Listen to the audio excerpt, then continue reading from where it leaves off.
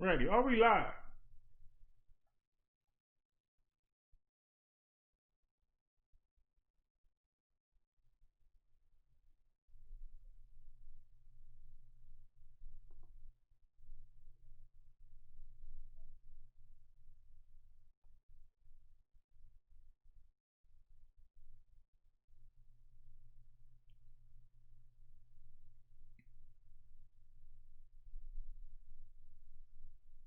All right, we are live.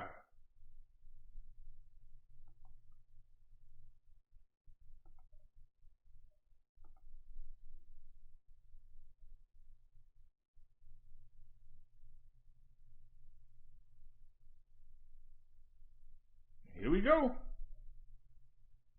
Here we go with the bull crap.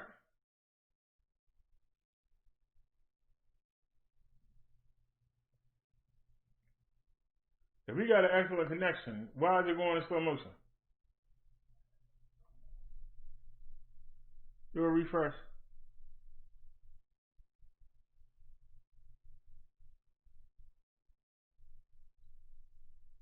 I don't know what's going on here. Are we live?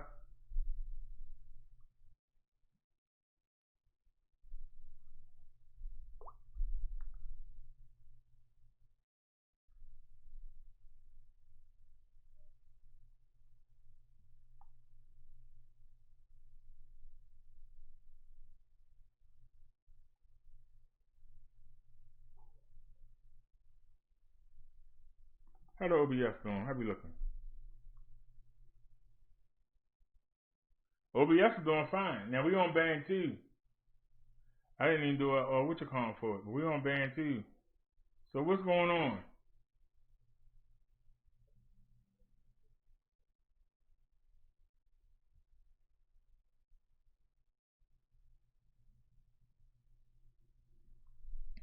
I think there's something wrong with YouTube.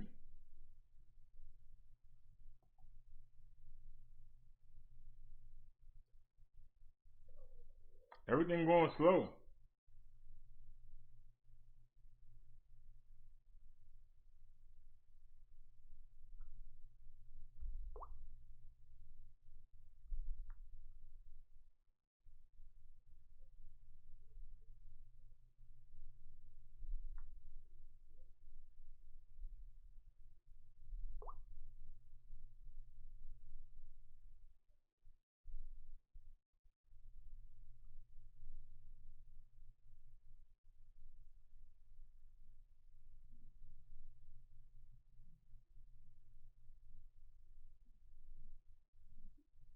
It's moving slow.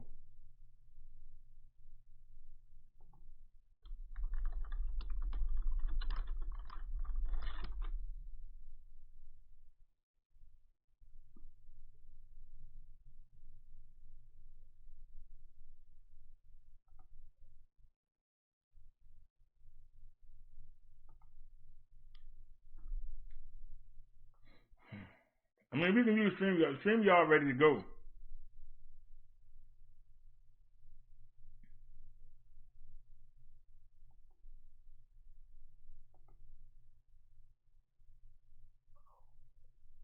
We can do the StreamYard.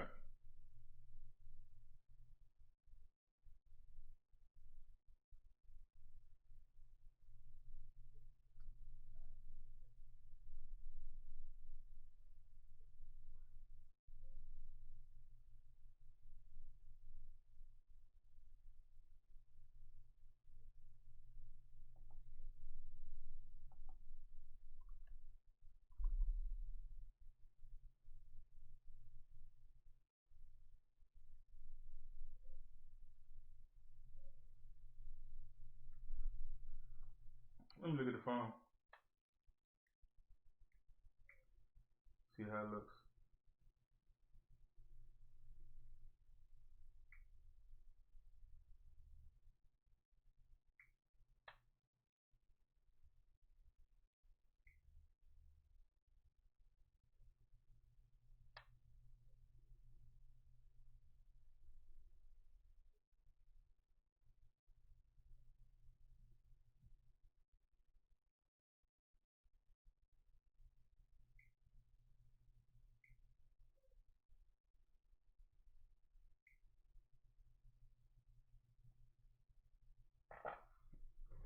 YouTube said we got 2 people watching, but the phone says that we got 6 people watching, and this says we got 4 people watching.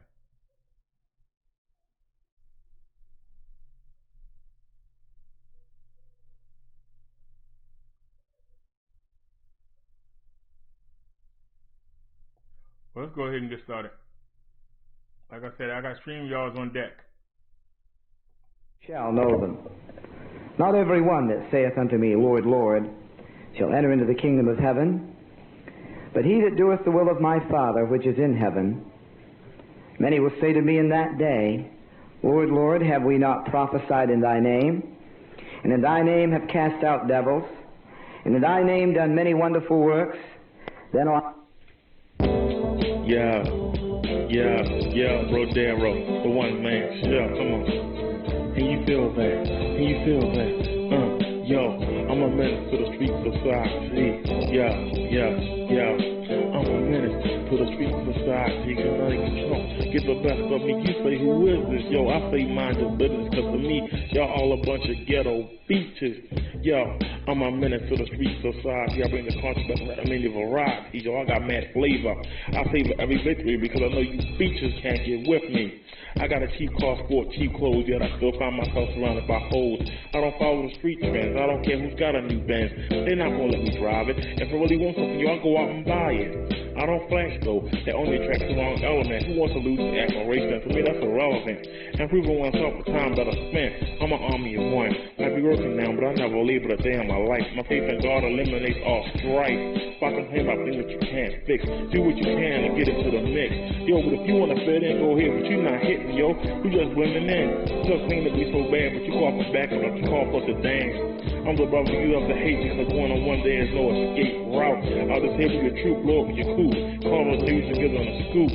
Y'all straight beaches. Yo, I'm a menace to the street society. And none of you punks get the best of me. You say, who is this, yo? I say, mind your business of me. Y'all a bunch of ghetto beaches. Is my mic on? Is my mic on? Cause I'm ready to swarm like a killer beast or like Wu-Tang. They don't sound like me. Can it be that it was all so simple then? When I hear you brothers freestyle, yo, I just grin. I'm feeling good, but so what? That I'm gonna be special. Who gives up? Being hardcore is gonna be on the drug application nowhere in this nation. Only on the profile of the police station. I watch you work these emos. You don't know who's packing in case we have a beef. Yo, I can't stand a bro who mouth be talking, so it's time to fight. Then they start walking in the other direction, or with the crew for protection. See, I wait till they're alone when they don't have that clone gap. Then I put them on their back. I'm the captain when it comes to this rap, and you don't think so. I like street flow and delivery, but you sucker can't shiver me. Yo, I ain't never done time up in the crime. So does it mean I can't shine? Well, that's your opinion. You just hold dominion over me. Only a menace to the rap society. I see the clientele when you're working that fellow man. I ain't with it. I said forget it when I was recruited. There's some names on the DEA file, my name included. Can't feel me, that's why you sucker can't steal me. You say I'm different, but I'm gonna say I'm gifted. I say y'all some hateful speeches. I'm a menace to the street society. Can't none of you chumps get the best of me. You say who is this? I say y'all's a bunch of ghetto beaches. Mind your business. Rodero, the one man show. And if you can't feel me, then try to feel me. Alrighty, we are back.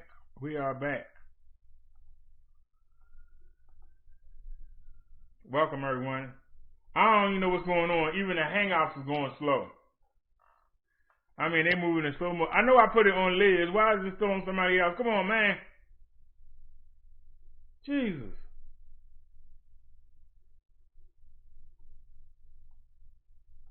Now I can't move them. Somebody don't want us to go live. I don't know who we offended. We offended somebody. Somebody don't want us to go live. Somebody definitely don't want us to go live.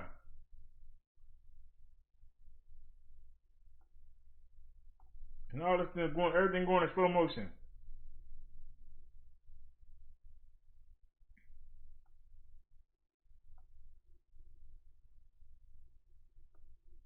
Well, we could have started right there.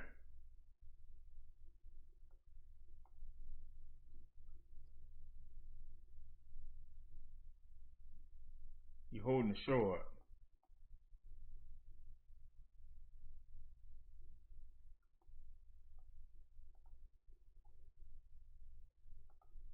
I don't care. Give me something. Whatever you can give me. I don't know what's going on, y'all. Everything going slow.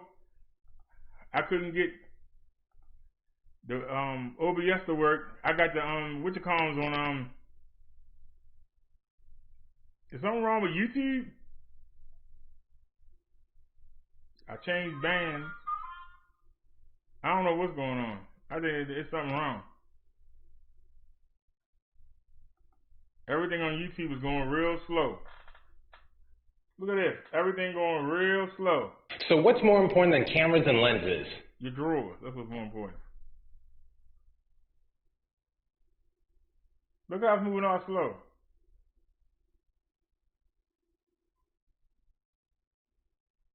Maybe we should wait till tomorrow. I don't know. Something going on here. Hey, Nia. I don't know what's going on. YouTube moving slow. I've been trying to come back for the past 40 minutes. It's going in slow motion. I can't even do my intro. What's up, family? A Detroit man who police is calling a gang member has been charged with the murder of a 16-year-old girl. Rain Dennis was shot through the front window of a home. The innocent Rain was shot and killed Sunday night while she was at her father's house, and she never saw it coming, fam. Matthew Reeves IV, 22 years old, is the father of an infant in the home. Rain's stepsister is the mother of the infant in the home, police said. According to Detroit police, Matthew drove to the home to pick up his infant daughter. When he got there, he got into an argument with her mother. He went to his car, retrieved a weapon, and fired it through the front window of the home, striking Rain. Matthew then got into his car and drove off before the police could get there, but he was later captured. Typically, fam, that would have been the end of the story, but, you know, there's nothing typical about the year 2020 or the behavior of some of our people. When Matthew's picture was circulated on Twitter, there was quite the fanfare. People were making comments, women making flattering comments about him. Check out some of the comments, fam. I love his eyes. He's cute. Hope he didn't do it. He's too cute to be a killer. I like hood niggas like this.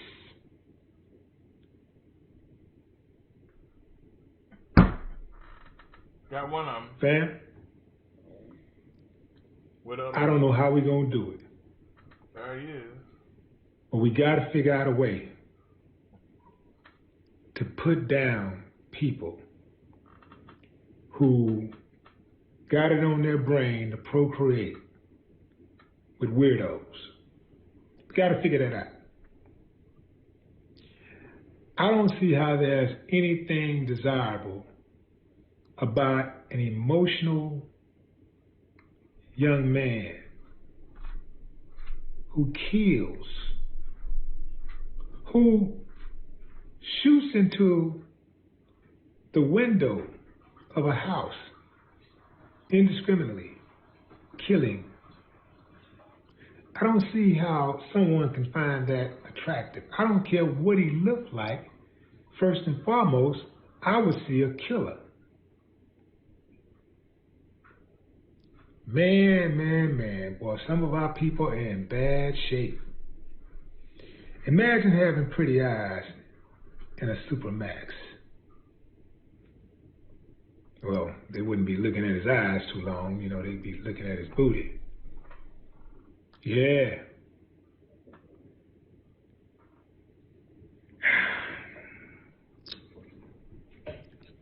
It's some really dumb chicks out there.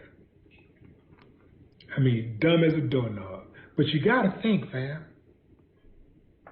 How smart was she?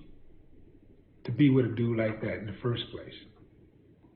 Talking about the stepsister. Don't know her, no mention of her, haven't seen a picture. But these kind of dudes attract a certain kind of woman. So if he went to that car and shot through that window at her father's house, you know he put hands on her. This is why when these type of things happen, you get one of these type of dudes, fellas, you gotta take care of your business. I mean, you gotta. I mean, it's like better safe than sorry, right? Like, now this dude got to bury his daughter, who wasn't even in the relationship with dude. See, because that's what happens oftentimes.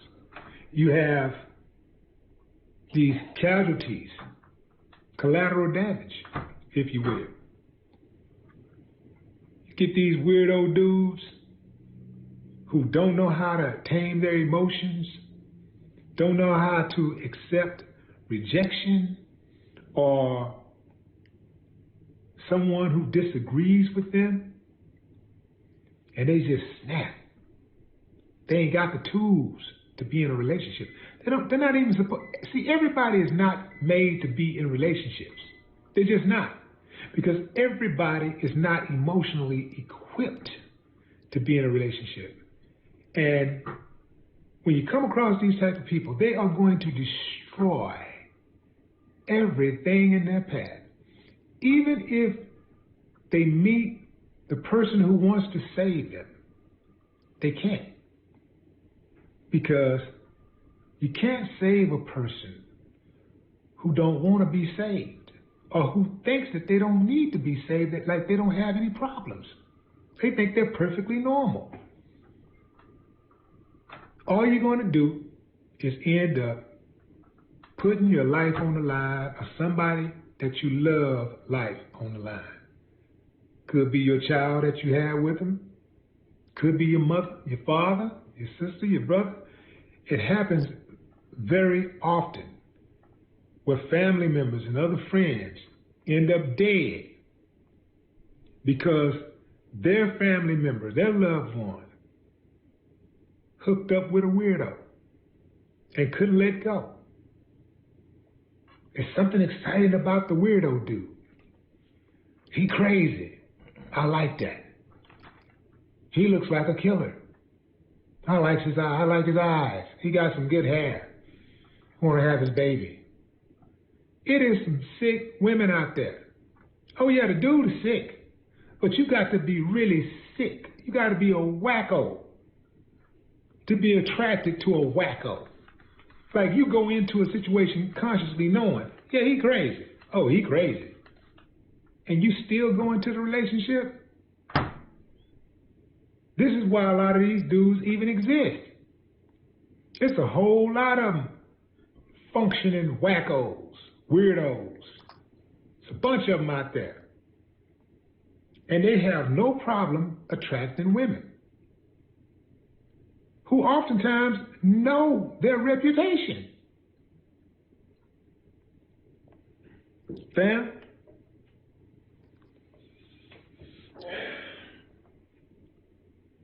This girl was innocent. Got my last name too. Could be related. In fact, all of us are related in some way, right? But man, girl just started her life. Never saw it coming. Some people are not just weirdos. They're dead inside. And I'm not just talking about the shooter. No more talk. What the haters talking about?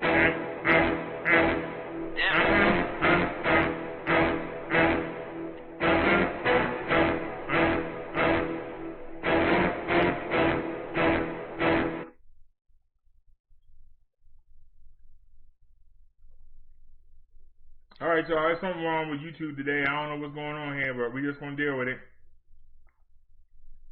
Let's see what's affecting the Hangouts.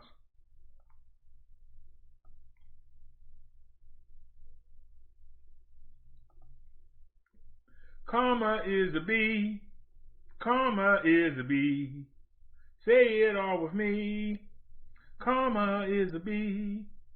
Karma, karma, karma, karma, karma, chameleon. Sun God is true, and it's true. Karma, karma, karma, karma, karma, chameleon. Trump's a punk. Trump's a chump. Even got a son infected too. Got beat by CV. What is Trump gonna do? Lost to an old man like Biden. Going on. That's correct, Wolf. Just in the last few moments, CNN has been able to confirm news originally reported by Bloomberg. This is from my colleague, Caitlin Collins, who confirms that the president's son, Donald Trump Jr., has tested positive for coronavirus. I'm going to read a statement now from a spokesperson for Don Jr. They write, quote, Don tested positive at the start of the week and has been quarantining out at his cabin since the result. He's been completely asymptomatic so far and is following all medically recommended COVID-19 guidelines. So again, the president's son, Donald Trump Jr., testing positive for coronavirus. You'll recall that earlier this summer, his girlfriend, Kimberly Guilfoyle, tested positive for the virus. She eventually overcame it. No serious health issues there. But Don Jr. now becomes the latest in a long string of officials close to the president, close to the White House, who have contracted the virus.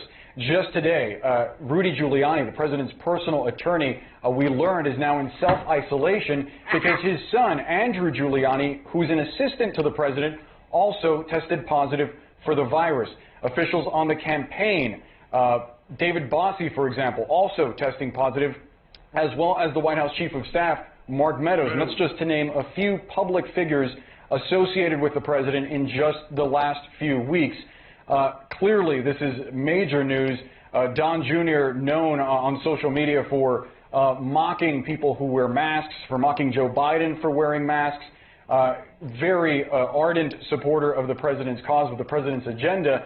And we should note that as the president has been affixed on the idea that the election was somehow stolen from him, propagating conspiracy theories and sharing nonsense, this pandemic is still raging across the country, and now it is affecting his own son, Wolf. Yeah, and it's really a significant moment because, as you point out, so many people, and now the president's own son, Donald Trump Jr., confirmed has COVID-19, and hopefully it's not going to be serious, but we don't know. We don't know the long-term impact of COVID-19. Even if the condition is relatively mild, there could be long-term ramifications. There's a lot of people who've had it to complain months down the road, memory loss, toughness in breathing. They can't exercise the way they used to exercise. There's so much we don't know about this disease, and now Donald Trump Jr. Has it as well. And we did learn, Boris, that the Secretary of Housing and Urban Development, Dr. Ben Carson, he had COVID-19, and today, right now, we're just learning in a statement, he was reportedly desperately ill.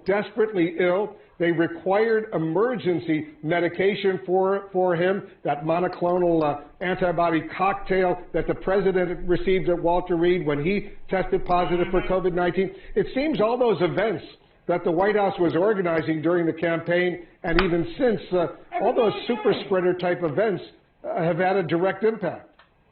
Absolutely, Wolf. That's why it's so baffling that the White House would continue holding events with large numbers of people at the White House, whether on election night or other occasions, at the Rose Garden, for example, especially after the president himself had such a difficult moment with this virus. Beyond that, the campaign events that I attended, many of them, with thousands of people not wearing masks, not social distancing, it truly is baffling that the White House has handled the coronavirus the way that it has. And even if Donald Trump Jr., as it says in the statement, is asymptomatic, and fortunately he doesn't deal with some of the awful ramifications of the virus, just the fact that he has it and could potentially spread it to other people, whether young or old, who have pre-existing conditions that make them more susceptible to the horrible things that this virus can do to the body, that in itself is a reason to take precaution. And further, as you noted, Wolf, we don't know all that much about the long-term effects of this virus. So seeing the White House having handled this virus this way from the beginning, with the president spreading misinformation, admittedly trying to play it down, as he told Bob Woodward in a number of interviews.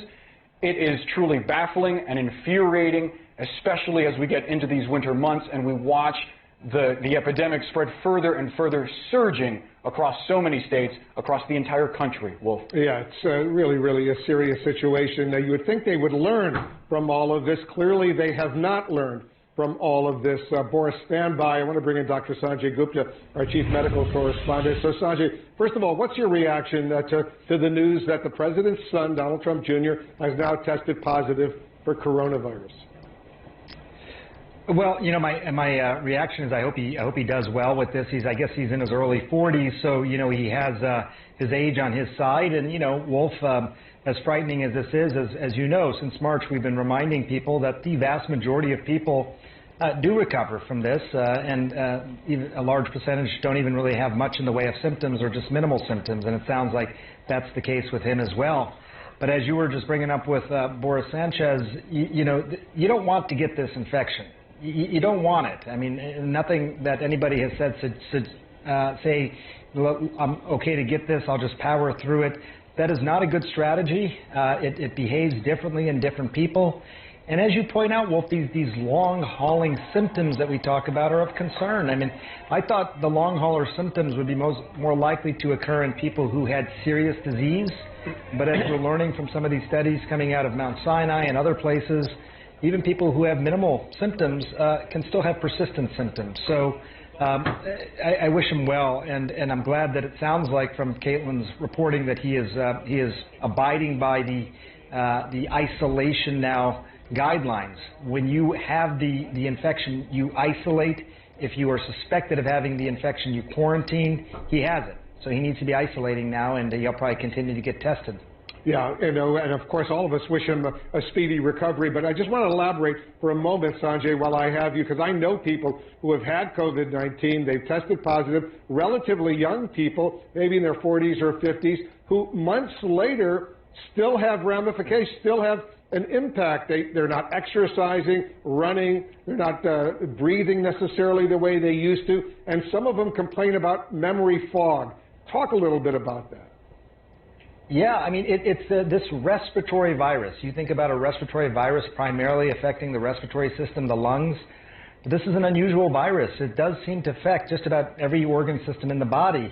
And, you know, we don't know how long these long-hauling symptoms will last, because the only way we're going to really know that is with the passage of time. But, you know, if you go back and even look at some of the early data that came out of Wuhan, I was really struck, and I'm talking about February, March timeframe, by exactly the stories of exactly what you're talking about, Wolf. People who were young, otherwise healthy, maybe even, you know, runners, athletes, who say that they would have trouble, you know, being able to walk a few blocks, even weeks, if not months after their first diagnosis. Go back even further to the days of SARS, another coronavirus, and patients might develop some sort of longer-lasting lung problems. It does seem to be rare, and again, I really hope that he doesn't have any of this stuff. But I think the point you're making, the point I'm making is you don't want this. Even if you think I'm young and healthy and will have minimal symptoms, you don't want it. We're still learning so much about this virus. The way to immunize yourself is not to get it. It's to ultimately get the vaccine, which is looming on the horizon now with all the good news we've been talking about the past few days. So we also know, as you pointed out, Secretary Carson, received monoclonal antibodies. I think probably because of his age, maybe his more vulnerability because of that.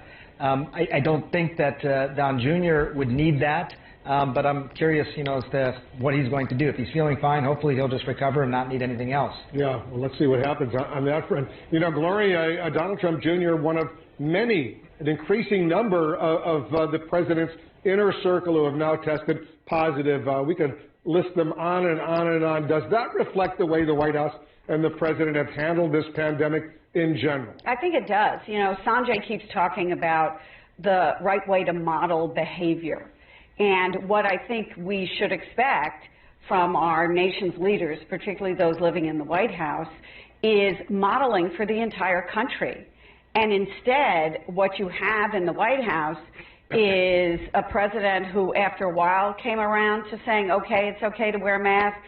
You have Dr. Scott Atlas, who says, you don't need to mask up. It's ridiculous. Talk about herd immunity at one point. That's not what the country should be seeing from the nation's leaders, particularly the one in the Oval Office. And, obviously everyone wishes Don Jr. well, doesn't want him to have a terrible case of COVID. But what we can see from looking at this, from the outside looking in, is that the White House itself became a hot spot. White House activities became dangerous for Secret Service agents, for people who were at these rallies, who became infected. And of course, we know that even for the president himself, who got COVID. So this is kind of a lesson in what not to do, as opposed to what you should do.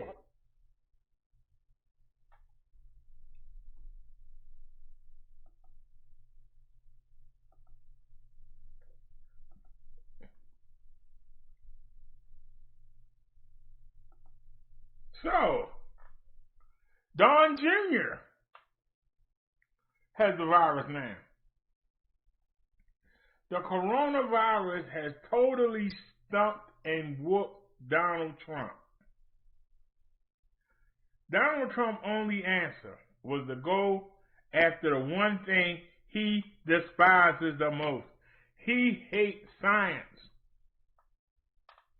And he's counting on science to bail him out. The one thing that he hates. And he's not willing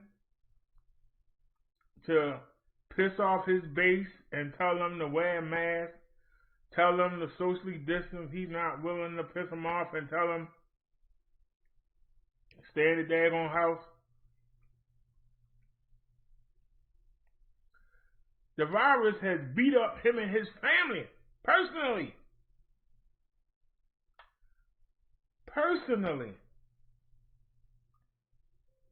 Have you heard Donald Trump come out and say one thing about, damn, it even got my son, maybe we need to take another look at how we dealing with this? I see him. If he say that, he did.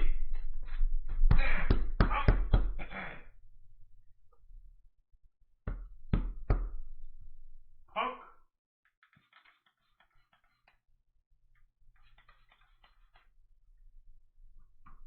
No, he already did. Okay. If he survived that, I don't know what to say. I beat him into the bed.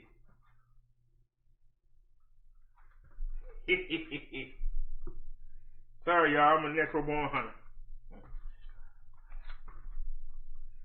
Now, still one more. I don't understand. I kill him, and then magically there's some more. I just don't understand it. I kill him, and then magically it's like, hello. I found out that when I had the door open, a lot of them went into the bathroom. Because I came in and went to the bathroom door open. And I guess, by me being a man, I leave the toilet seat up. And, I like to drink water. A lot of them went into the bathroom. You got, I keep the bathroom door closed. Because I got the antenna in there. And I got the other antenna down underneath the sink. And I don't want the signal to come around and go into the bathroom and go back into the antenna. I keep the door closed. So I was on the phone with my lady friend today. We went in the bathroom. And I killed about 9 of them. And 3 of them got out. And so since then, y'all have seen me. You seen me kill 4 of them. And somehow, there's another one. You think you're done, and then you turn around, and it's more. I mean, do they reduplicate? I just don't, every time I think I'm done. This has been going on for days now. And I just keep killing them. Wait a minute, is that one right there? We'll find out. I'll put that. It sure is, and I'm about to kill it. Die, sucker, die, die, die, die, die. Die. Any more in this box? I don't know why you want this USPS box, but anybody hiding on the wall?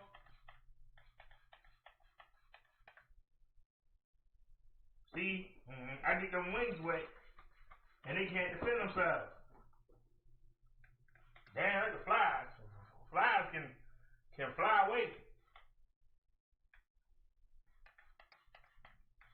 But these little nets or nets, whatever you call them, when you get their wings wet, they can't go far. So you just wait. You spray them and you wait. You ain't got to chase them around the house. You just spray them and wait. Every time they come around, you spray the wings. Just spray them. And I use the soap, which is not going to harm Davey. Ray be better. But I got to think about the cat. But yeah, he was on the, I got a speaker hanging on the wall right there. And I thought I had mashed him into the bed. But he survived that. And was resting on the speaker. So now the speaker wet, but I got it facing this way, so it should be alright. And I sprayed him on the speaker. And he fell down on that I used to have the speaker sit on this box, but I tacked it up with a thumbtack on the wall. And so the box just sitting there. He fell off the speaker and fell onto the box. Yeah. I put something on him. I just kept spraying him. He just fell. Oh!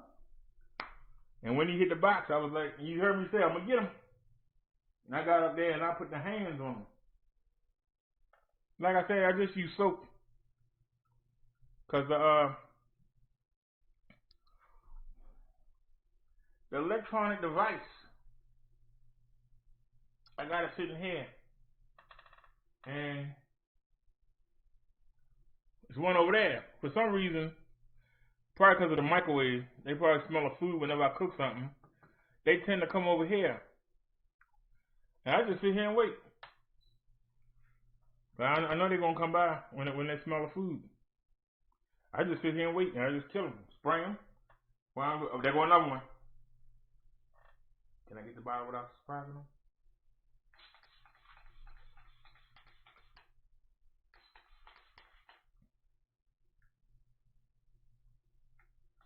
Now, I just saw another one. He was on top of this bottle right here.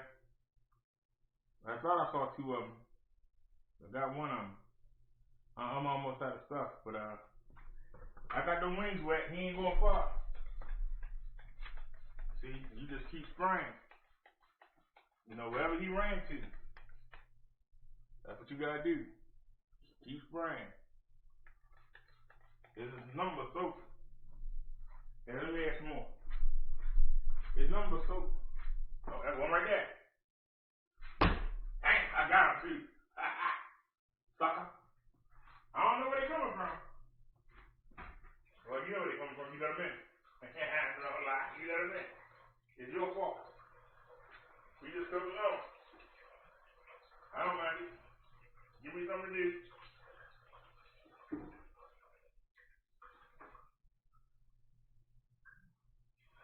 I was trying to keep you busy.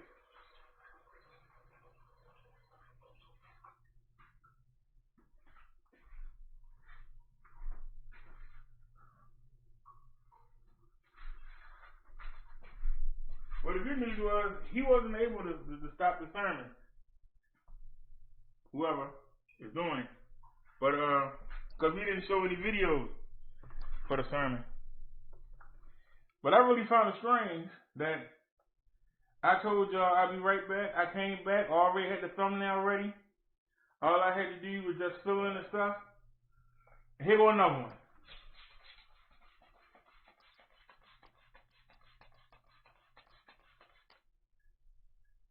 Just keep spraying them. Keep on coming. I don't know where you're coming from, but I'll keep beating you up. Is that one right there? Oh, he flew away. Damn. Where you go? Where did you go?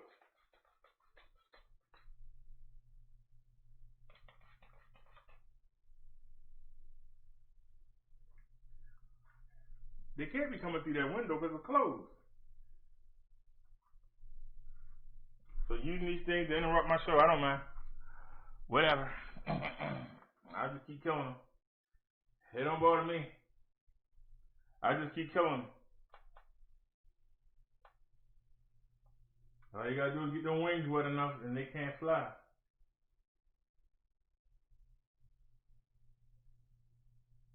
Is there one right there on the curtain? On my baby's blanket? No.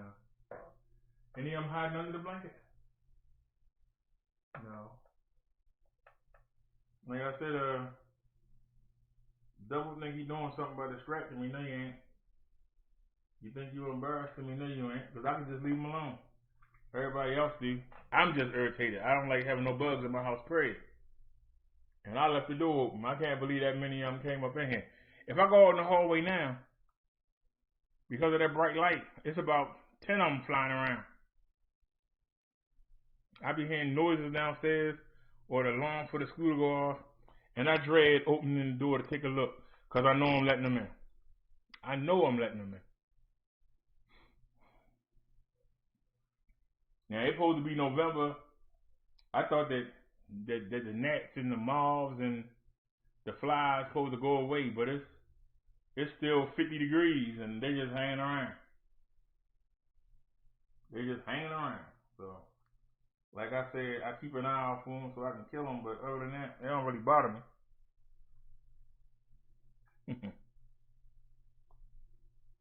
And I tell you, there's just one fly in here. I don't know where he is. He hiding somewhere. But as soon as I sit in this chair and start doing the show, he like to come out and fly and hit me right in the head. Like, you get out of here, chump. It's my place. And I grab the spray bottle, I grab a shirt, and I chase him all around the house. Somehow he vanishes. I don't know where he goes. But every so often he come out. But I'm going to get him. I only got to hit him one time good. You know, I can miss 20 times. But these little gnats, they're hard to see. But like I said, if you get their wings wet, they get real slow. And they don't have that speed impact. They can't do that. So, you know, as I keep looking, because I'm on the attack, I'm ready to go. You ain't no business being in here. Should have stayed outside where you belong. The Lord made you to stay outside. He didn't make you come inside. So you come inside, you all mine. And I don't have no pity on you. Oh, you hurt me, little. You got a face for that. If you go in the jungle, you should expect a lion or a bear or something to tear you to pieces. So they should expect the same thing when they come in our place. No excuses. I ain't giving that. Ain't nothing passing. So like I said, we still was able to do the sermon. So when I tried to come back, the OBS, it wouldn't connect with YouTube. I tried 8 times. Then I had an update for it, which I didn't want. But I took the update and it still wouldn't do it. So I set up the StreamYard. It's still set up. I opened up another window and set up the StreamYard. Here come another one. I can't believe you really that stupid.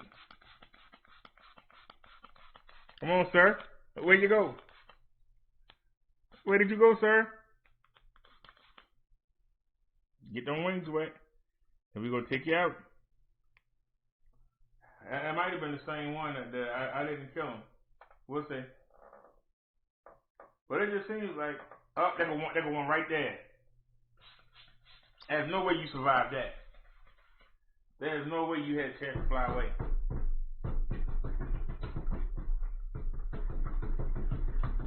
God damn it. There's no way you survived that. You had no chance to fly away. I know you didn't. Chump. You survived that, you deserve it. He ain't had nowhere to go. He didn't have nowhere to go. Wait a minute, I see some blood. Yeah, he ain't had nowhere to go. Hold on a second, I'm gonna go wash this bottle off. He ain't had nowhere to go. There's blood on my hand. So I must have got him.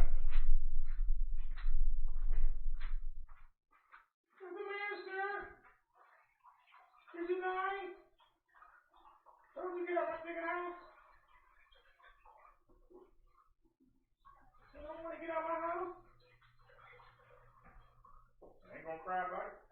I'm gonna just take you out. And I ain't taking you out to dinner. I'm taking you out. Anybody else got some lip warm up? Anybody else got some lip? Who else got something to say? Who else got some lip? Come on, warm up. Who else wanna pop up? Come on. You don't want to come out when I'm standing. You always got to sit down. I start doing my show. Then you want to come up. You think I won't stop my show? You thought wrong.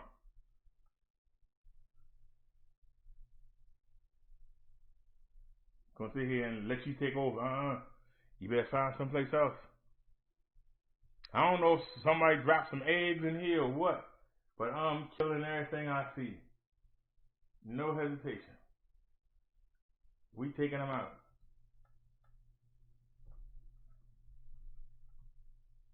The heat was blaring the other morning, and I woke up. This daggone fly just kept hitting me in the head while I was asleep. I got up, I chased that fly all around the house. I sprayed him, I hit him with shirts. He'd be stunned for a minute and come right back. I was like, what the hell? I thought I had crushed him. He got back up. I said, oh, man. This is something supernatural here. Anyway, let's get back to our topic.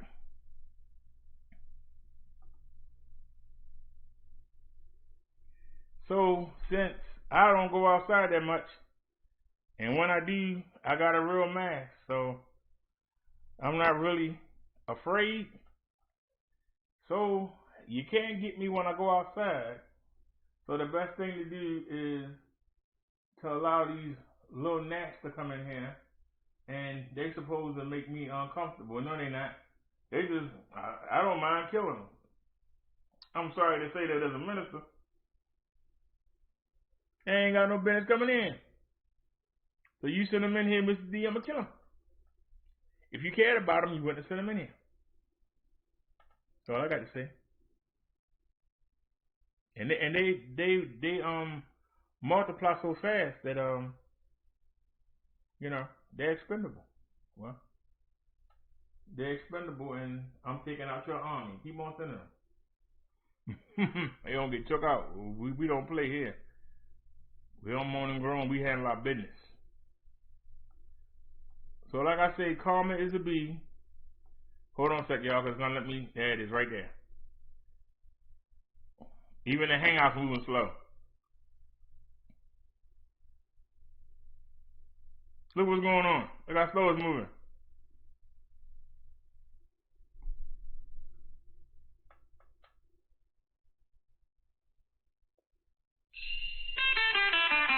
Back.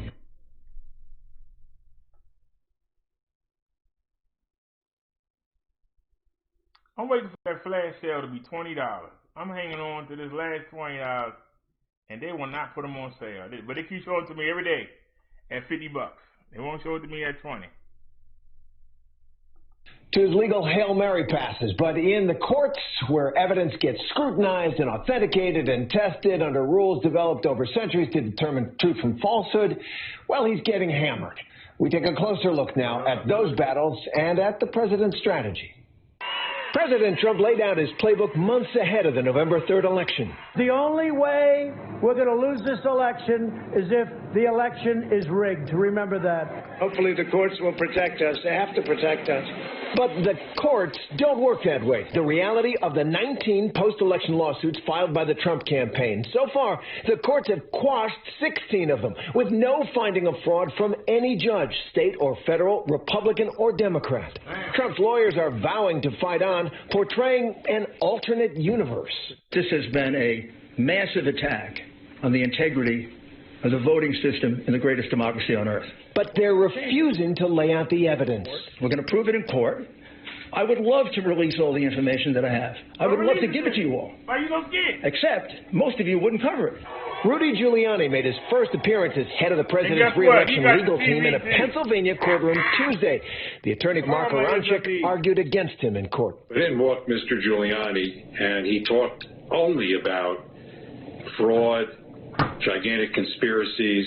When you look at the complaint and what was really involved in this case, it was a bunch of small ball complaints. In another Pennsylvania case, Trump's lawyers claimed their observers were being blocked from entering and then admitted they were in the room. The judge, a Republican appointee, fired back, "I'm sorry, then what's your problem?" Judges around the country have been strikingly dismissive of the Trump campaign's claims. In Michigan, Republicans claimed they had evidence the count should be stopped, but the judge wasn't having it. I heard somebody else say something. Tell me why that's not hearsay. Come on now. In Nevada, Republican lawyers claimed their observers weren't close enough. The judge snapped, "At what point does this get ridiculous?" Still, President Trump and his allies are bombarding Twitter and conservative media with conspiracy theories about fraud that just don't hold up to legal scrutiny. Trump tweeted this week, "Dead people voted." His campaign shared obituaries and cited specific examples in Georgia, and Fox News followed suit. It'd be hard to find anyone who's got a bad word to say about Deborah Jean Christensen. Those who knew her were sad when she died last May, and they might be surprised to learn that even after her death, Deborah Jean Christensen still managed to register to vote and then cast a ballot, presumably for Joe Biden. Her husband was shocked to learn about what the Trump campaign was claiming. Freaked me out. Freaked my son out. Freaked us all out. And upon investigation, Georgia election officials debunked that claim. Christensen's last recorded vote was in 2018, the year before she died. In a statement, the state election officials said any claims of fraudulent participation in the November 3rd general election in Ms. Christensen's name appear to be false. Unfortunately, we are aware that there are individuals circulating this information intended to undermine trust in the election system. Hi, everyone. George Stephanopoulos here. Thanks for checking out the ABC News YouTube channel. If you'd like to get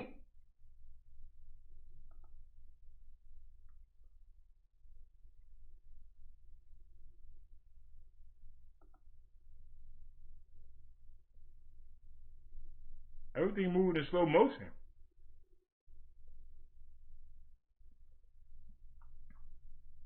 All right, he said turn down the video audio or turn up the mic.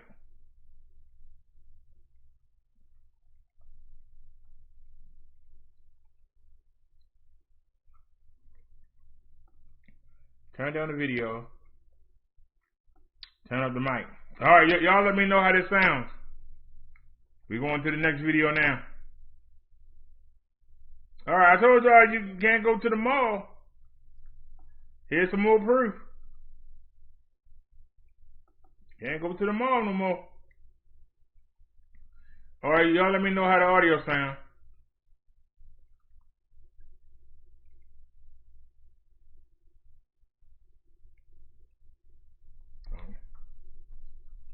Told y'all YouTube having a problem.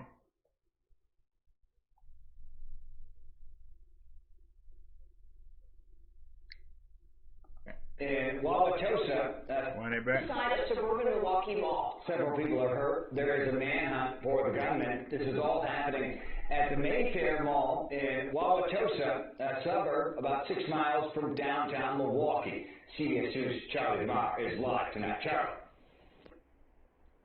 Brian, that search is still very active tonight. We got new information just within about the last 10 minutes. We now know that 8 people were shot at this mall today, 7 adults and a teenager, and as police work to identify the shooter, they are releasing a description, a vague description of a white man believed to be between his 20s and his 30s. It is unclear right now where that man is or if he is still in the mall. Police stopping short of saying if the mall has been cleared completely yet. But we want to show you some video from a bit earlier. You can see the intense scene that was and still is here at this mall. Several law enforcement departments are out here, including the FBI. Much of the attention, the shooting taking place near the Macy's of the mall, and that is where those 8 victims were loaded into ambulances out here. 8 victims? Reporting hearing between 8 and 12 shots in all of this. Now, hey, Snazzy girl. Important to note in all of this is that this mall is operating. Appreciate you stopping by. Brookfield Properties. They released a statement. We having a problem with YouTube today. Expressing their sympathy a short time ago. We do want you to hear from some of those who were inside as this all unfolded. everybody started screaming, and like I saw a lot of people running. So I tucked. I was in shock, so I tucked, and then I was like, I gotta get out. So I just ran, like literally running, like almost didn't track me. And then I heard bow, bow, bow, bow, bow. So I kind of knew somebody was running from something. I just wasn't sure what it was. Now, if this mall sounds familiar, that is for a reason. Important to know that this is the same mall that a police officer shot and killed a man back in February. It was the start of several protests. That officer was not charged in this. Obviously, the search is still very much on here in Wauwatosa. Back to you guys. Okay, Charlie DeMar, thank you.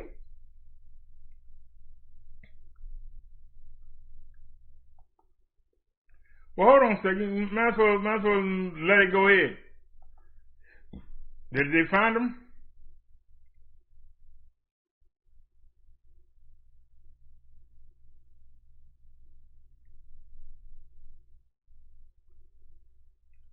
Nancy says, yes, Minister Brother Derek, other content creators are having a problem with YouTube.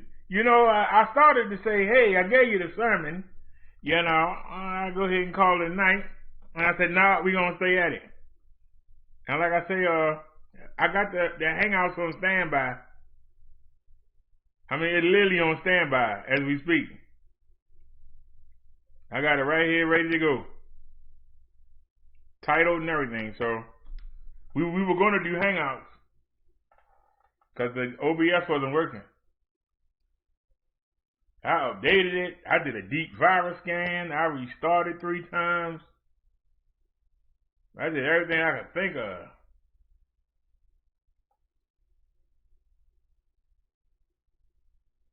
But I'm going to have to get a pair of those headphones, like Victor Moon walk around with on. That's what the issue is.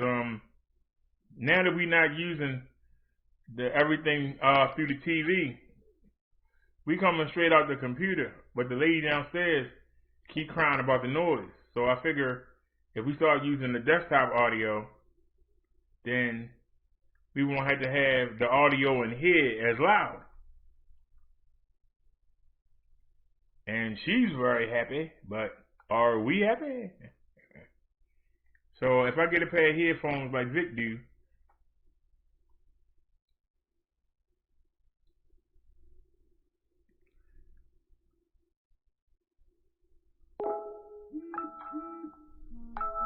I have to wait and see. Y'all realize that we're waiting for this. This is YouTube. The Hangouts ain't behaving neither. I'm trying to see. Somebody hit me up on Hangouts. I'm trying to see what it is. I'm trying.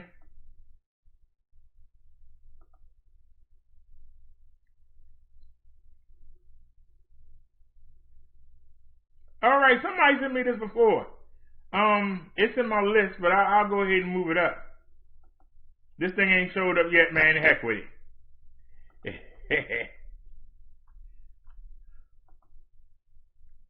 Paste and go. All right, this one's Snazzy Girl. Somebody else sent me that same link. So give credit to the other person too.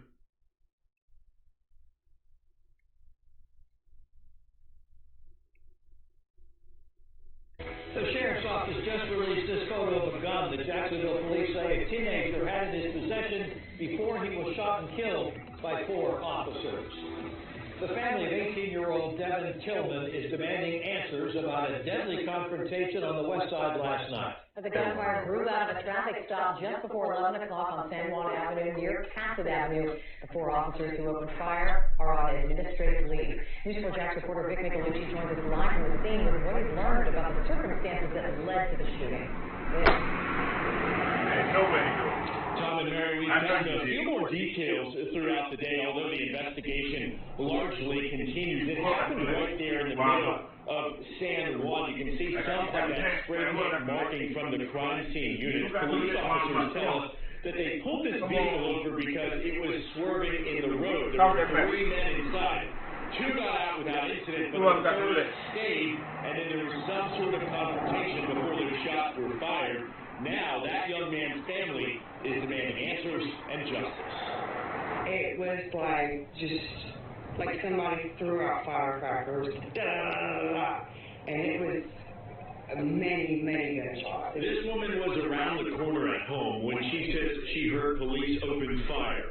She asked us not to show her face and tells us her neighbor heard the officers shouting commands at someone. He could hear an officer, it was a lady, demands, stop where you are, settle down, take it easy, and and arguing back and forth. Inside, family members say it was 18-year-old Devin Tillman Gregory. His grandmother telling us, "I want justice for my grandson. He was shot at 35 times and killed at the scene." Jacksonville's chief of investigations briefed us after, saying police found a gun on the passenger side of the car where the man was sitting. They released this picture this afternoon. It shows the firearm, which is a compact semi-automatic handgun. During the stop, the front seat passenger on the right side became very agitated. During the entire stop, they were trying to talk to him. They tried to de-escalate the situation as best they could. 4 officers fired. All had body cameras, and all are now on administrative leave, which is protocol in a police shooting. Tillman had no local arrest history, just 1 misdemeanor citation. Investigators say they did not have any issues with the other 2 people in the car.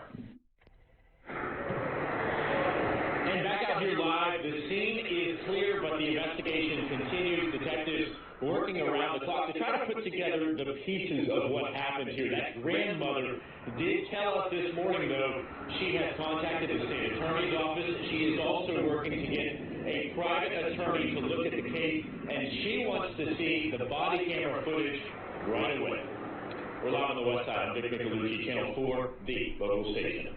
Nick Vicolucci. We're seeing more police involvement shootings in Jacksonville this year.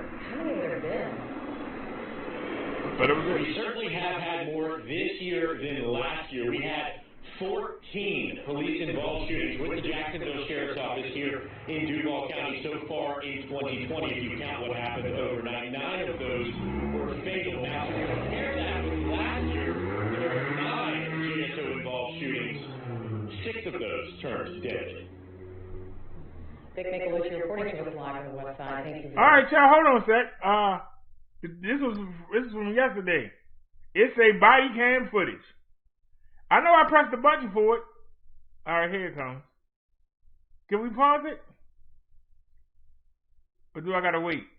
Did it pause? Because I want to see what somebody sent me something on the Hangout. I'm trying to see what it is.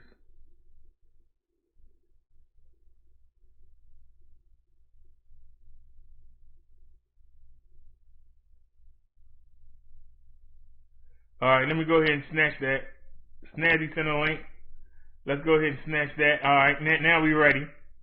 We'll play that The next. Jacksonville Sheriff's Office has released body camera video that may clear up any questions about what happened before officers shot a teenager Tuesday night. The video and the medical examiner revealed 18-year-old Devon Gregory shot himself right before officers opened fire. News Director Ashley Harding joining us live outside JSO headquarters. Ashley, we've seen this video. It's about 20 minutes long, and it appears to show a young man in crisis. It really does, Jen and Bruce. Good morning to you both. And we showed that video to our crime and safety expert, Ken Jefferson, and he says, by the way Gregory's head moved back after that initial shot, it supports the medical examiner's report that Gregory shot himself. And Ken Jefferson also made it clear, the officers themselves made it clear they did not want to hurt him. Tense moments captured on police body cam. Devon Gregory is there with police. Hey, don't return it. Hey, stop! Pull your hands. Hey. The officers then were pleading with him to show his hands, saying they don't want to hurt him. Hey, relax. Hey, it's all right, bro. You'll be fine. We do not want to shoot you.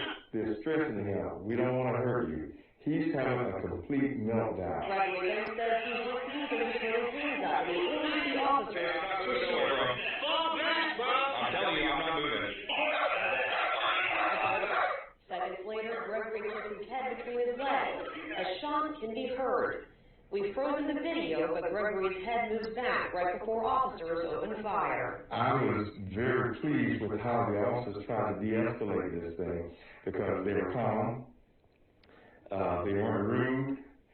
They were pleading with him. I don't see the actual act itself, but what I did see toward the end, before the officers started firing their weapons, was this young man abruptly moved back. His head went back as though he may have self-inflicted a shot underneath his chin in this area here. And that traffic stop was on Tuesday night, and the body camera footage was released last night. And in previous years, it's taken considerably more time for the public to see JSO's body camera footage, but the agency has changed its policy. We've seen it in several videos just in recent weeks. Reporting live this morning, Ashley Ryan, Channel 4, and the local station. I got a question. If he shot himself, why did they have to shoot him? Somebody explain. If he shot himself, why did somebody else have to shoot? They said it sounded like firecrackers going on.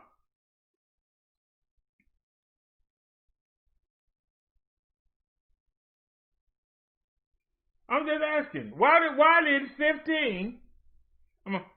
all those cops have to fire all them rounds if he had already shot himself? He wasn't shooting them, he shot himself. They all just, he wanted to take his own life. They made sure, bruh, we gonna take it.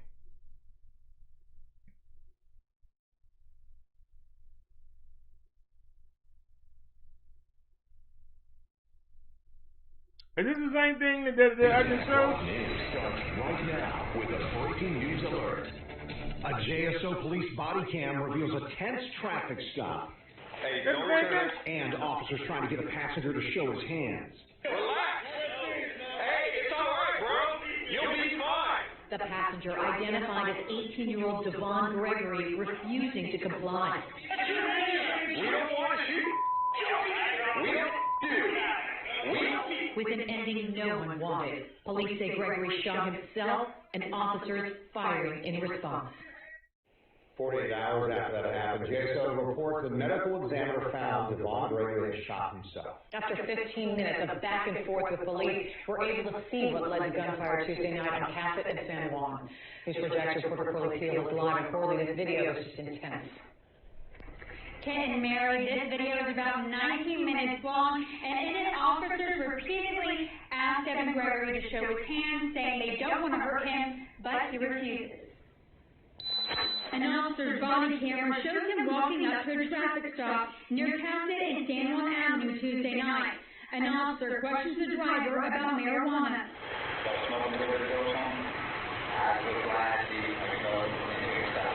I heard the window busted out.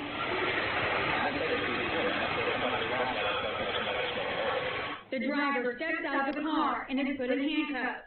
An officer then sees Devon Gregory reaching down in the passenger seat. Hey, don't return it. Hey, stop. Can reach it. Pull your hands. Hey, let me see your hands. Right, watch out.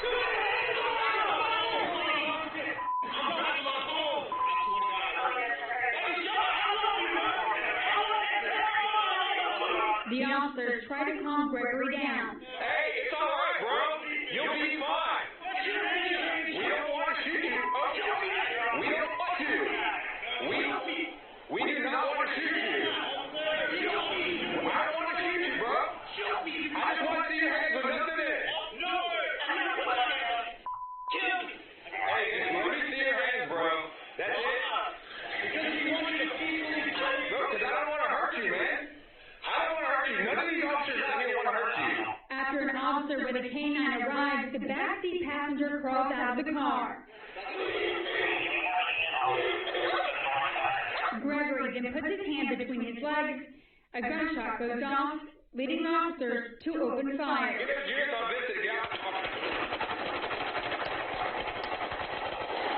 No, that wasn't necessary. That's ridiculous. That's ridiculous. Nia says 35 shots by 4 officers. That's ridiculous. JSO sent this statement saying the case continues to be investigated. However, we are proactively releasing the body-worn camera footage of the police involved shooting as a result of the medical examiner advising that the suspect suffered from a self-inflicted gunshot wound. JSO says that Devin Gregory's family is aware of this video. I did watch this video with our News for Jax crime and safety expert, Ken Jefferson. He feels that this video does portray what the medical examiner found. Reporting live, Corley Hill, Channel 4, the local station.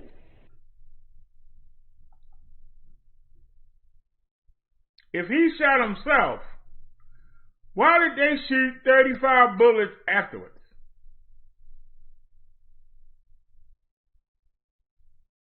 Does somebody understand that? Make me understand that. If he shot himself, why did they have to dump 35 shots in that car?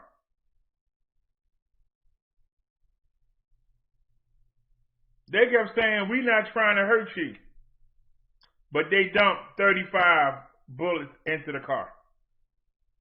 But we ain't trying to hurt you.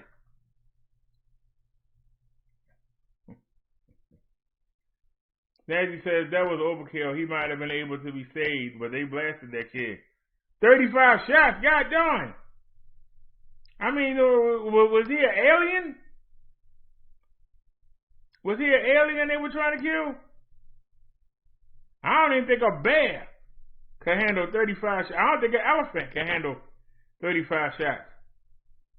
I don't know if the Terminator can handle 35 shots.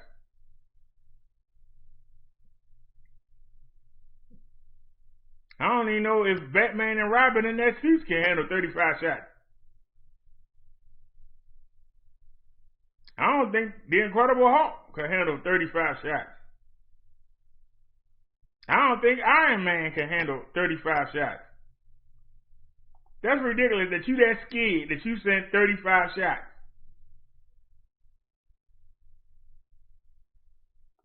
Somebody who had shot themselves, you sat there and shot them 35 more times like I done. That's crazy.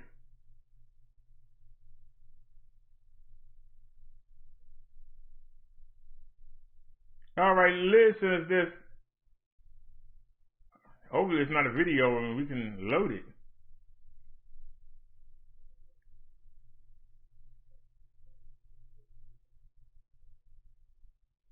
Kyle Rittenhouse says he used stimulus money to buy the gun he allegedly used to kill 2 during Wisconsin protests, Washington Post reports.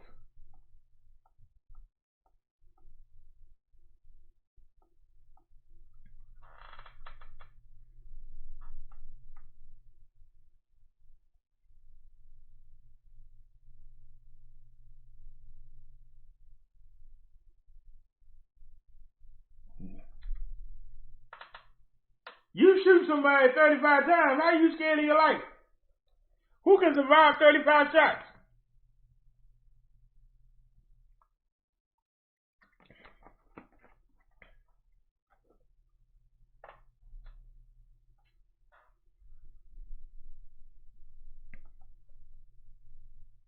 I think we got a video here, but I'd rather read. If they let me scroll down.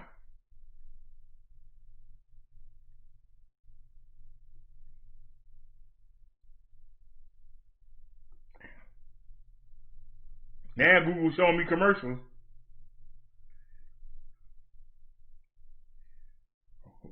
$15.99. Is there a bike or a moped?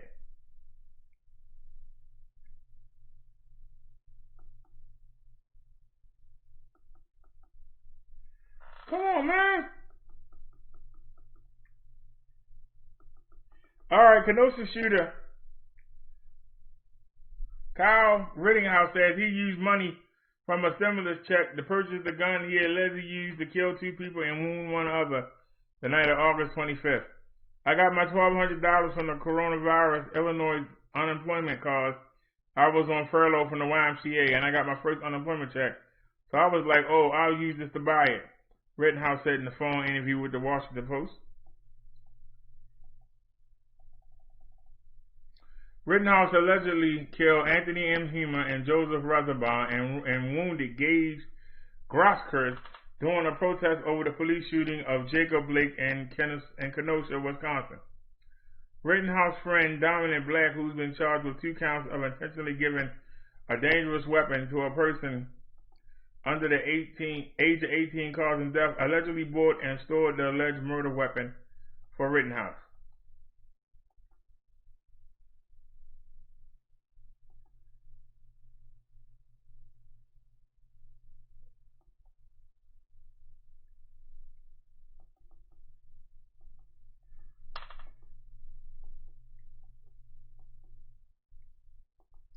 Black's attorney claimed there is no evidence he gave a firearm to Rittenhouse, according to a hearing Thursday, where the attorney's motion to drop charges against Black was denied. According to the Post, Rittenhouse attorneys agreed to the jailhouse interview on condition Rittenhouse would not ask about the shooting or the events afterwards. Rittenhouse's attorneys have maintained that Rittenhouse was acting in self-defense when he opened fire.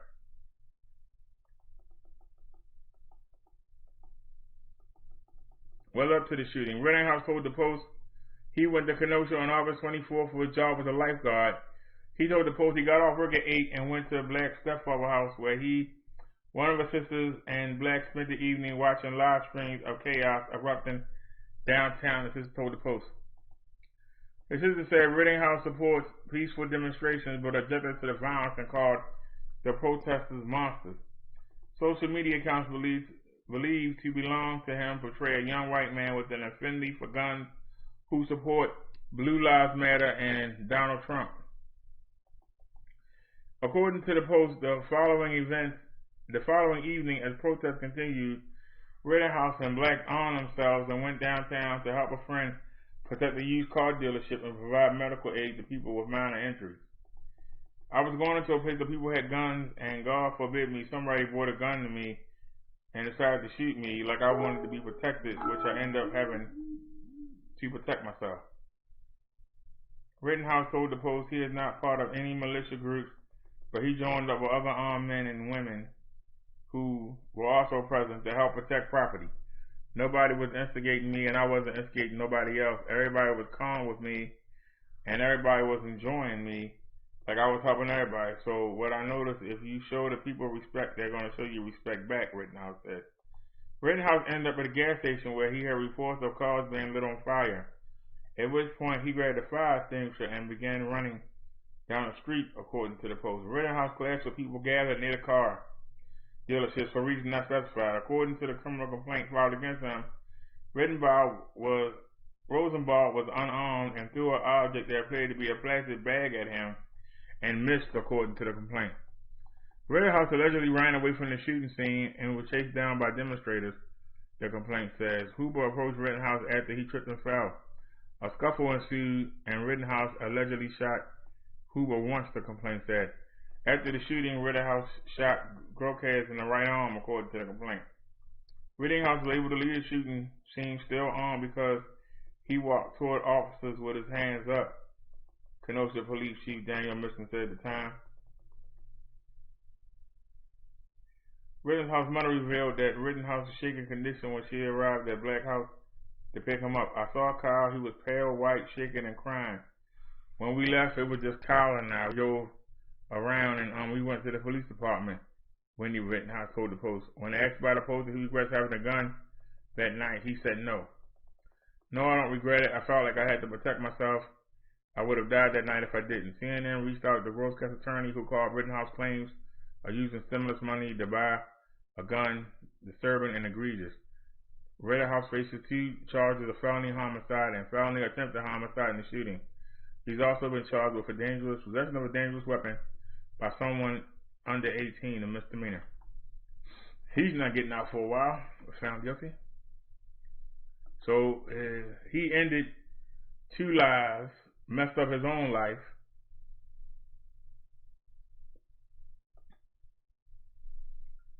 And now he want to try and justify it. You can't, sir.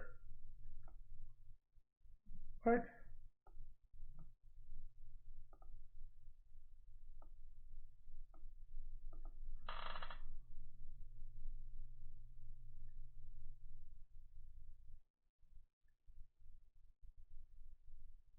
Oh, this is terrible.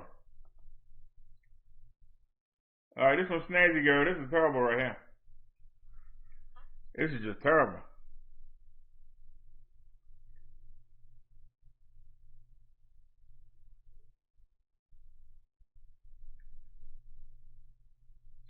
Savage husband beats his wife to death in front of their kids and sends pics of her corpse to their parents.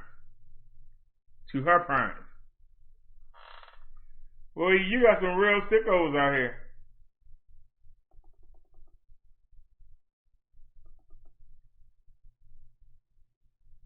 A man savagely beat his wife to death in front of their kids and sent a picture of her corpse to her parents, according to reports. Dmitry Sergeyev, 26, was sentenced to 3 years in jail after killing Savantla Sergeyeva in Zolotov, Russia, after viciously attacking her in his steps. He was sentenced to 3 years for killing a woman. I'm telling y'all, y'all women, y'all better not go. Some men might be handsome and have money. When you go over there, you ain't treated like you treated here. 3 years? He should have got 3 years with just sending the pictures to the family. That's crazy.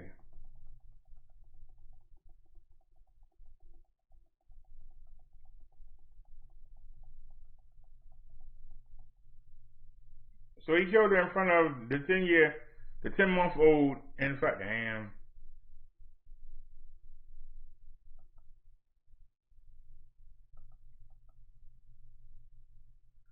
After viciously attacking her in front of their 10-month-old baby girl and 5-year-old son, Sergey took a picture of her lifeless body and sent it to her parents saying she was drunk. Neighbors say they found the mother of 3 lying dead on the floor with her distraught children around her trying to wake her up. According to court documents, the incident occurred after Sergey returned from a night of drinking and partying with friends. After Savantla refused to let him into the apartment, he broke a window and forced himself in. The court heard details about how the killer grew furious and decided to punish his wife by beating her to a pulp. Savage attack. Savantla's 5-year-old boy from a previous marriage, who witnessed the incident, said that when Dmitry hit his mother, she fell onto the floor and never got to her feet again, according to the boy's grandparents. After she stopped moving, he took the picture of her body, sent it to her relatives, and also showed it to a neighbor, saying he was fed up with Savantla's constant drinking. Natalie Kocheva, the neighbor, told local media, Dmitry came over and showed me the picture and say, look, she's lying on the floor. She's dead drunk. When I came to the apartment to check on her, she was lying on the floor. Her baby daughter was crying near her, and her son, Matvey, was trying to wake her up.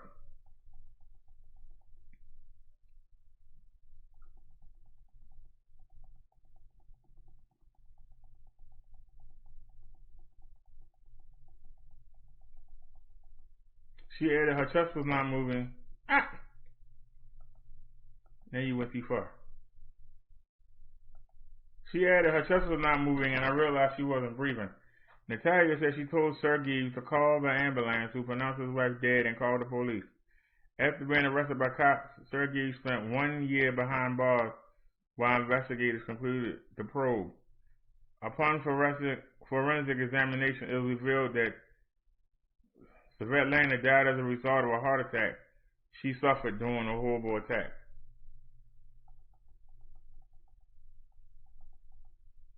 On November 11th, judges charged her attacker with battery and causing death unintentionally. He was then sentenced to 3 years behind bars, one of which he's already spent during the investigation period.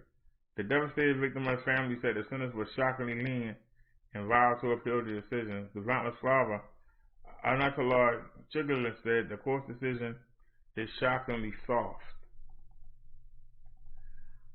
It was a murder.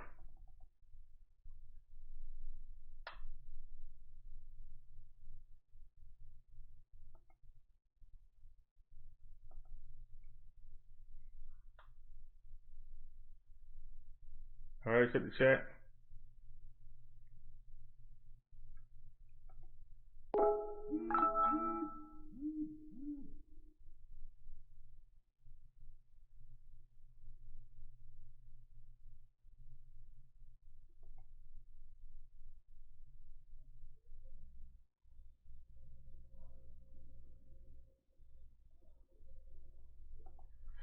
All right, this one's snazzy.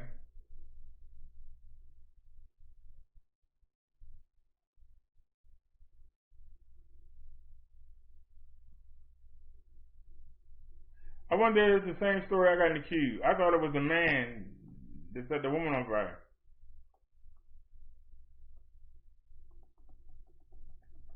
Woman set on her husband on fire for abusing her daughter. A washerwoman is behind bars for setting her husband on fire after he allegedly molested her 7-year-old daughter. According to police reports, Texasshire Headman, 40, poured gasoline on Vincent Phillips, 52, and set him on fire as he slept. Phillips then, do I gotta go to read story again?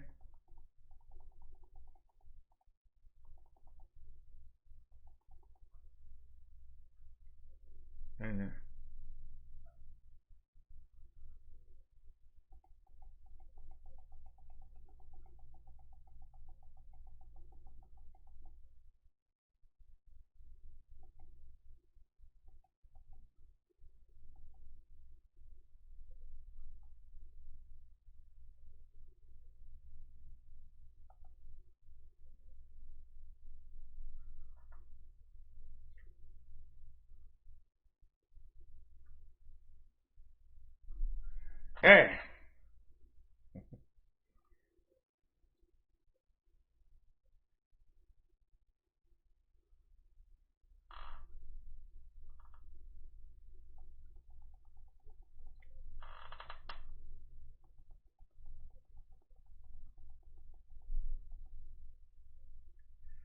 According to police reports, Texasshire Headman, Texasshire, am I saying that right? Who cares? Tatiana, 40, allegedly poured gasoline on Vincent Phillips, 52, and set him on fire as he slept.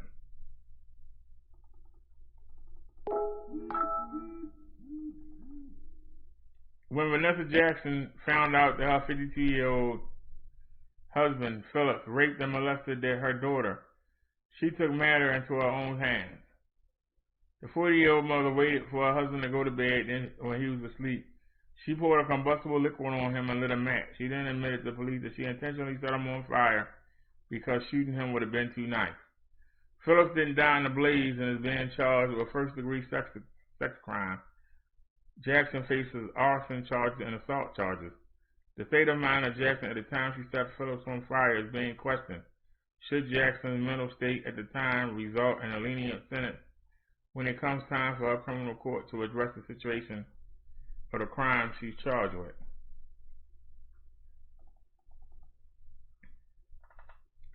This is basically the burning bed all over again. The public is worried the state will punish Jackson too harshly for a crime of passion. Currently, Jackson is in police custody awaiting a court hearing.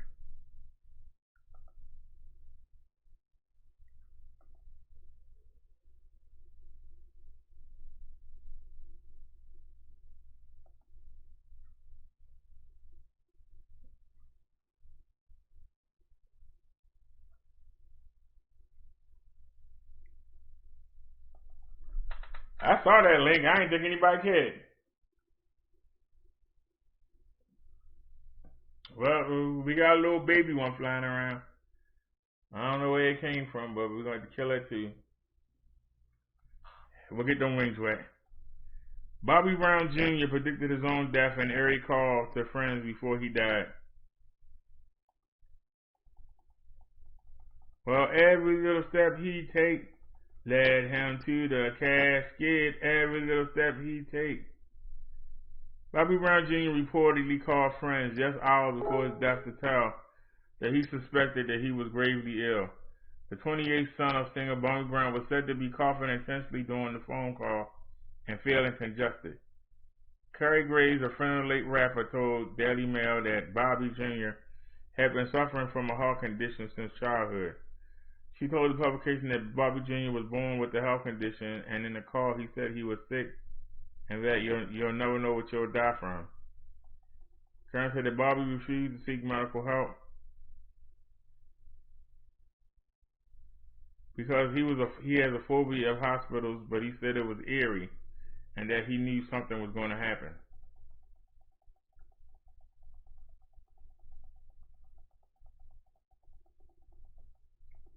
Curry believes that Bobby Jr.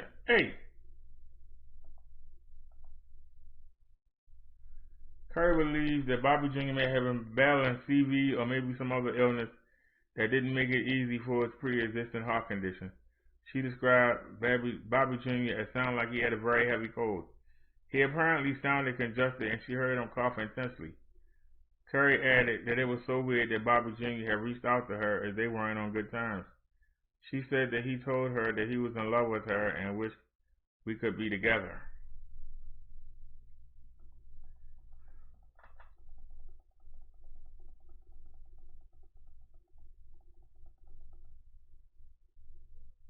Bobby Jr. was dating Anna Reid at the time of his death, and she paid loving tribute to him on Twitter.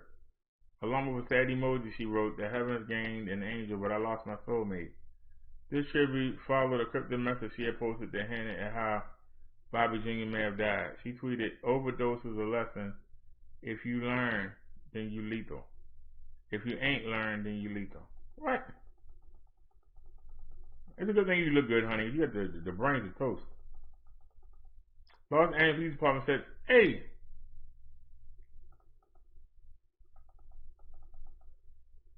Los Angeles Police Department said in a statement on November 18, 2020, around 1:50 p.m., officers from LAPD West Valley Division responded to a call of a medical emergency at 5200 White Oak Avenue. Officers discovered a male unconscious and not breathing. The male was identified as Bobby Brown Jr., son of Bobby Brown Sr., and was pronounced dead at the scene. They got a lot of typos here. The coroner's office was notified and is handling with the investigation. There is no evidence of foul play.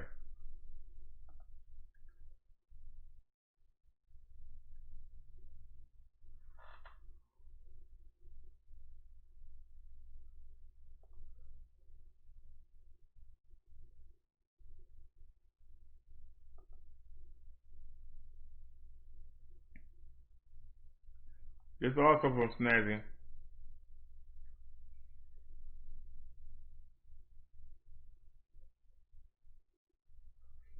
Boom, boom, boom. Now, let's go down here. I ain't even going to read none of that. Just scroll down. Come on. Read the full story. There we go. We getting smarter. We getting smarter.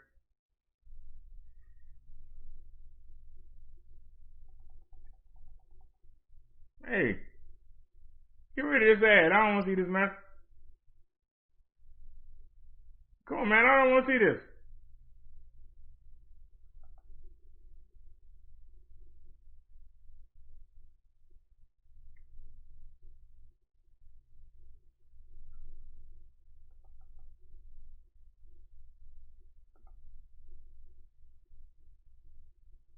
It's still sitting there.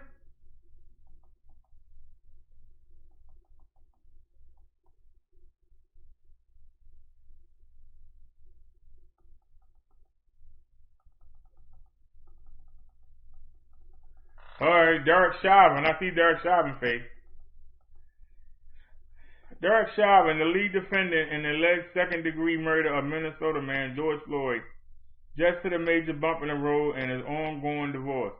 Washington County Judge Juanita Freeman rejected a proposal, uncontested settlement, because wife Kelly Chauvin was going to get most of all of her husband's assets, according to Fox 9.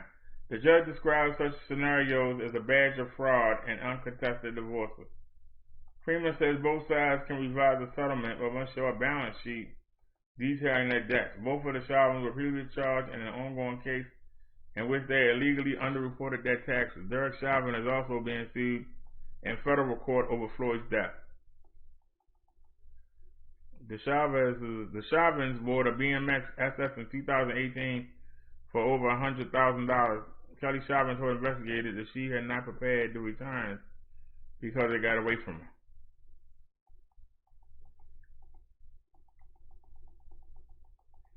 Under the proposed settlement, Kelly Chauvin would have gotten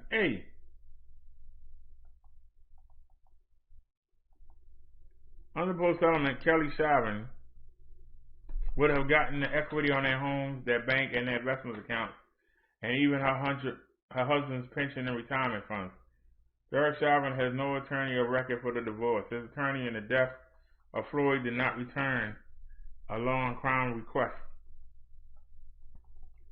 for a comment. Kelly Chauvin's attorney in the divorce did not return a request either. Of course, all this happened in the background of Derek Chauvin's ongoing criminal case in the alleged murder of Floyd, as shown on video from May 25th, seen from around the world. Chauvin had his knee on the back of Floyd's neck for more than 7 minutes during an arrest. Floyd handcuffed and lying on the ground.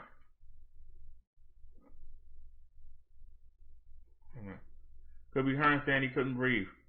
Floyd felt unresponsive. His body went limp, which apparently was apparent to the angry bystander at the scene. Around 90 minutes later, Floyd was pronounced dead. Chauvin and 3 other officers were fired and charged in the incident. Co-defendants are Toe Thayo Thomas Lane and J. Alexander Coog. Alright.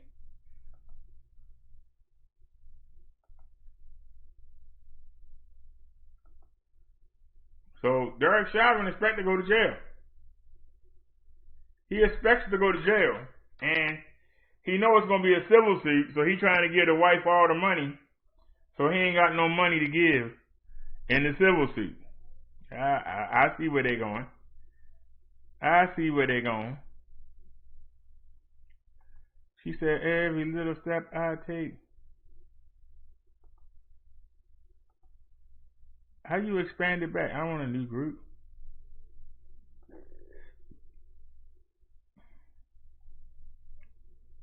Uh-oh. Why you take us all the way back down there? Is that where we were?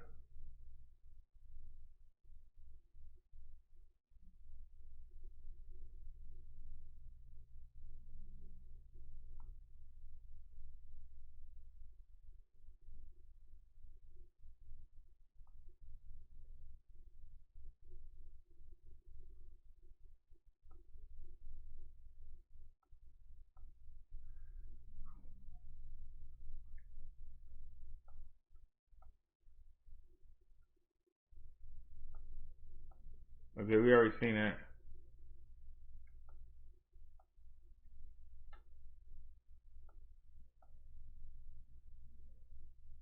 Okay.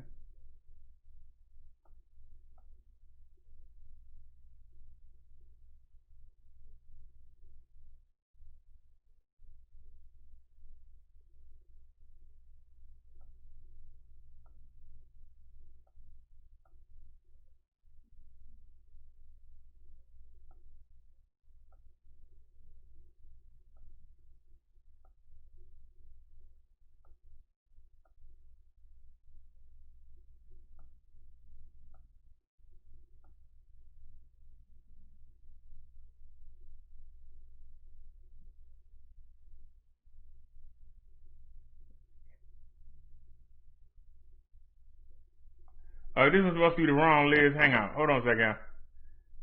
She got 2 of them. Where's the other one? Uh-oh, I just lost it. Doggone it, I just lost it.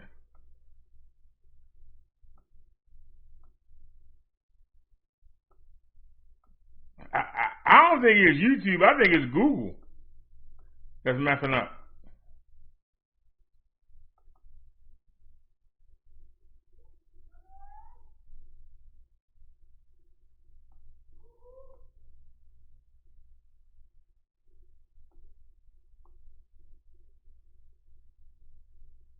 All right. Give me a second, y'all. I found them. We just gotta get back to where we was.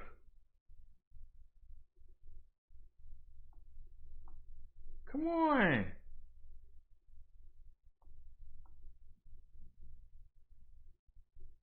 All right, here we go. We'll come down a little bit.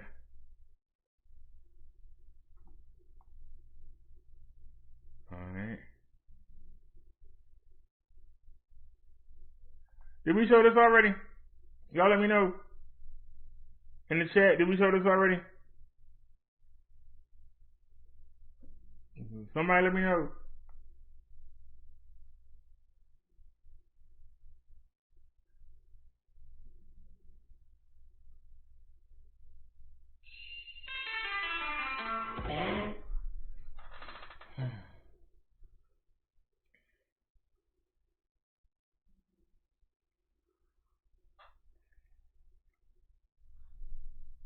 Can't skip it.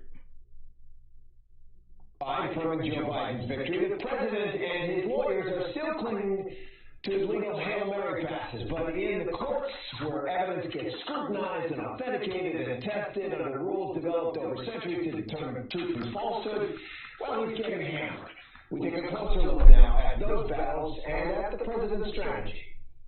President Trump laid out his playbook months ahead of the November 3rd election. The only way we're going to lose this election is if the election is rigged. Remember that. Hopefully the courts will protect us. They have to protect us. But the courts don't work that way. The reality of the 19 post-election lawsuits filed by the Trump campaign. So far, the courts have quashed 16 of them, with no finding of fraud from any judge, state or federal, Republican or Democrat. Trump's lawyers are vowing to fight on, portraying an alternate universe. This has been a massive attack on the integrity of the voting system in the greatest democracy on earth. But they're refusing to lay out the evidence. We're going to prove it in court. I would love to release all the information that I have. I would love to give it to you all. Except, most of you wouldn't cover it. Rudy Giuliani made his first appearance as head of the president's re-election legal team in a Pennsylvania courtroom Tuesday. The attorney Mark Aronchik argued against him in court. They brought Mr. Giuliani, and he talked only about fraud, gigantic conspiracies. When you look at the complaint and what was really involved in this case, it was a bunch of small ball complaints. In another Pennsylvania case, Trump's lawyers claimed their observers were being blocked from entering and then admitted they were in the room. The judge, a Republican appointee, fired back, "I'm sorry, then what's your problem?" Judges around the country have been strikingly dismissive of the Trump campaign's claims. In Michigan, Republicans claimed they had evidence the count should be stopped, but the judge wasn't having it. I heard somebody else say something. Tell me why that's not here. Come on now. In Nevada, Republican lawyers claimed their observers weren't close enough. The judge snapped, "At what point does this get ridiculous?" Still, President Trump and his allies are bombarding Twitter and conservative media with conspiracy theories about fraud that just don't hold up to legal scrutiny.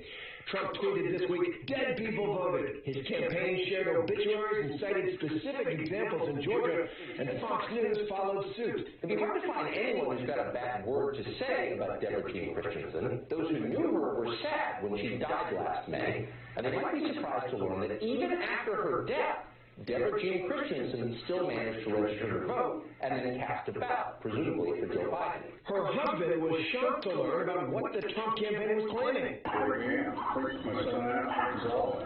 And upon investigation, Georgia election officials debunked that claim. Christensen's last recorded vote was in 2018, the year before she died. In a statement, the state election officials said any claims of fraudulent participation in the November 3rd general election in Ms. Christensen's name appear to be false.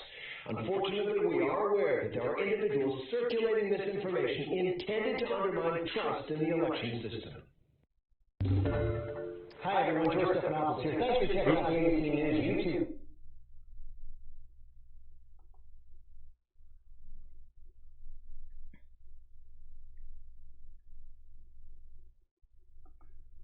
Alrighty, y'all. I think it's a problem with Google, because the Hangouts is moving slow like this too. And I did what you said. I turned the volume down on the TV, what you call. I turned the microphone up. And you say now it's echoey. We got to find a balance.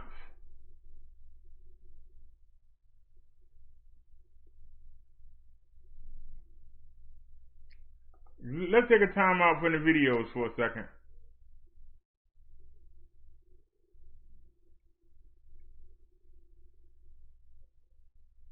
Where's Amazon at?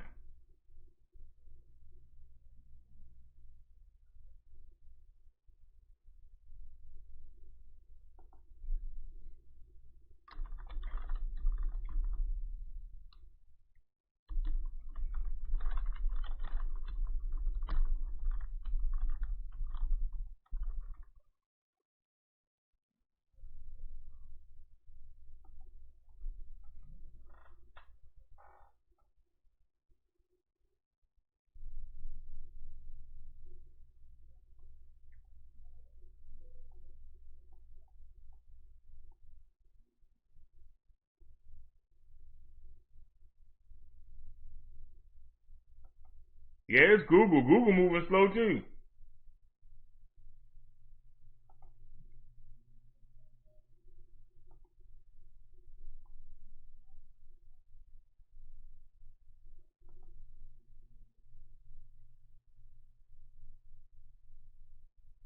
Man, before we all die. Mark Duck said, mic and video balance is great now. Just your YouTube's is in Echo Box. 2, besides the videos are jerky, like 10 frames a second. Okay. Well, we're here. Let's take a look.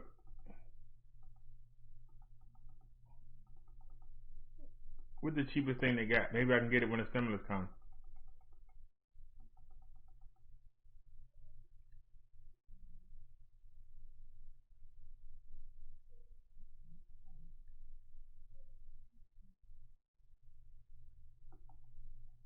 Here's a pay for $14. It looked cheap though, but hey, $14.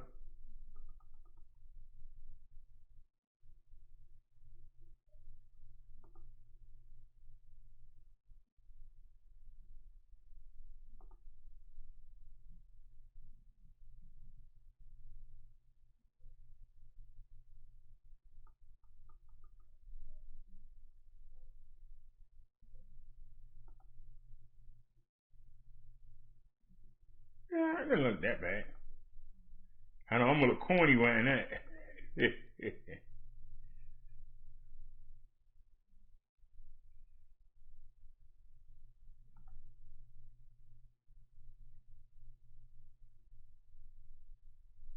But that's good. It wouldn't be no audio fighting each other. Because I know audio is coming in through the speakers. Because I need to hear the show.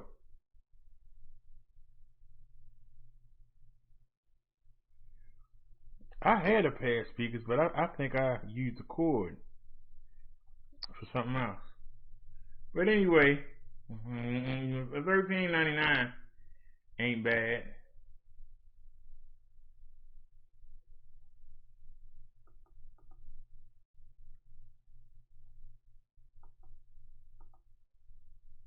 I'll add it to the list. Maybe somebody will pick it up for us to help the show out. Maybe somebody will help us out. Let's take one more look and then we'll let it go. Let's see what the next price is. That's $13.99. They look cheap, but they don't look that bad. I mean, beggars can't be choosers.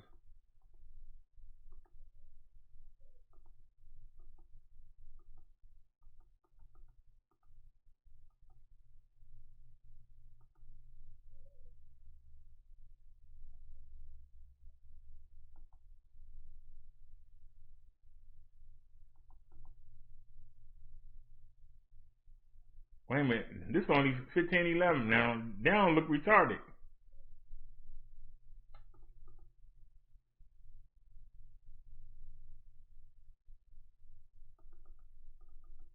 Come on. All right, now that's not bad. Now, okay, I wouldn't mind wearing that.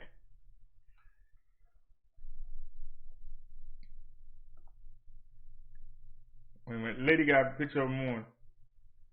Yeah, that's not so bad. They don't look as big and bulky as the other ones do.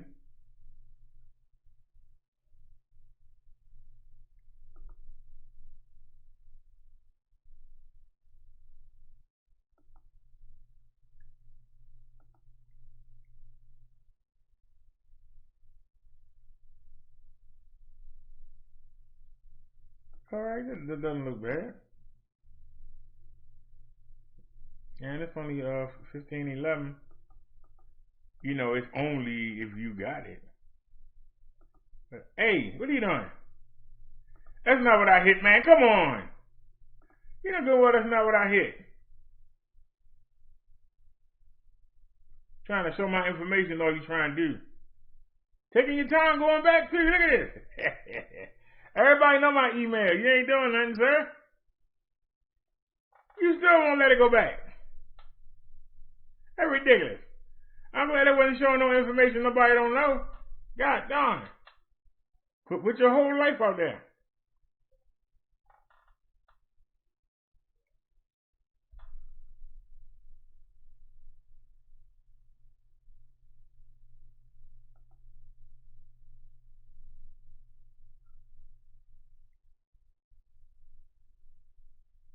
All right, then let's back on out. But that was 1511. How much were these? Just out of curiosity. There ain't no price on them. They want 23 for that.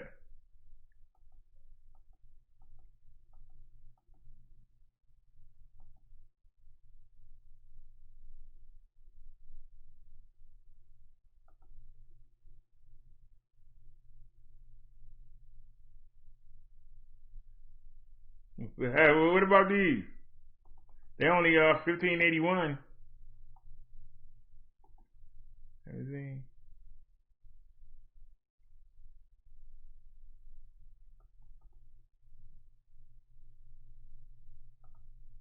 Let's see. Oh, they got 7.1 surround sound. Oh, they got the little lights on. Ain't they cute?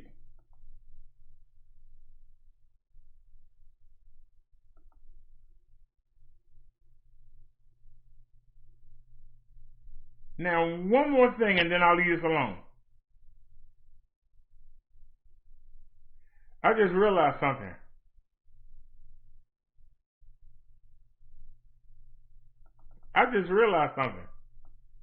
Victor Moan don't have no cord.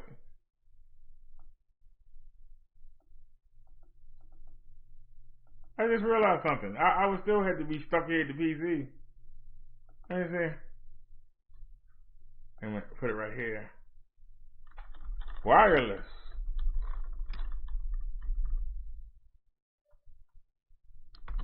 And we're going to have to get a Bluetooth adapter.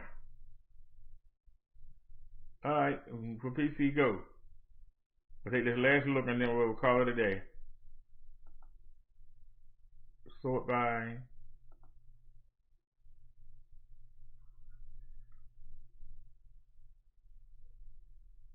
We're going to be here all night.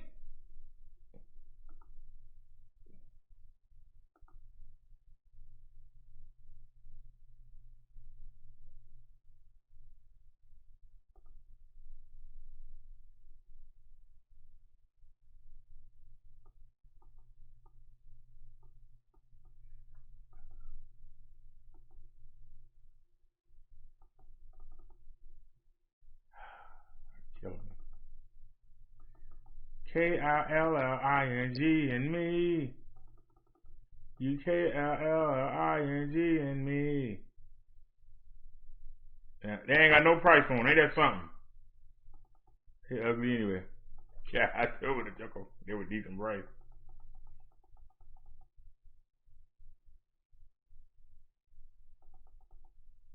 But they ain't got no prices on them.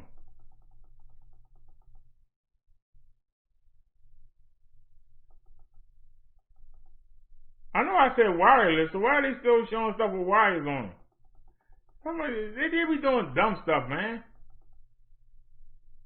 I ain't see a wireless one yet. I did type in wireless, didn't I? Alright. Come on. I ain't seen a wireless one yet. 89, goddamn, $89. Yeah, we might have to get that up. That's alright. I'm out of here. Let's get back to the show. Let's get back to the show. Let's get back to the show. Hey, you went too far back, didn't you, sir?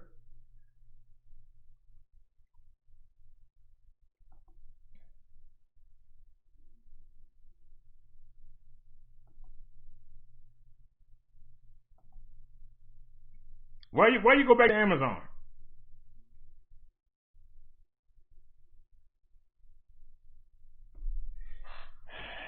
This is crazy, man.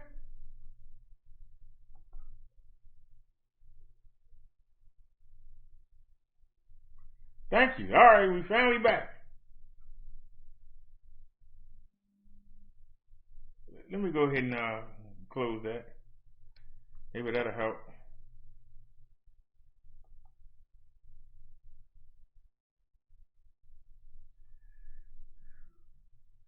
Sean-Lee says she got the late night munchies pizza in the toaster oven. Naya says sounds yummy. McDuck says mic and video balance is great, just your YouTube, okay. Like 10 frames. Sean-Lee says no problems here. She'll be right back. Gotta check on my pizza. Nia says, okay, Sean-Lee, hurry back. Alright, let's get to our next story.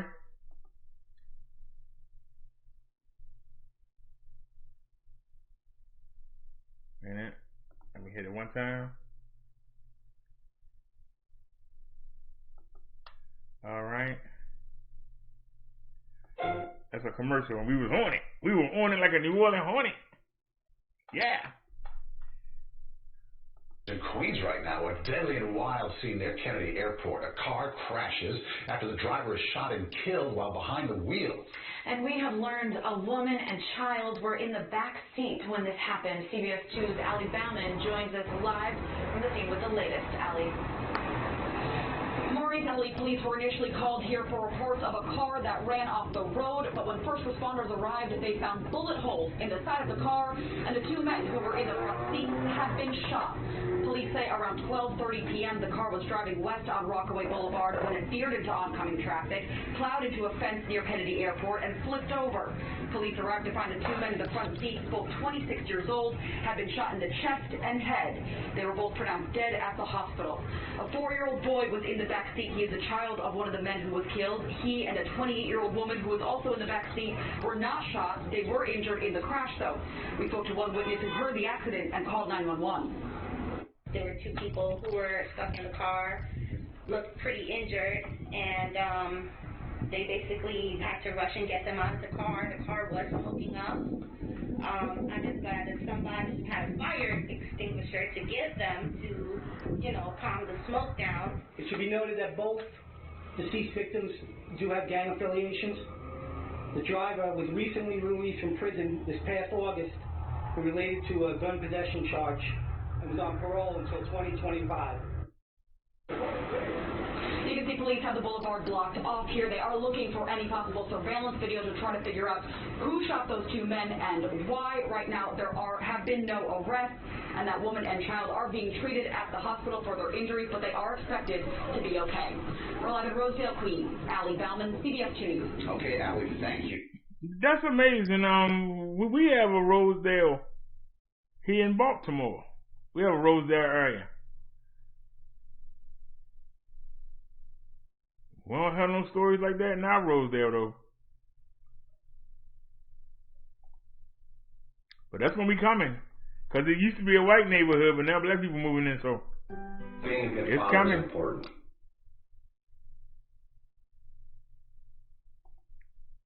Versus should versus will. First, do you believe the efficacy numbers hold? I am told that they are interim data, early data. This is a compressed process. First of all, bravo on Operation Warp Speed. Bravo to the Trump administration, to you and all the people who worked on it. It was worth the risk of putting that money up front to see if you lost it, you didn't. Bravo. But do you think those numbers hold? Yes. I've seen the numbers. They're going to hold because you look at all the people in the study and what it was. I mean, you had a situation in the Pfizer study. You had 4 versus 90, 5 versus 90. That's a 95% effective. Those numbers are not going to change. The issue is how long does the immunity last? How long does the protection last? We don't know that right now, but we know it works. Okay. That's for sure, I can tell you. What about this question that was given to me by clinicians? Okay, we know that if you take the vaccine, you don't get as sick, but we don't know for sure that you can't be infected. I said, what's the difference? They said, well, you could still have the virus and be contagious, but you won't feel the same way. Is that true? Right. But the primary endpoint of the vaccine was clinically recognizable disease, symptomatic disease. The secondary endpoints were severe disease and infection, doesn't protect against infection. The data that came out indicated that of the people with the primary endpoint, clearly it was 94, 95% effective. We know also that it prevents severe disease, because if you look at the severe disease in the Pfizer study, the severe disease was 1 in the vaccine group and 9 in the placebo group. In the Moderna study, it was 0 in the vaccine group, 11 in the placebo group. So clearly it prevents severe disease and it prevents symptomatic disease. Whether or not it prevents infection, we're going to find out. But Chris, I'll take the vaccine that prevents people from getting seriously ill any day of the year. But then it will still spread, no?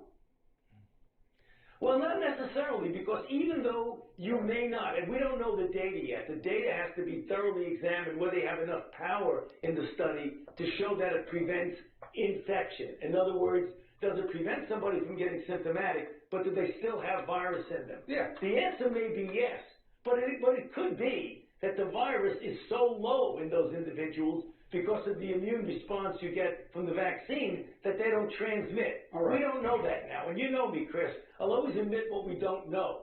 We don't know that now. But the impact of a vaccine that can prevent somebody from getting ill and prevent somebody from getting seriously ill, that's huge, Chris, by anybody's standard. Why all this confidence that we shouldn't be worried about the timing of the transition because the military has got the distribution all figured out? Don't worry about it. As soon as the vaccine is ready. Why? Why should we have confidence? We've never given a vaccine to 300 million people before, and you got an administration that's going to be in charge of it that's not going to know what the hell is going on when they get in there, and it'll almost be time to distribute it. Well, two responses to that, Chris. The CDC distributes 80 million doses, 80 million people, not doses, but vaccinates 80 million people a year. Mm-hmm. So the idea that this is the first time it's being done, the first time you're going to get 300 million, but this is a situation where the CDC does this every year. That's the first thing. 300 more than 80. The transition. No, it is. I know, but well, Chris, if you're talking about transitions, I don't want to get involved in the politics of it, except to tell you, as I've told you before, that I've been involved now for 36 years with 6 administrations. I've been in 5 transitions. Transitions are obviously important. You do better with transitions. I've been through them, and I know I use the metaphor, it's like a relay race. When you're running in a relay race, you have the baton, you give it to somebody who's not standing still. You give it to somebody that's actually starting to run. That makes the smooth transition. If I didn't kill him, I sure hurt him. That's better than not doing it. Part of him on my hand. Better. Help us understand that. What big difference is there that you're not able to talk to Biden's people right now, and you may not be able to for a month and a half? Because 3, 2, 1, back commercial. I mean, it's obvious, Chris, that when you're handing something over to someone else, you want to get them briefed in before the very first day they start. You know, that's what the word transition means, that you're transitioning from one phase to another, as opposed to stop and then start from a dead stop. I mean, it's much more preferable to transition in. Everybody knows that. I've done it 5 times already with 6 administrations. Other than the vaccine, when there is a new administration, how aggressive will you be in pushing that they own testing? You can't be that Use stupid. the Defense Production Act, start ramping up the reagents that we need for this FDA-approved home test, because you can afford the machine, and whatever the reagents and the other chemicals will cost, and a lot of people won't be able to, unless it's financed by the federal government, we're going to have a shortage on the manufacturing side. You need more tests and counter tests. And you know it. How aggressive will you be in making that a priority after what you've learned over these past months? Well, I have been for a long time now very, very much pushing the idea that you need to test people who are in the asymptomatic group. You need Can't to, believe I you used the word, it was months ago, That was just Chris, stupid. to flood the system with testing. Right. So you can get a feel for the penetrance of this community Told you. spread, which is asymptomatic. Get them wings wet. spread. They got no I've defense. been in that corner for a long time, and I'm not going to change. And it's still too. Are you So how serious? big a difference will it make if the federal How does he government do it? starts subsidizing? No, sucker, you didn't want to know that. Creating different types of tests for different kinds of situations and using the production aspects of their capabilities to get more of these materials out there for people. Because this 150 million test buy sounds impressive only to the uninitiated. That's a drop in the bucket. It would last a week for a couple of communities. Another one. Sucker. Chris, you know what I'd like to see, and I would push for this very, very hard, in addition to the standard, highly specific, highly sensitive test that you do if you want to know that this person is infected, you want to do identification, isolation, contact tracing. That's good. I like that. But the thing I would be pushing for is something that's a home test, that's point of care, that you can do yourself. Yes. Because if you can do that, you can get a situation where someone would know whether they're infected or whether the family they're bringing over for dinner is infected. Isn't that what the FDA just approved? Point of care. Right, exactly, but you need to have a lot of that. That's something that's just the first step. You want to be able to do it, it requires a prescription. I'd like to see one where you don't even require a prescription. How do you do That's that? what we need. Sensitive, well, you just develop. Don't even you get relax, companies 'cause you to still go got ahead two to and do get. it and say, this is something you One really just flew by. need. We need to be able to have a good, firm handle on who's infected and who's not. And let me tell you why, Chris. Because right now, what we're seeing throughout the country, that innocent get-togethers of family and friends in a home where people let their guard down because they're with people they're familiar with. We're starting to see those kinds of infections. 8, 10 people get together at a dinner with friends and family.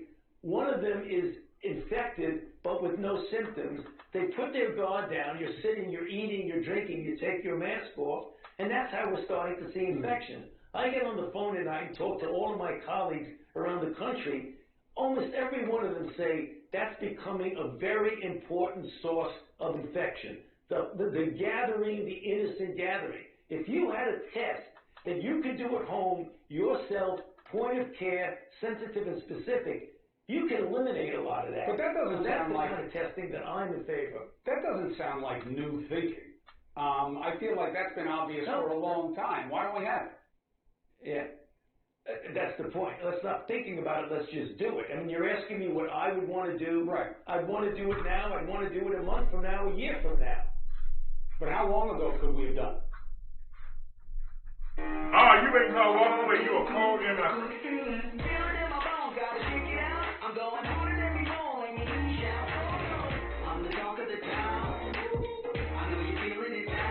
Transitions, life under control.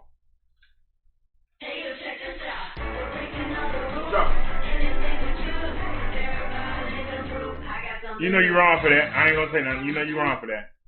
You got to edit it out. You know, Chris, I don't know. You make those guesstimates and then people start doing calculations of how many people could not have been infected and it gets, you know where it goes. It gets soundbite. Fine. I don't want to do that. 2 more points of contention. 1, schools, okay?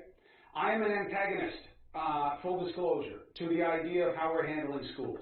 It doesn't make sense to me, Doc, that one case closes down a whole school. They don't have any real ways of getting the testing. They have different kinds of tests in different periods. New York City just shut down all the schools. The rate in the city is 3%. What's magic about 3%? The rate in the schools is 0.17%. Why close the schools? Why not close everything else before you close the schools? What am I getting wrong? You're getting nothing wrong. I agree with you completely. I think one of the things we need to do is, to the best of our capability, try to keep the kids in school. The numbers you said are true. If you look at the rate of infectivity, I mean, obviously, you want to be sensitive to the safety and the health of the children. Can't be that stupid. You want to have a plan and deal with it. I get it. And of course, the teachers, you want to do that. Having said that, you check that box. You want to make sure you're sensitive and you do whatever you can to protect the children and protect the teachers, because then indirectly you're protecting other people. Having said that, my feeling is that the default position, keep the schools open if you possibly can. And you're absolutely correct. I agree with you completely on that. All right. Hit that cancel button. All right.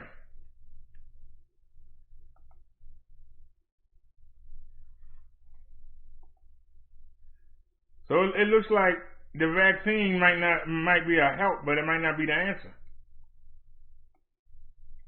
All right.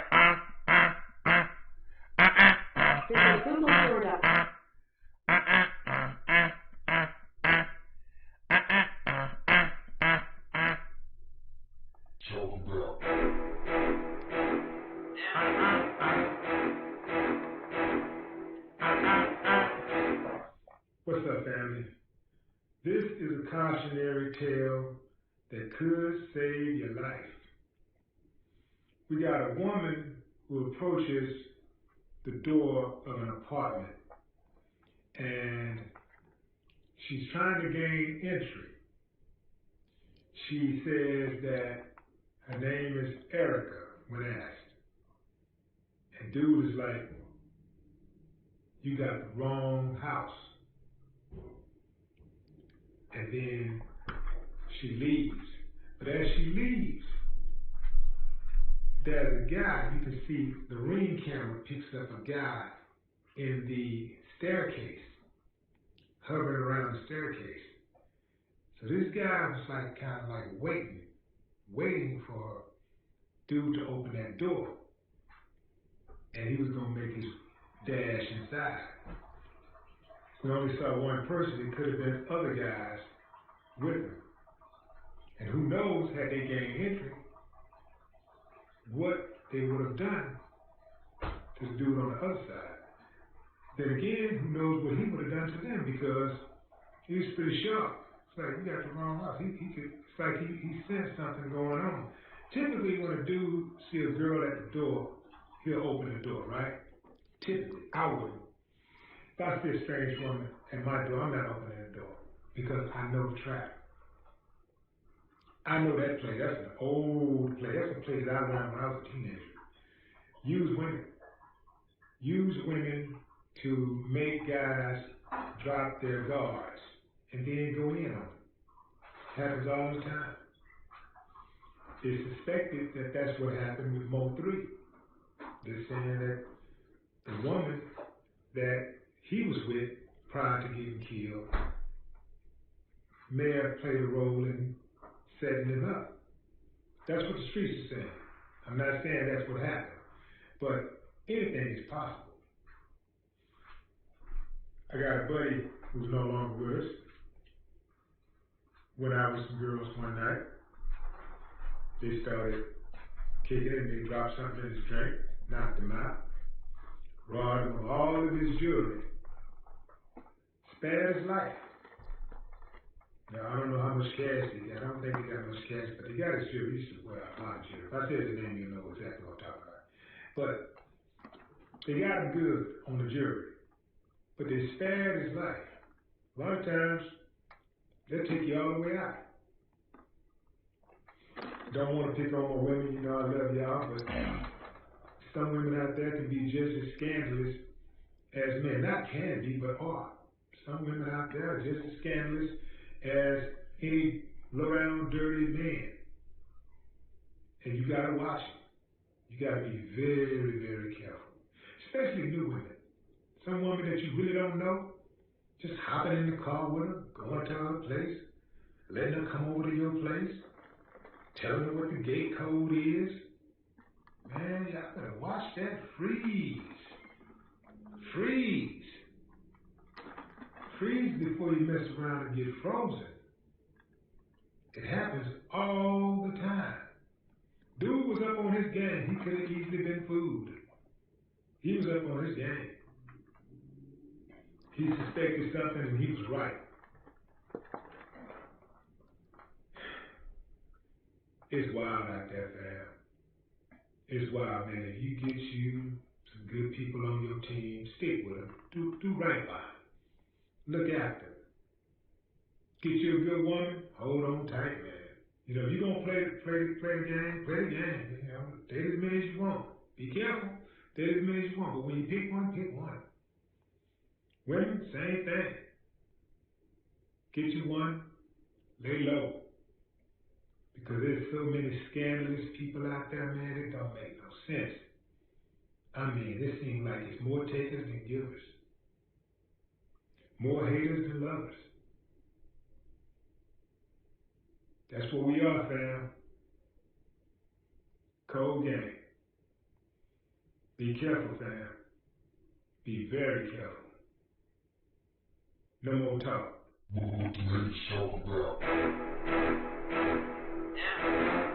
Now, if y'all notice, he's always talking about something that's happening, but he won't show y'all the video. You know why he won't show you the video? Because he might lose money. I want y'all to understand that there are some people that won't show you the video, but they depend on their name that you'll watch. But they don't care enough about you to show the video. If you show the video and you lose the money for the show, you supposed to hope that there's a donation for that video to cover that. But if you're a celebrity and supposed to already have money, why are you afraid to lose the money on the video? Why are you begging people, hit the like, make sure you hit the like? In my opinion, it makes you look broke. How you a celebrity and you begging people to hit the like button? To me, it makes you look broke. You got different stories you talking about in the news, but you never show the story so the people know who you talking about. I understand YouTube makes it harder to do so, but you got to know what videos to show, and you can't be afraid.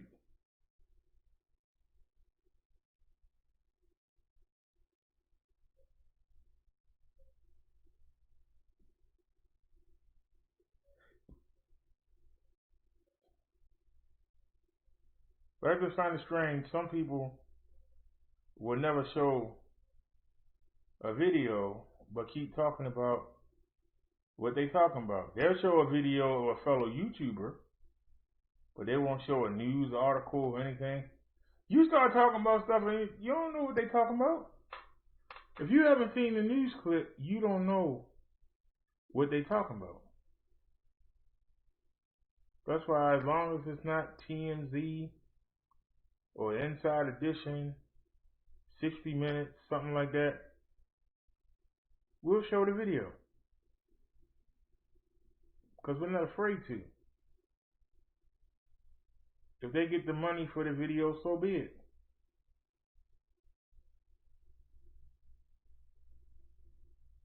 If we get a donation to cover it, great. If we don't get a donation to cover it, oh well. It's part of the risk. But how you supposed to already be rich and scared to take a risk?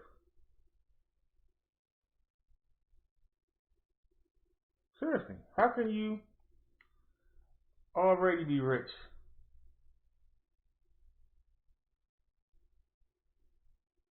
He had 127,000 views on that video. He made some money. But he already got money. Is he dependent on YouTube money now? I just wonder that.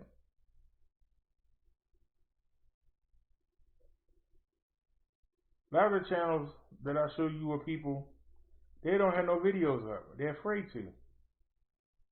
They're going to lose the money if somebody flags. I'm glad I'm not dependent on YouTube because we be limited. We already limited. You can't play no regular music. You get flagged. Most of the time, the inside edition, and that's the good stuff. And you can't show it. A lot of the time, TMZ be having the latest news. They'll flag you in the heartbeat and take your channel. Vice, they usually have pretty good police stuff. They'll flag you and take your channel. Even the guy with the gas station that was recording the people in their shoplifting, they tried to take the channel. So I understand that there's some risk, but you got to know who the risk is, and that's what you do when you on the way up. We've been doing this for almost 3 years now. How often do we get flagged? We used to get flagged all the time. Now we just get copyrights, and they can be edited out. So if you don't watch the show when it happened, sometimes stuff get edited out. You'll be watching the video and be like, how do you go from A to Z? Because it's being edited out.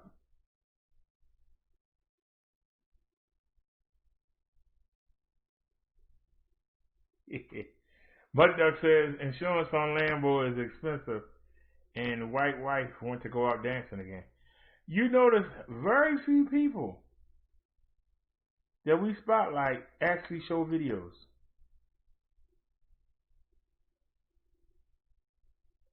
I think the man with the it's Jimmy, he might show a CNN video, and it's a real short clip, maybe like 3 or 4 seconds. But yeah, he'll show a clip. That's the only people that we show that actually show a clip.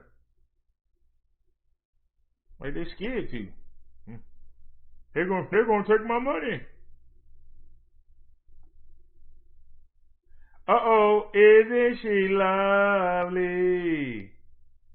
With that silly blonde hair. The beginning of the end of the pandemic started with the leadership of President Trump.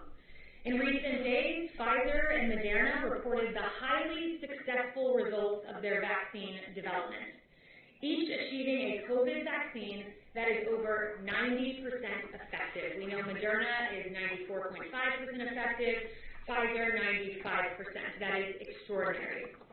In July, the Trump administration, as part of Operation Warp Speed, agreed to provide Pfizer with $1.95 billion to manufacture and distribute their COVID vaccine, allowing this vaccine to be provided free for the American people. While Democrats were pursuing a highly divisive and entirely baseless impeachment endeavor as far back as January 13th, this president, the Trump administration, and the National Institute of Health was partnering with Moderna and working on this vaccine for the American people. But that's not all. This administration has remained engaged on the development and distribution of a safe and effective vaccine throughout the year. It began in January and continued thereafter.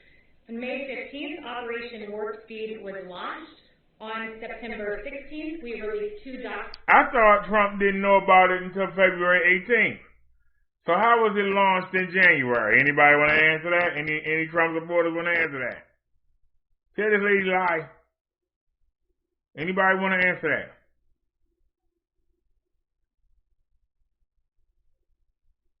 If Trump hadn't got rid of all the masks and had been encouraging people to make more masks and make hand sanitizer available, it took me a daggone 2 months to get a bottle of hand sanitizer. I still got it. I use it sparingly. It might be another shortage. You couldn't get a mask. And instead of making more, they telling you, oh, you don't need it. It ain't nothing but the sniffles. But yet the president got it and ran right to the hospital same night. Like that marinade. He ran right to the hospital. He found out he had it and ran right to the hospital. One of the best in the world. Can you afford to do that? He gonna help you go to the best hospital, or you gonna be sitting in a hallway with a bunch of people coughing on each other? You gonna be sitting outside somewhere in a tent? He was all laid up in the hospital bed. So he made sure he was okay. His son got it, the son out there in a log cabin somewhere chilling with the best doctors going out there drugging him up like the father was drugged up. President Trump got whooped by the coronavirus. He doesn't know how to make a vaccine. How can you give him credit for it? He came in and got rid of the scientists. Mike Pence is the head of the CDC because Trump didn't have one. They had to make up one from scratch. Let that marinate. He don't believe in scientists. Remember what he said about the wildfires? Can't y'all do something to stop the wildfires? Never said here's some money to do it. Never said let me send somebody down here to figure out why these parks catch on fire for no reason. Nope, don't care. It's your problem. To the 250,000 people that's dead, it's your problem. To the 11 million that's infected right now, it's your problem. You shouldn't have got it. But yet he got it. You shouldn't have got it, but yet he got it. His team got it. People that work in the White House got it. His vice president got it. His wife got it. His children got it. He can't even defend his family from the CV. How is he going to defend you? Somebody answer the question. I'm not asking anything hard. This man got beat by COVID. So this man got Secret Service, got all that. He still got the CV. I got videos of me going out. Why haven't I got the CV? I went to go vote. I didn't get the CV. Am I better than Trump? How come I was able to not get it? Even Miss Katie had it and was down for a month. With all the money, she was still down for a month. So if you right under the president, you ain't got no protection. You just got better access to medicine.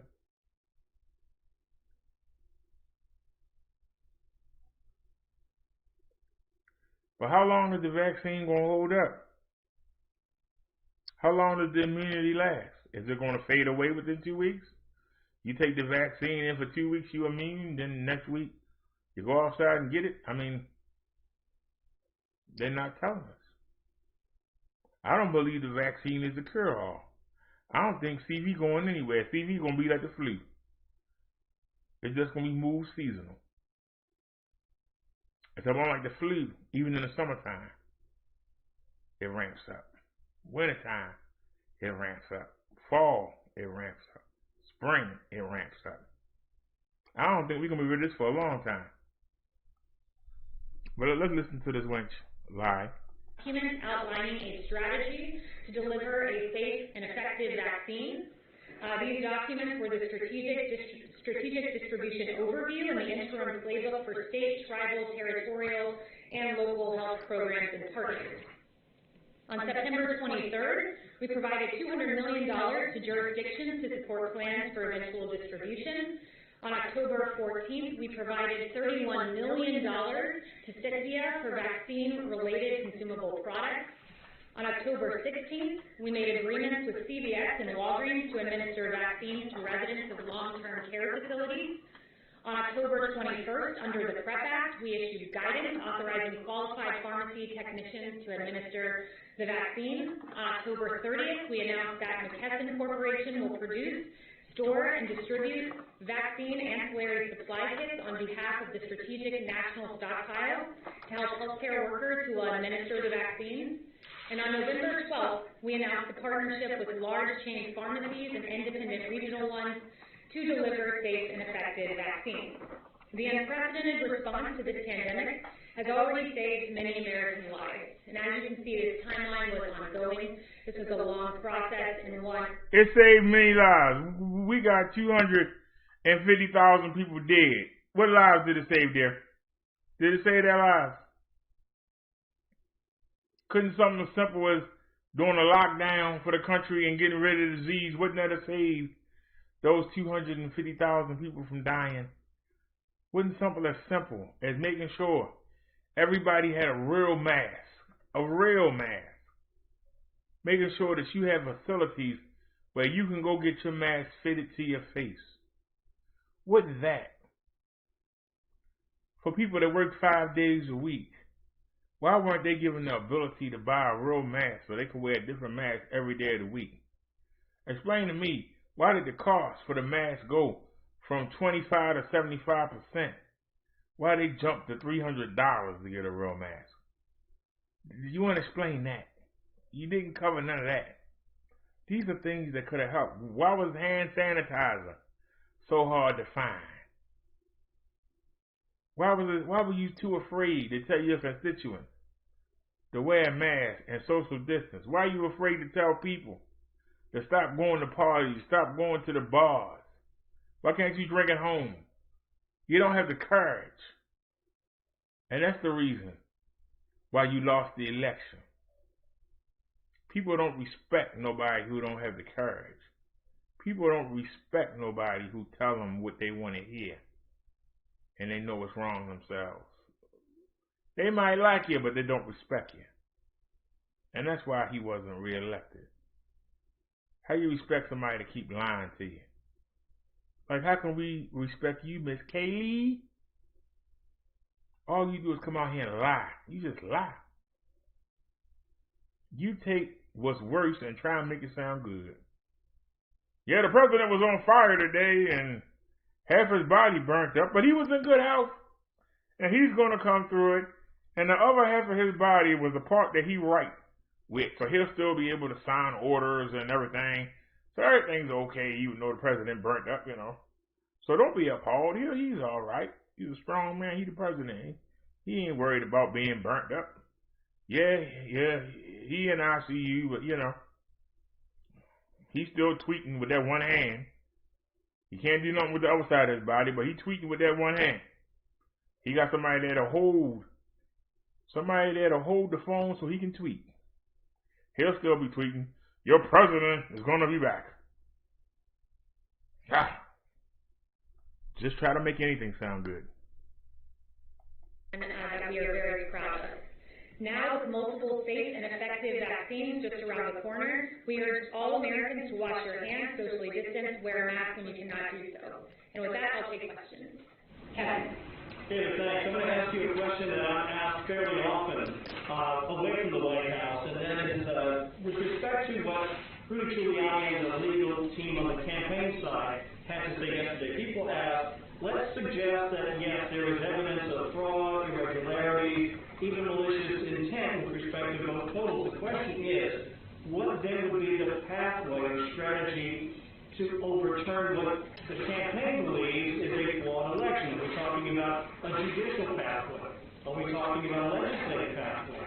And a follow-up, how soon might Americans be able to get their hands on a COVID vaccine? Yeah, so to your first point, I would say this.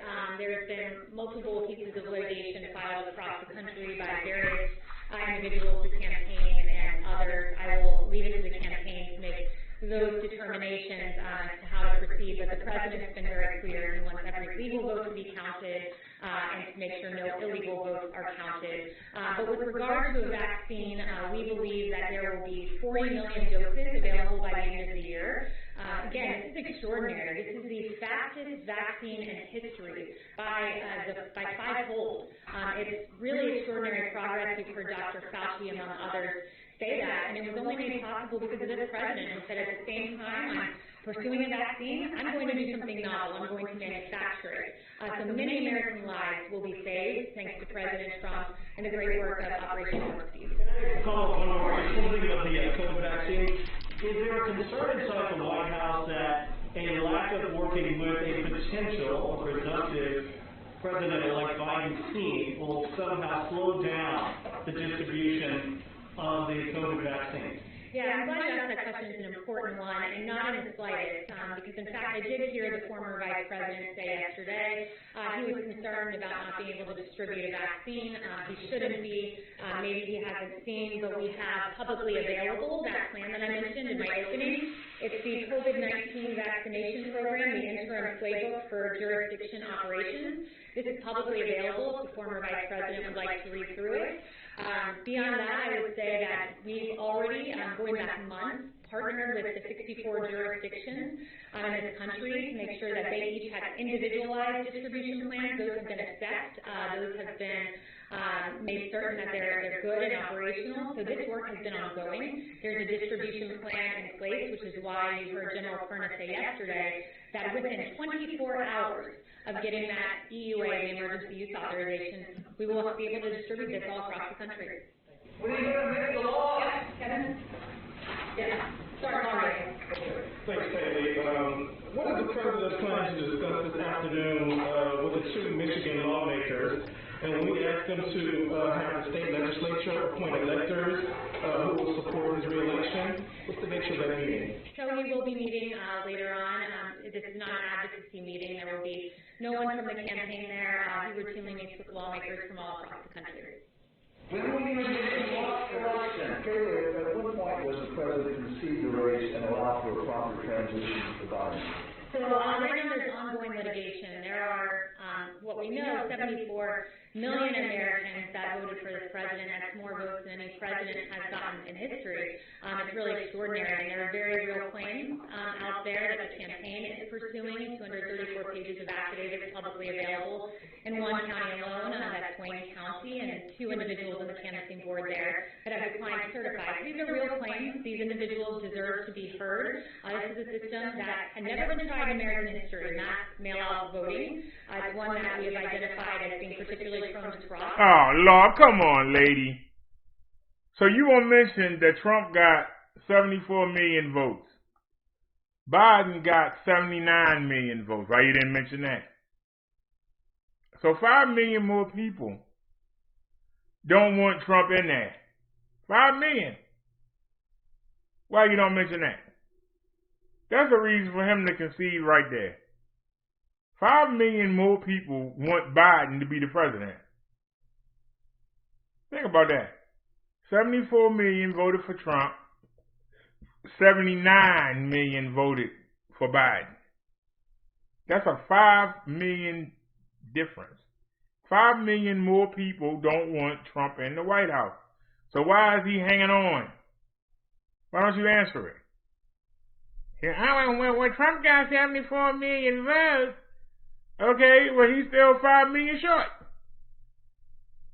And you got lawyers trying to dig around and find him 5 million votes. That ain't going to happen. You wasted all that money, and your family won something, and you was able to get 500 votes for Trump. I'm sorry, you got 460 something for Trump. But Biden had 430. You did nothing when Trump lost by 14,000. What the heck was 400 going to do? And then they found 400 more for Biden. That erased. What did you do? You found one state where you found 1,700. Biden won by 25,000. What's 1,700 going to do, Miss Katie? Tell that man to give it up. He lost. Why is he so afraid to admit he lost? He's embarrassing himself. He's embarrassing the Republicans. Who's going to vote for the Republicans in that January election? You had to be an idiot. If this is how they act when they lose, why the hell would you want to put them in?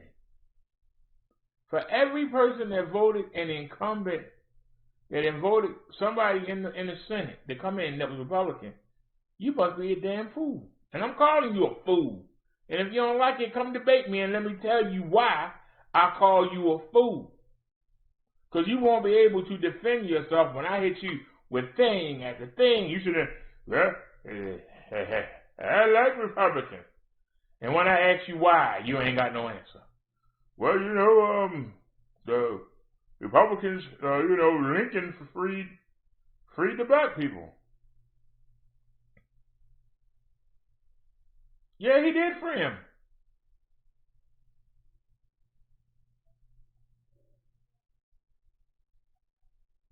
There were black people in office. And the Democrats came in there and beat them up. And ran them out of town. And ran the Republicans out of town too. So why would I want to get behind a Republican? Republicans sat here and let people suffer with this CV all year and did nothing. They won't even give you a damn stimulus check. For the people that can't work, they don't even want to give them unemployment.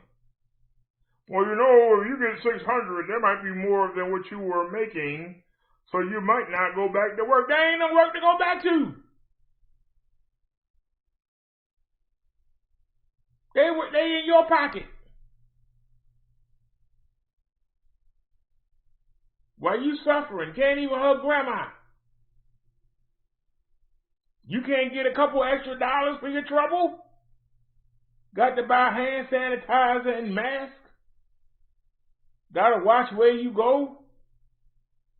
You can't get no compensation since they won't do nothing about it?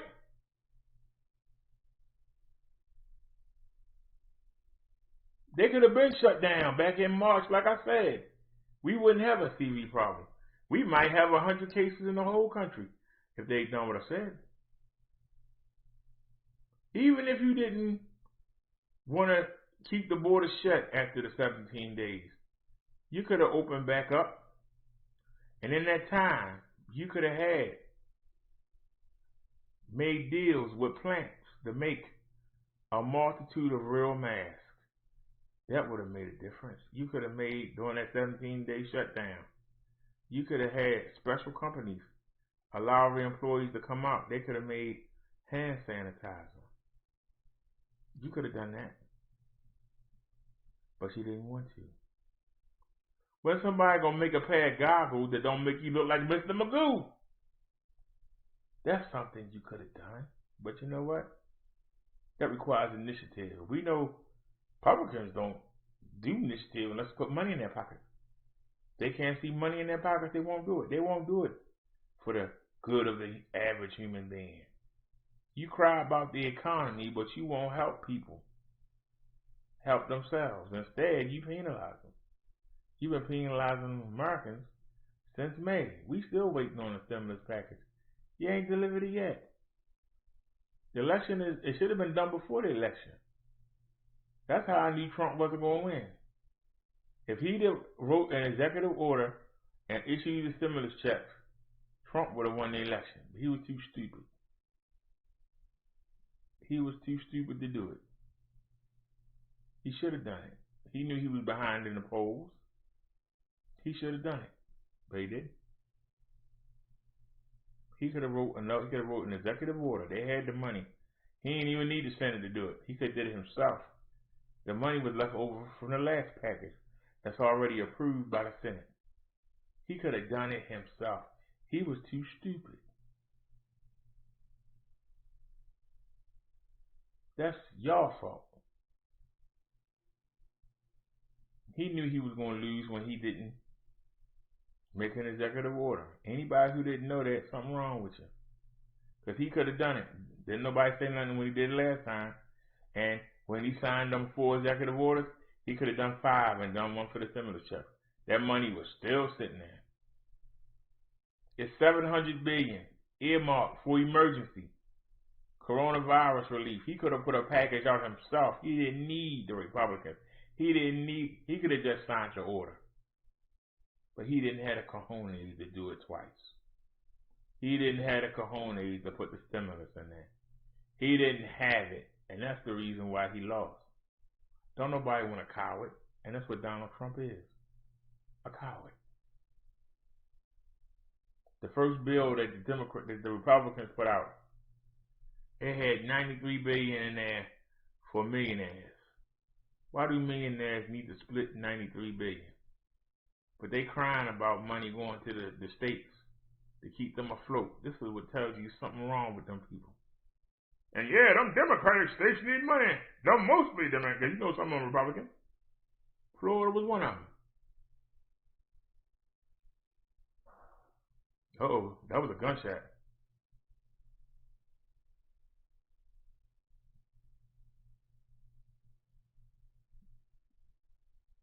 That sounded like a gunshot. Or shotgun gunshot. I hope nobody got killed up there. But I'm just saying to you, you knew when you didn't do that executive order, you knew you was done.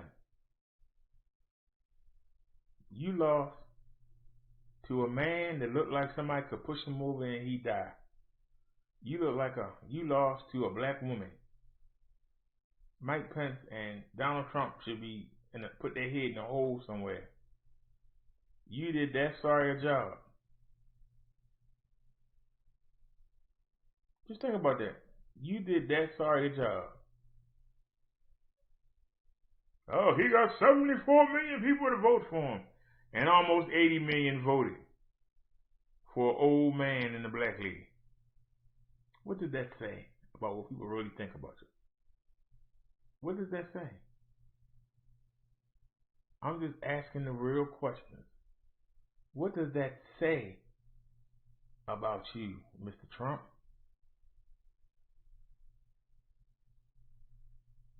You really think the racists wanted to vote to put any woman in, especially a black one? You must really been sorry. You lost to an old man that loses train of thought every 3 seconds. You must really feel like crap. For all your machismo and your You lost to a man that go, I'm sorry, what'd you say? That's what you lost to. You lost to a man that looked like he had the beginning of Alzheimer's, and you lost. You lost badly. You lost Georgia, a state a Democrat hasn't won in 20-something years. Woo!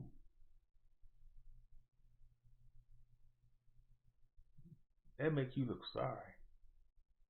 So this time around, the racists wasn't enough for you, was it? The good old boys wasn't enough, was it? It wasn't enough. You keep trying to divide people, us and them over there. You're supposed to be the president for everybody, whether they voted for you or not. When Biden come on, he said, I'm president for everybody. Whether you voted for me or not, I'm still your president. How could you not vote for him? When you keep talking about dividing the country, them over there. When you support those militia groups, you support them. You ain't tried to shut them down. You ain't done nothing in 4 years to shut down none of them militia groups. Nothing. You ain't done nothing.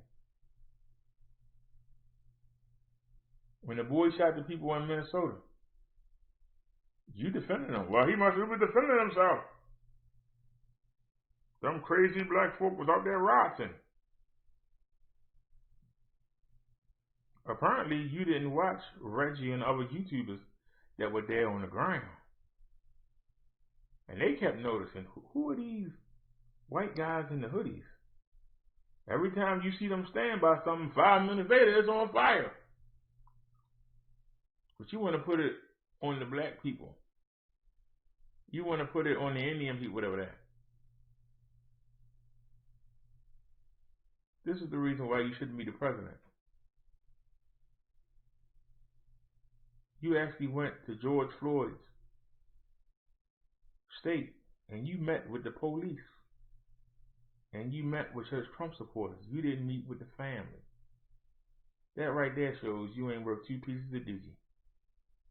The fact that you ain't talking about police reform, but that you going around acting like you love the police and Donald Trump is in blue and all that, when you sat there and said, I don't understand why people do these jobs. Military, police, fire, you get paid no money, you risk your life, and what do you get for it? That makes you a sucker and a loser. So why are you going around saying you support the military? Why are you going around saying you support the police? Why are you saying you support the fire department when you call them suckers and losers? You fake, man. That's why nobody don't like you. You're fake. You're not original. And you don't stand behind your people. As soon as they slip up, oh, I don't know them. We see him walking your dog. I don't know him. The woman babysitted your son. I don't know her. There's a picture of you hugging her. I don't know her. Why you keep saying, I told you I don't know her. So you don't even support the people that you got rolling with you. Why would we want to vote for you? Why don't we want you as the president? You ain't something positive. You something negative, something bad waiting to happen. Luckily, the one thing you didn't get us in was into a stupid war. That's the only thing you didn't do. And last week, you was talking about going into Iran. And you was going to send those losers and suckers to go in there and fight for you, right? Right? Mr. Commander-in-Chief of the military? You was going to send young men and women to go over there and fight for what? You want to go out with a bang? I just don't understand. But let's keep going. So, do those claims deserve to be pursued? Has anyone from the White House spoken with GSA, with the director of GSA, about the timing of ascertaining who the next president will be, and has any pressure been applied to her? Absolutely not. GSA will make the determination of ascertainment at the right moment. Right now, there's a constitutional process that's being played out. There are questions being asked in court, but the GSA will determine when ascertainment is reached. Can I just ask one other question, which is Senator Lamar Alexander today has put out a statement encouraging the Trump administration, in the absence of ascertainment, to begin allowing the Biden team full access to everything they need for a transition, access to agencies, access to real-time data. What's the harm in doing that? So there's a Presidential Transition Act that determines exactly what an administration needs to do in advance of an election, and we have done everything statutorily required, and we will continue to do that. It's after the election. Thank you. I have a question first, a follow-up on the transition. Has the president or anyone in the administration instructed officials not to engage or have conversations with members of the Biden transition team? No, I've certainly never been instructed that. I've never heard of an instruction to that end. Okay, and my second question is about COVID. Because yesterday, a lot of what we heard from the doctors, they've been saying since the end of March. Back then, the projections were that 100,000 Americans would die. Now, as you know, we've surpassed that by 2.5 times. Did the administration fail to communicate how serious this threat was to the American people, or how else do you explain what went wrong? Look, I would say the initial projection that our doctors gave us was 2 million people that would lose their lives, and it's a tragedy anytime one life is lost, but we are far below the 2 million that this could have been. We took very aggressive measures at the beginning of this with the China travel ban, creating the greatest testing system in the entire world. Therapeutics, the fact that we have 6 working therapeutics right now. Are you serious? You're really going to use that China defense? Do we need to go look at China? You blocked China out. That's what you bragging about. Let's go look at China, y'all.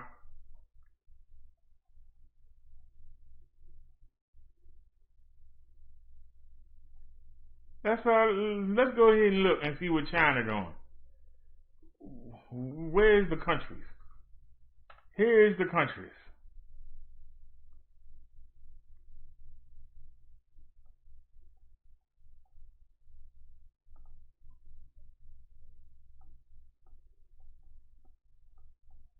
See, we still number 1. Where's China at on this list?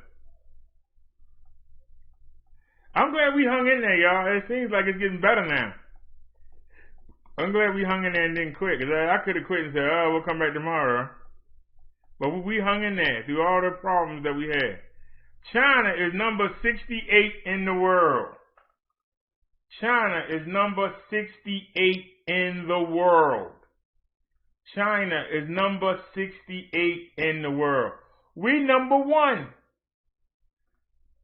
China has 86,414 cases. They picked up 16 cases today.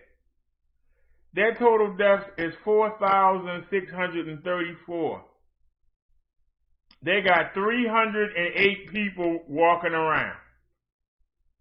They got 308 people walking around. I want y'all to keep in mind, they got 86,000 infected, and they got 4,600 people that died, and they got 308 people walking around infected. He said that he shut China out. You should have brought China in and said, hey, what are y'all doing over there? Can you help us here? Right? But let's just back out for a second. Remember that, y'all. They got 308 people walking around.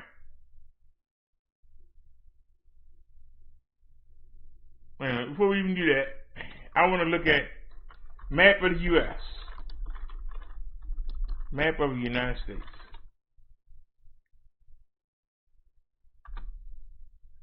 Just look at a map of the United States. Can we get an image? Can we get a map of the United States? I want us to look at the smallest state.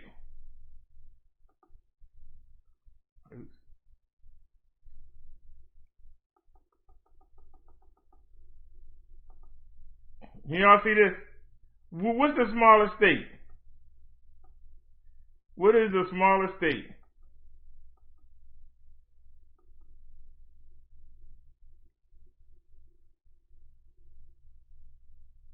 There's Maryland. You can't even see it. They ain't even got to listen. They got a thing right there, Maryland. Maryland is small. What else is small? Where's Rhode Island?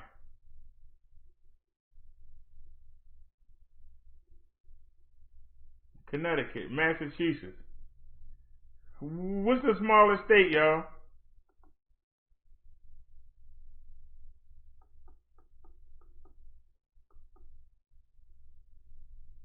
Look how small Louisiana is. Louisiana not big.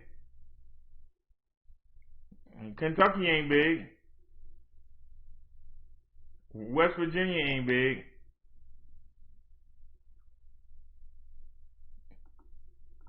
Oops, what is it?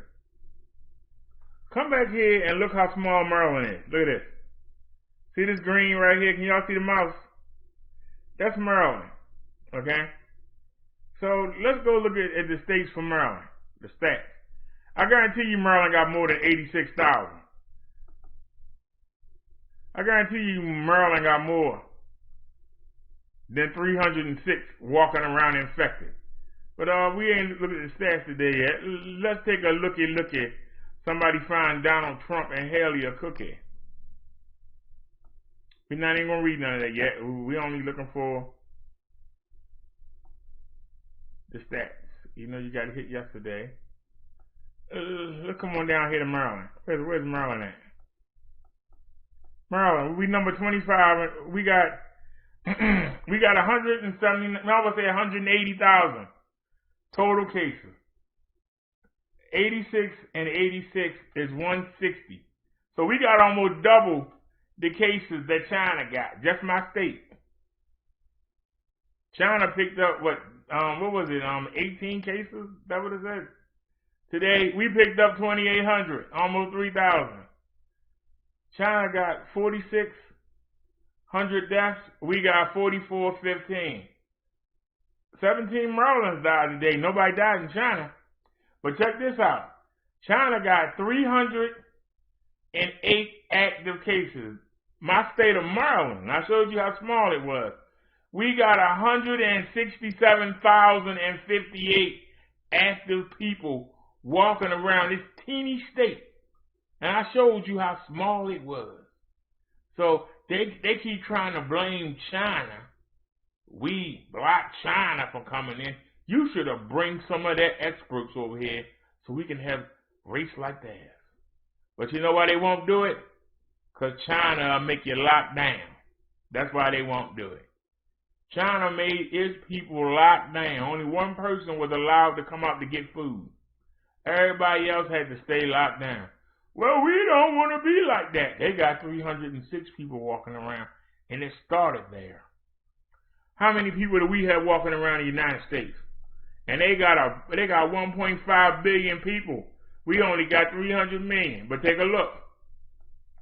We got 4,785,029 people walking around the country. 4,785,029 people that we know are infected walking around the country right now. So stop trying to say, we blocked China out. You should have let China scientists in, because apparently they doing the right thing over there. They only got 306 walking around, and we got almost 5 million walking around infected. They only got 86,000 cases, and we got 12.5 million people infected in this country. New cases today, they had 18. We got 172,000 new cases. Somebody talk to me. They lost nobody today. We lost 1,460 people. Somebody talk to me.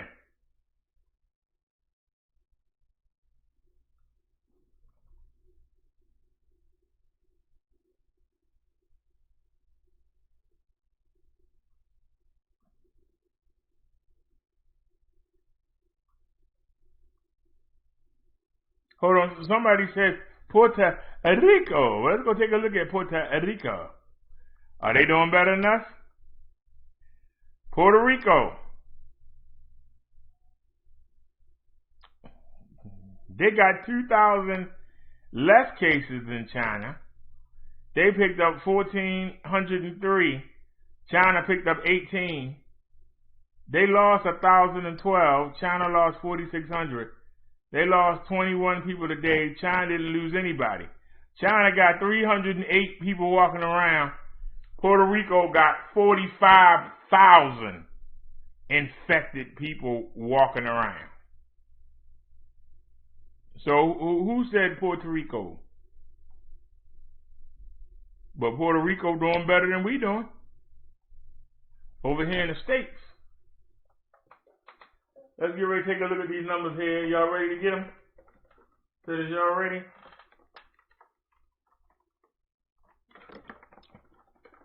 Texas, 10,088 new cases a day. They lost 133 people. They got 215,332 people walking around infected. California knows how to party in the city of LA, where the CV is taking everybody away. It's California. They got 13,278 cases. They lost 33 people today. They got over 500,000 people walking around infected. Over 500,000. China got 308 or 306. They got 500,000. 550,000 is 500,000 is 500,000. They got 53,875 over that. Whoa. Florida, 8,409 new cases. They lost 54 people today. They got 279,500 walking around infected. Illinois, boy, they passed New York and they gone. They passed New York and they are gone. Illinois, you might as well say 12,000 new cases. They lost 157 people. They got 296,500 almost walking around. New York City, they picked up 5,556 new cases a day. They lost 27 people. They got 159,000 plus walking around. Georgia on my mind. I'm on the midnight train to Georgia. They got 6,209 new cases. They lost 37 people. They got 157,500 people walking around infected. Just spraying the disease on everybody. Wisconsin, 6,224 new cases. They lost 51 people. They got 76,000 walking around almost. Ohio, 7,863 new cases. They lost 29 people today. They got 113 plus walking around. Tennessee,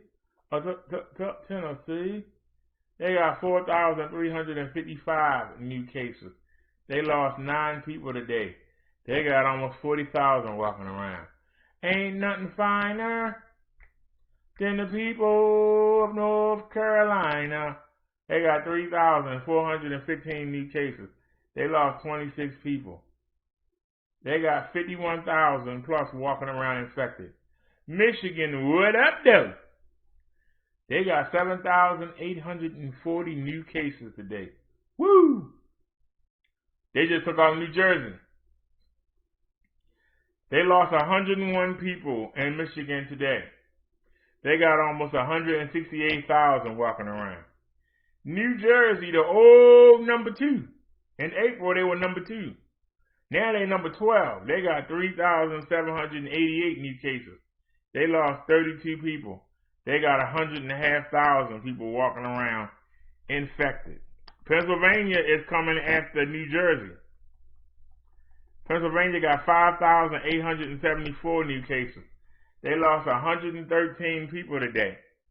They got 104,000 almost walking around. Arizona, 3,638 new cases. They lost 30 people.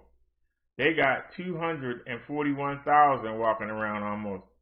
Ooh, we in Indiana. Somebody get my hookah. They got 6,872 new cases. They lost 40 people. They got 120,000 plus walking around infected. Missouri, 4,470 new cases. They lost 43 people today. They got 204,000 walking around. Minnesota, 6,252 new cases. They lost 51 people. They got 48,000 plus walking around. Alabama, I said Alabama. They got 2,335 new cases. They lost 6 people today. They got 136,500 plus walking around. No stats for Louisiana. Virginia, they got 2,348. They lost 26 people. They got 188,000 plus people walking around Virginia. Iowa, 3,700. South Carolina going to take out Iowa and give it a week because Iowa putting up bigger numbers, but they're going to take them. Iowa, 3,700 new cases today. They lost 25 people. They got 90,000 people walking around that state almost. I think it's time to retire because I'm talking about North Carolina. Whatever you decide to, don't go to South Carolina. They got 1,857 new cases. They lost 43 people.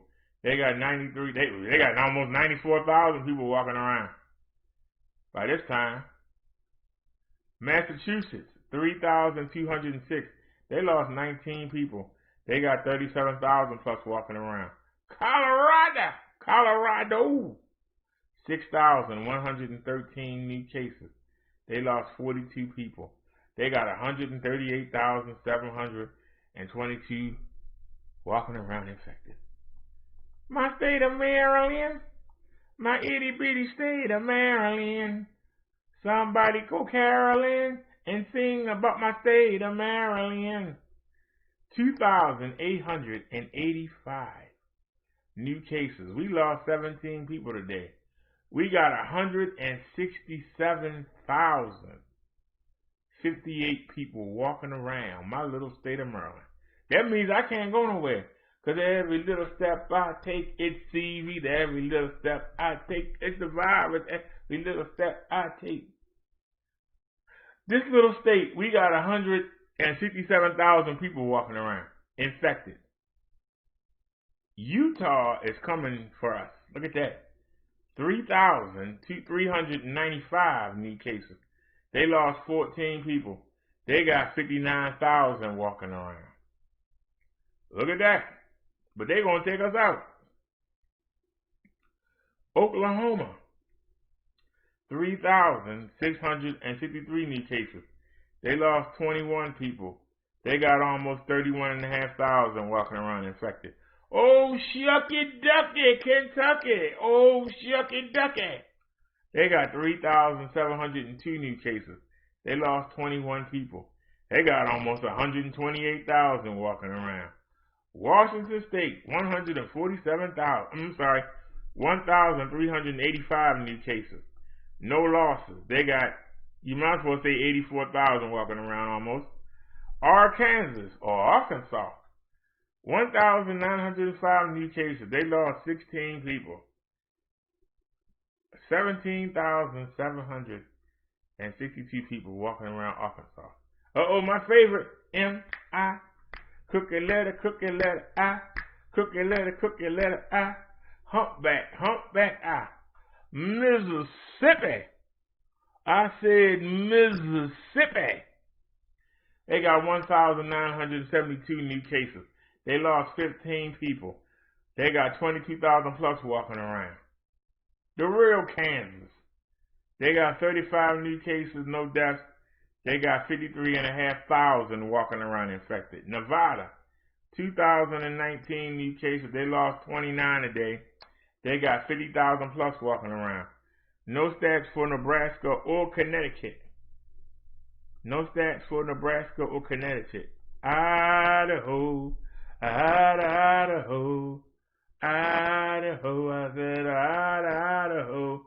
They got 1,070 new cases. They lost 2 people. They got 52, almost 500 people walking around infected. New Mexico. I said New Mexico. They got 2,342 new cases. They lost 25 people. They got 49,500 people walking around. South Dakota. They got 1,144 new cases. They lost 36 people. They got almost 17,000 walking around infected. North Dakota, 1,524. They lost 16 people. They got 10,066. And they on South Dakota Hills. I'm sorry, South Dakota. We already got a North Dakota. Oregon, 1,493. They lost 7 people. Still don't have no stats on their active cases. So we don't know how many in Oregon affected right now. Montana, 1,249 new cases. They lost 33. 15,000 plus walking around. No stats for Rhode Island. Roll that R. No stats for Rhode Island. West Virginia, 1,118. They lost 19 people. They got almost 13,000 walking around. Delaware, 505, no losses. They got almost 15,000 walking around. Wyoming, Wyoming. 281 new cases, no deaths. They got 10,700 people walking around. Alaska, 675 new cases. I finally get to say it. And they lost 1. They got almost 19,000 walking around. District of Columbia, they picked up 153 new cases today. And they lost 1. They got 4,470 walking around. New Hampshire, 484 new cases. And they lost 1. They lost 4,100. They got 4,174 walking around. Hawaii.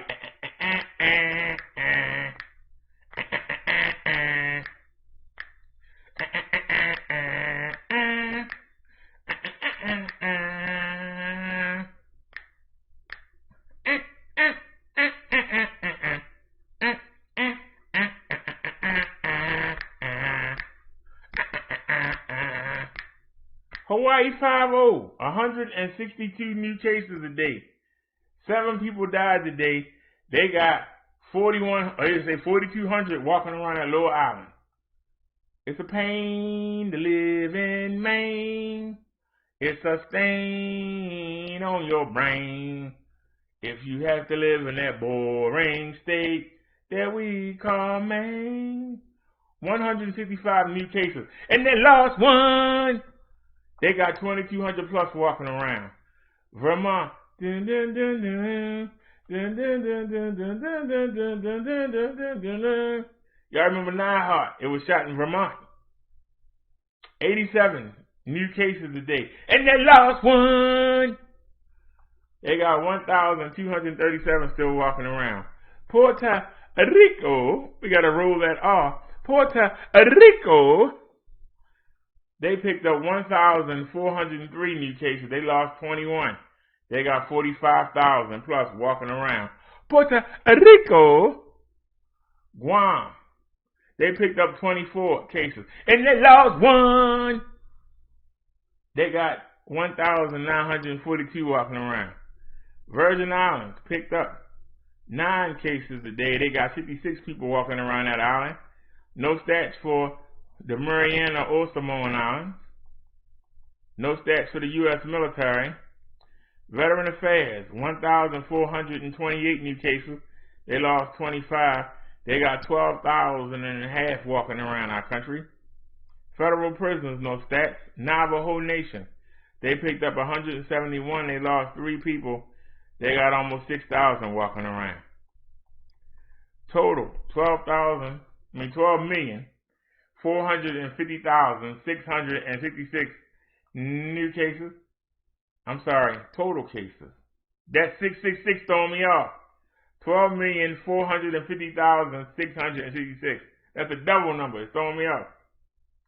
New cases, 172,839. So we got almost 173 cases today. Total deaths, 261,790. 261,790 people have died in the USA from the CV. New deaths, we got 1,460 Americans that died in the United States today. How many people in the United States are walking around infected? Keep in mind, 306 people are walking around China infected.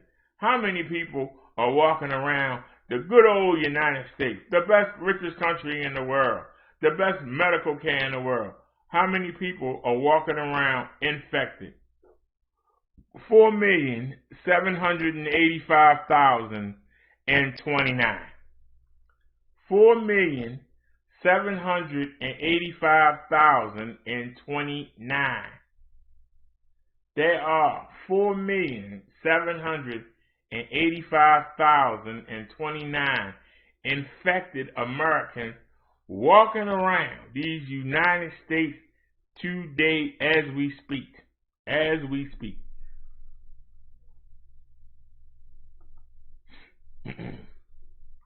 The one good thing about the day, we had a couple ones. I was able to say, and they lost one. I really enjoy saying that. It might irritate some of y'all.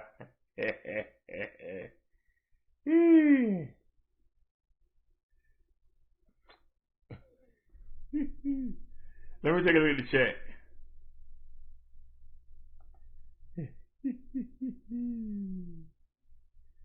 Information Man Show. I hope you still here. How you doing, buddy?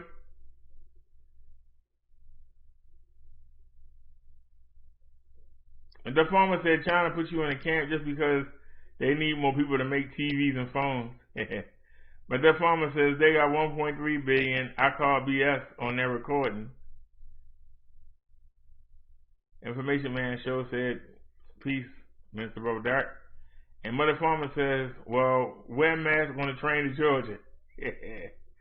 But they'll say this could be God's plan. Start rapture now, not everyone. But the Farmer says he will be overwhelmed and everyone standing in line to get in heaven. You talking about overwhelmed? How many people do you think actually going mud duck?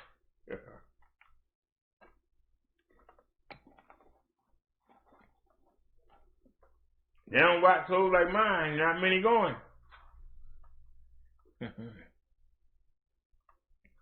I tell you, the only pathway. That's why it's frustrating to hear Republicans keep bragging about they kept China out. China got 306 people walking around. 306. We got almost 5 million. Who did a better job? Nia says you never know when the last days are.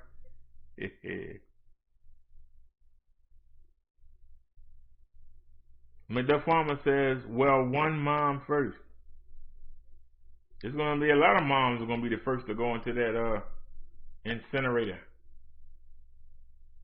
Oh, hold on a second. Oh, we got 2 back-to-back videos. Well, isn't she lovely?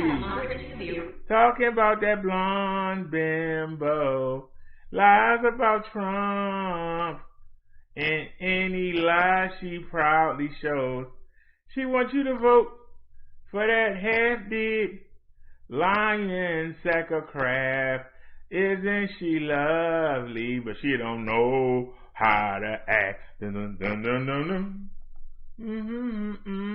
Today, an exchange that you had with the White House Press Secretary Kayleigh McEnany that says a lot about the White House view of this situation. Let me play the clip. Hey, everybody, come on. You're going to take a political activist. I'm not an activist, and you're going to take questions since October 1st, and you just took about 5, Kayleigh. That's not doing your job. You're a taxpayer on a job. So what does this tell you, Kayleigh, as you were sitting there? Basically, I mean, I could see the frustration on your face, right? You're just trying to ask a question. That's your job, to go in there and sit in that press room and ask questions of Kayleigh McEnany, the press secretary. And it was our first opportunity to do this since October 1st. And I get that not everyone is going to get a question every single time. I understand that. Time is limited here at the White House. But she hasn't held a press briefing in so long. There's not that many reporters in the room because of social distancing. We're pretty limited. There's only like 2 per row, I believe. And so there is a chance to do that. Whenever she started as press secretary, she used to call on everyone in the room. So it's clear she's not calling on people whose questions she doesn't really want to answer. And so, you know, I think it's not just Kayleigh McEnany. It's a widespread effort throughout the government to not answer questions, as evidenced by the president. Then coming in the briefing room a few hours later, not taking a single question. Even though he touted it in the news conference, they moved that event from being in a smaller room where fewer reporters would have attended to the briefing room, but he still did not take questions. And I think you just see people not want to answer questions about what the president is doing, this unprecedented effort to try to overturn the results of the election.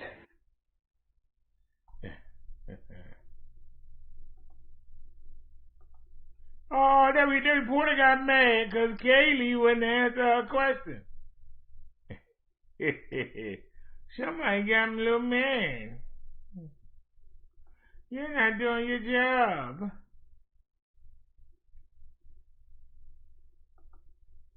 All right. As the country marks this staggering milestone, 250,000 America's loss is apparent on the streets of Chicago's neighborhoods, torn apart by this virus.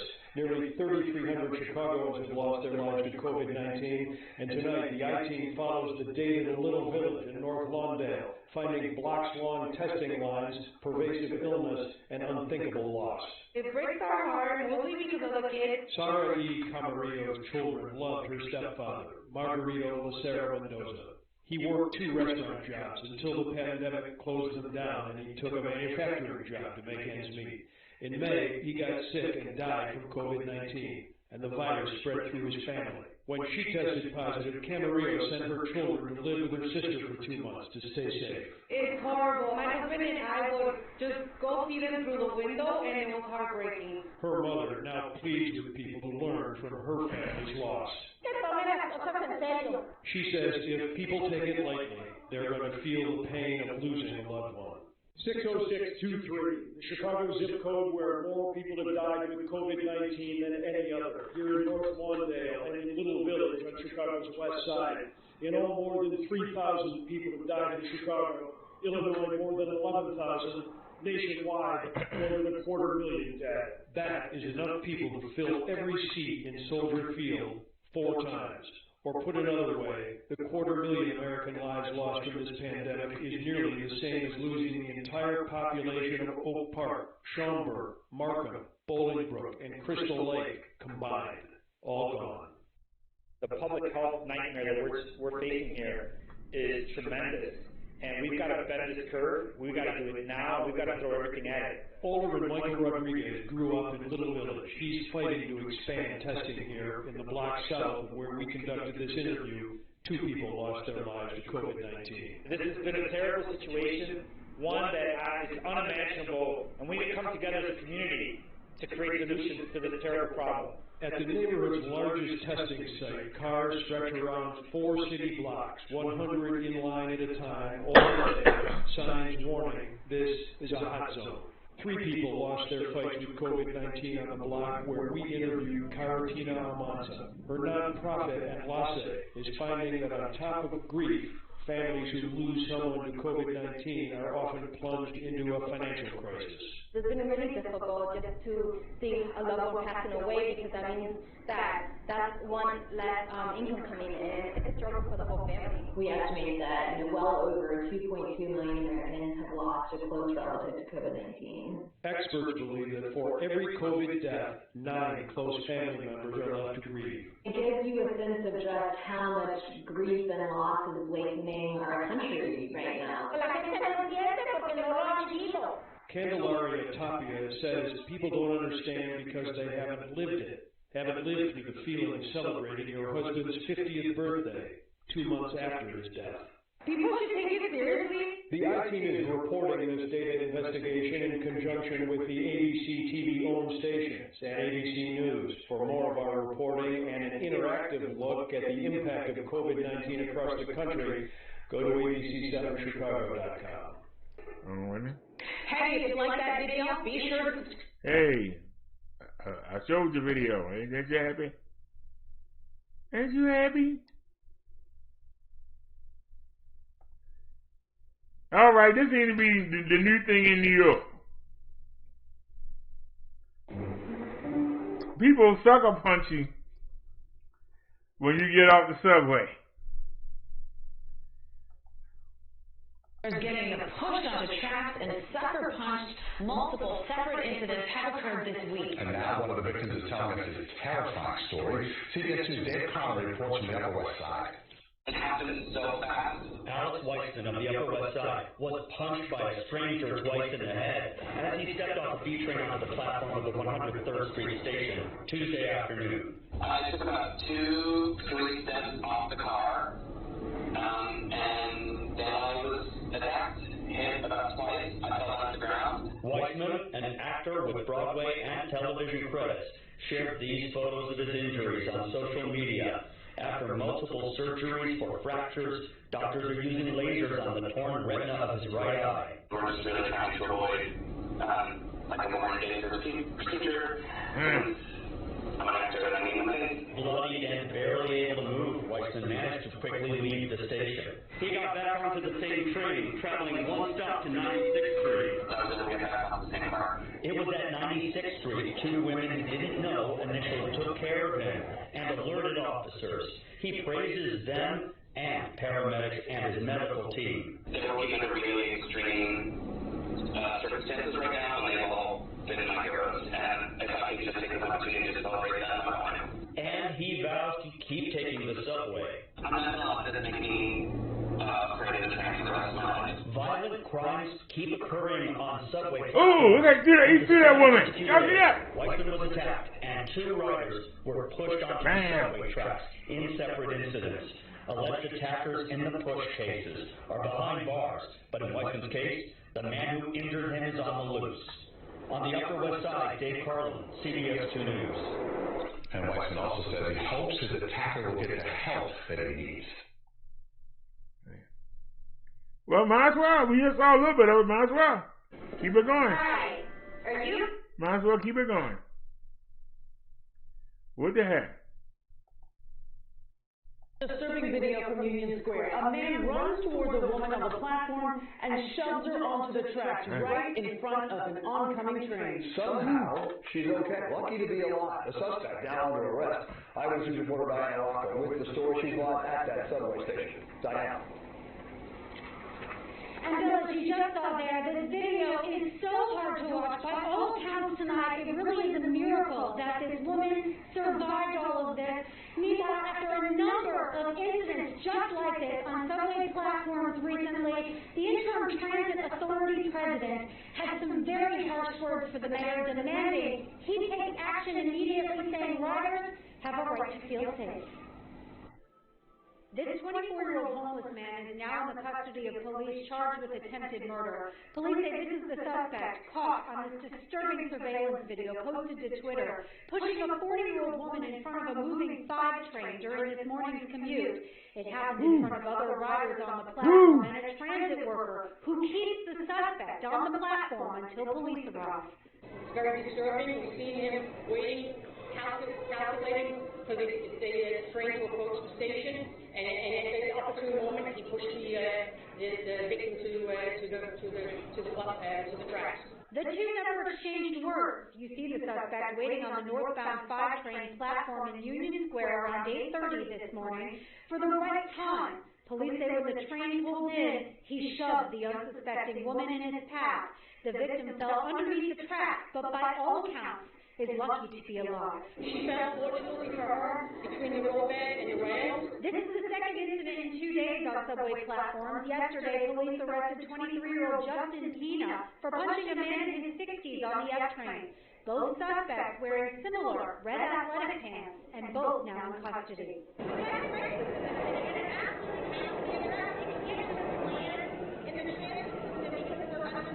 The transit authority's interim president had some harsh words for the mayor, saying this is a small part of a much bigger problem, and riders need to feel safe, pandemic or not.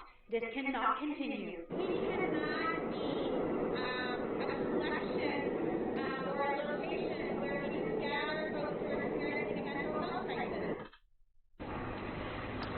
So service was suspended for a short time today. It has since resumed. As for the suspect here, he is facing a number of very serious charges in today's incident. The victim was taken to a local hospital where she was treated for only minor injuries. That is a miracle. That train ran her over. If she was fatter, she could have been crushed. But luckily, she fit in between the tracks in the bottom of the train.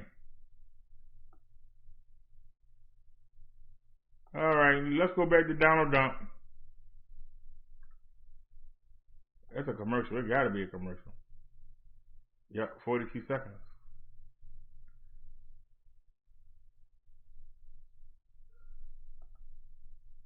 Overturning the will of the people. That is what the President of the United States is trying to do, right in front of our eyes. Literally, just look. Watch your own eyes. That's a meeting today. 7 Republican lawmakers from Michigan. The President invited them to the White House, including the leader of the state Senate and the Speaker of the State House.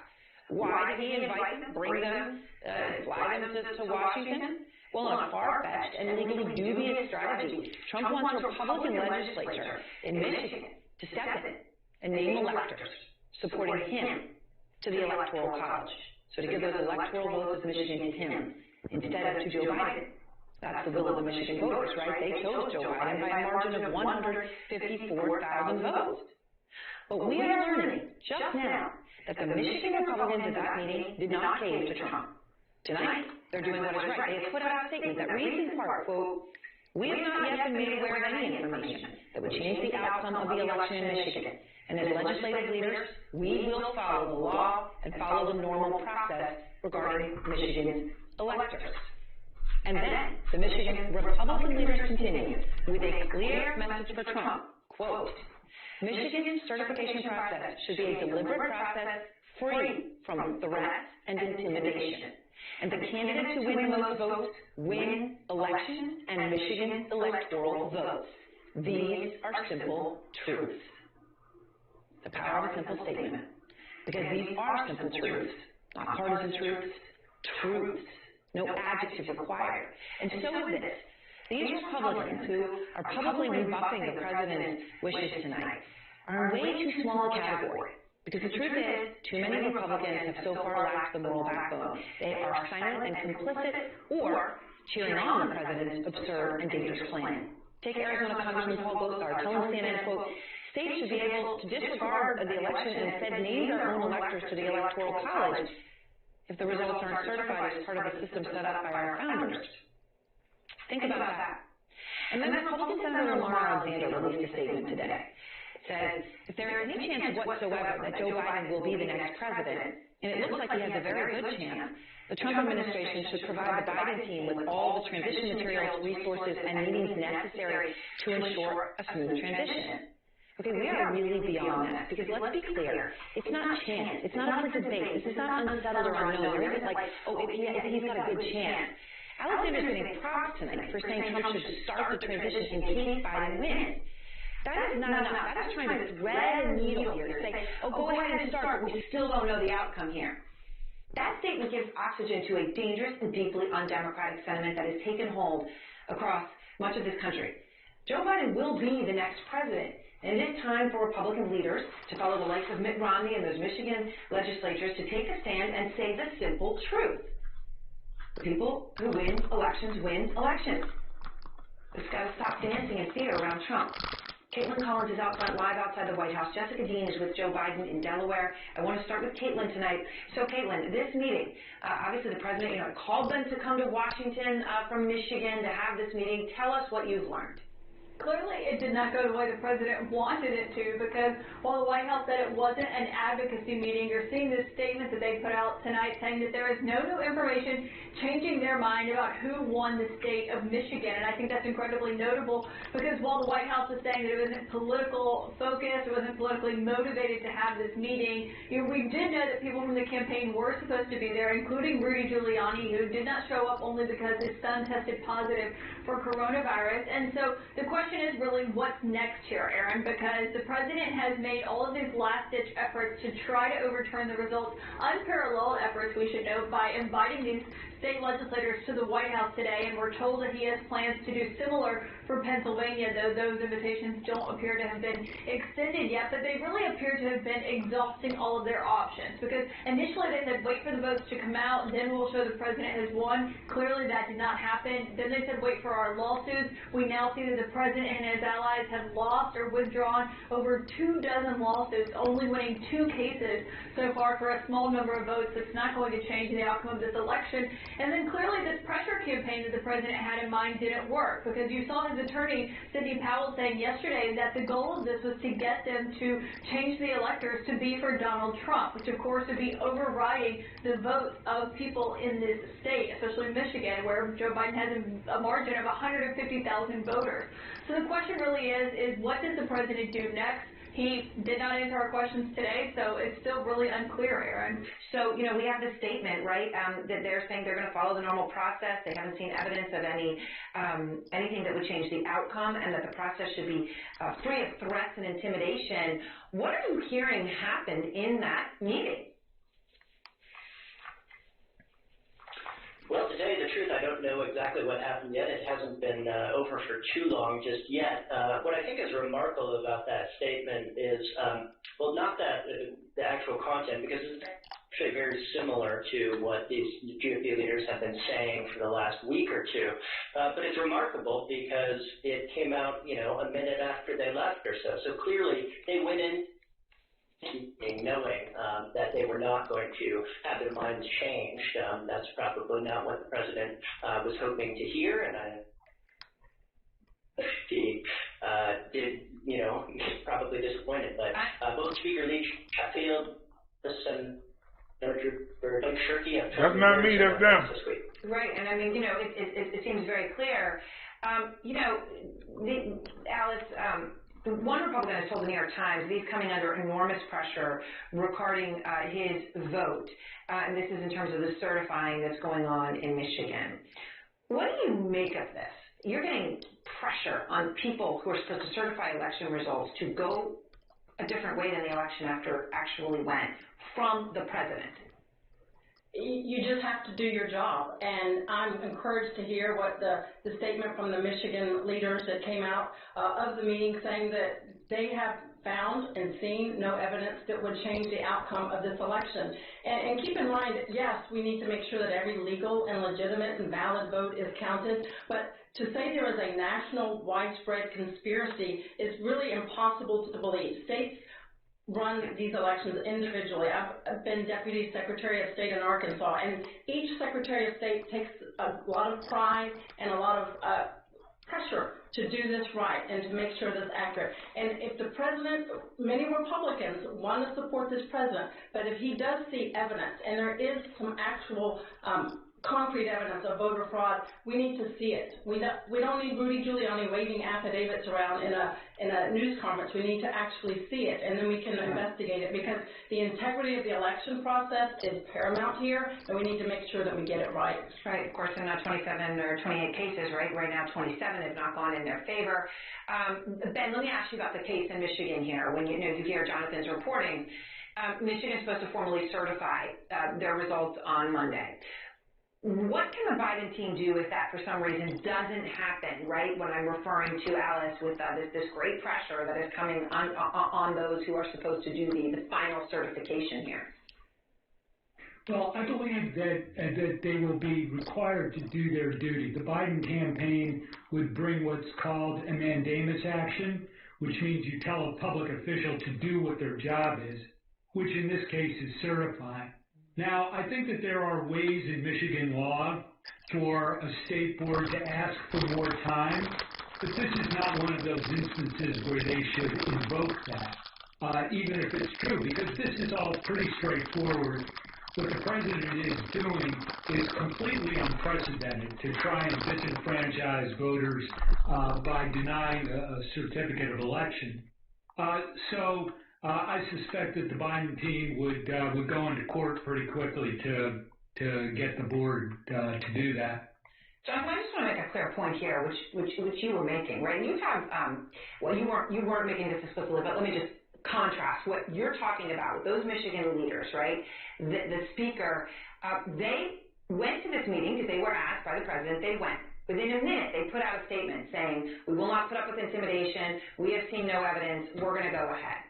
Right, just the fact, and they put in there, these are simple truths. This is how elections work, okay? And yet, on the national level, silence from some of the leadership. Silence. Nobody said any such thing. What you know these gentlemen. Does this surprise you? I mean, I don't want to say there's a profile of courage, but in the environment we're in right now, it is. Yeah, sure. I mean, they were obviously intense pressure. Today, Senator Shirkey was greeted at the airport as he left from Detroit. He was at the airport and protesters. So they knew going into the live from them, and I think they knew obviously what the question was going to be, whether the president was able to change their mind about awarding electors to the pretty clear winner of the popular vote right now. Their statement about threats and intimidation, I think that was directed more at... All right, Charles, now I know this is boring, but y'all need to hear this. Y'all needed to hear this. President Trump ought to be ashamed of himself, and those of you that like him, if you actually agree with what he's doing, you ought to be ashamed of yourself.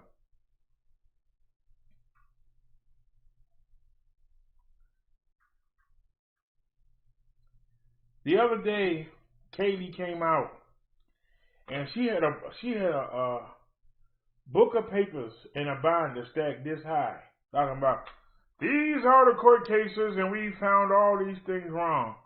They asked her to show one of them. She wouldn't do it. That lets you know right there. That lets you know right there. That lets you know. Biden won Michigan by 150,000 votes, and Donald Trump has the gall. Because, see, we vote, and then the electors have to give the electoral votes for the state.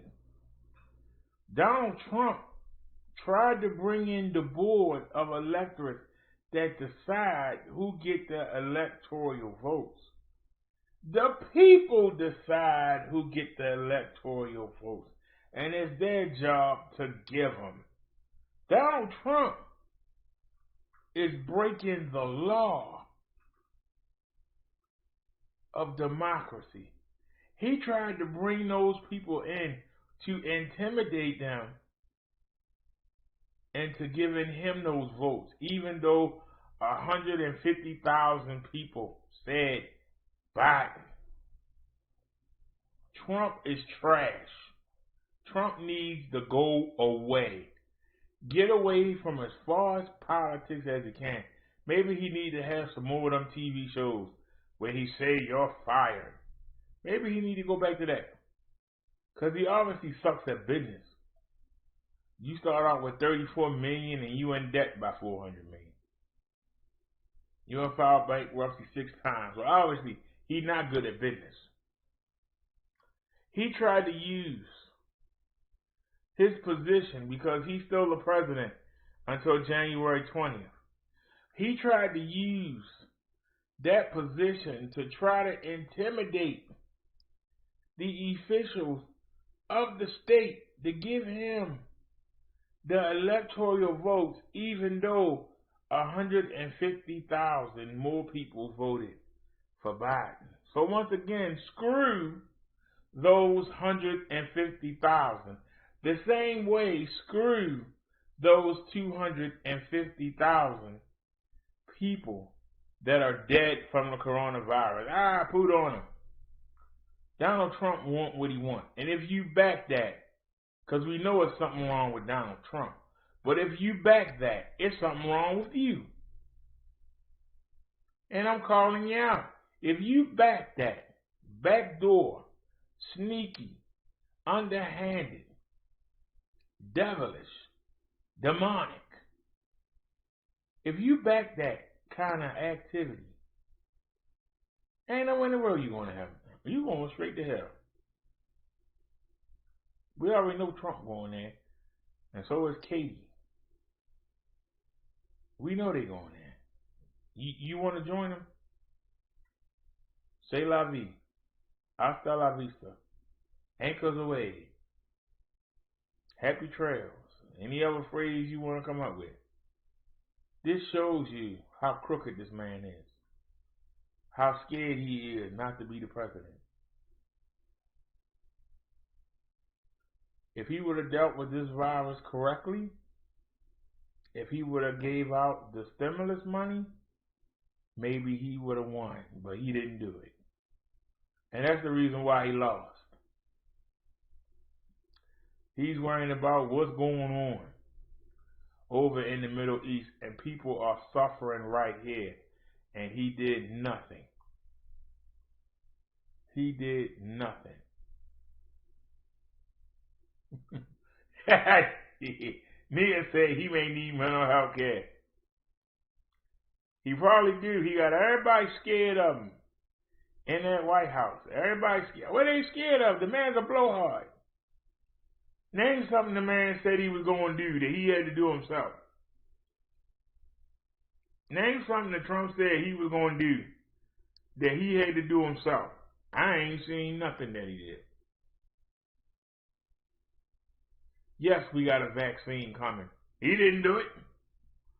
The scientist that he tried to get rid of did it. He didn't win the election, but he trying to get people to hand it to him. What has he done? Said he was going to have police reform, ain't done nothing. Instead, he going around saying that he all blue. What has he done?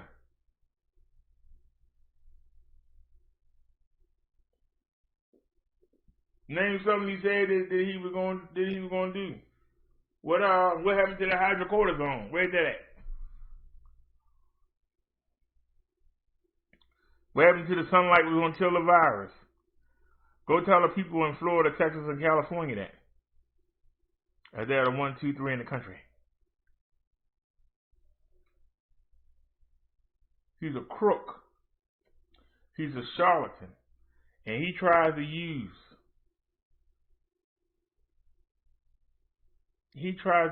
tricks and deceptions.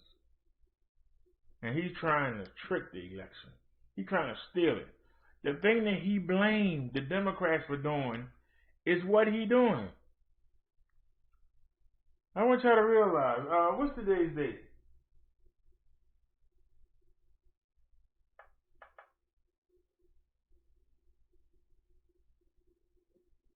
Today the 22nd? Oh man, I gotta go to the doctors on Monday. Boo, boo, boo. Do I have enough food? Because if I go out one day, I ain't going the next. I might go out tomorrow. We'll see. Tomorrow's the pay-per-view. Why they waiting till the daggone? I thought it was Wednesday or Tuesday. It's Monday. Damn. What's the day? Saturday? What's the day? Yep, it's the 22nd. So yep. We go to the doctors. So I'm gonna check the weather. I think I'm gonna hand wash my red sweater. I had on red the last time I went, didn't I? Didn't I have on red the last time I went? So I might wear the polo jeans. Because I'm not going to see my doctor. I'm going to see them diabetic people. So I ain't too particularly worried about them. But I might bring the wagon, and I might chain the wagon to the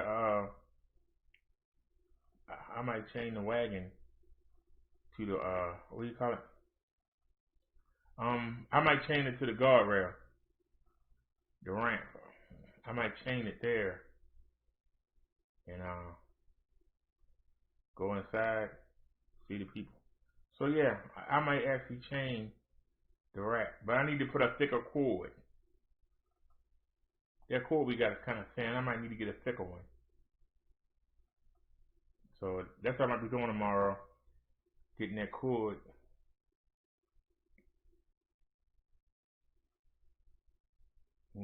Doesn't make sense to go and the little store ain't open. I can't even run down to the little store. They're not open on Sunday. We'll figure out something. But we'll go tomorrow, and I don't know. I might ride up to the market, and that way I don't have to deal with it. But see, I don't want to go and get no good snacks and go see the diabetic people. See, I'm trying to be smart. But I could run to the market and then just run to the doctors on Monday.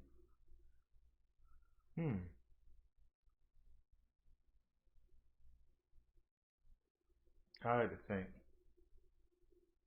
I might can I don't know if it'll be ready.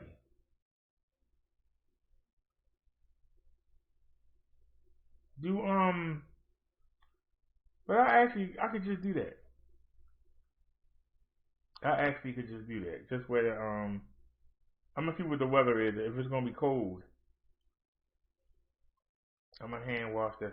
I got that sweater, that zip up right here. That real thick one. Y'all know that thick red sweater.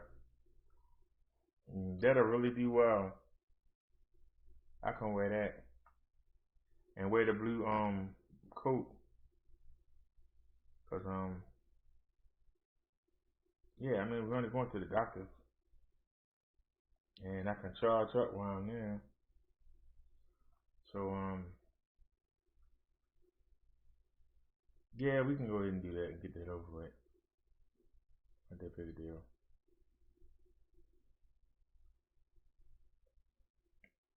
Yeah, it's Sunday now. It was Saturday, so it snuck up on me.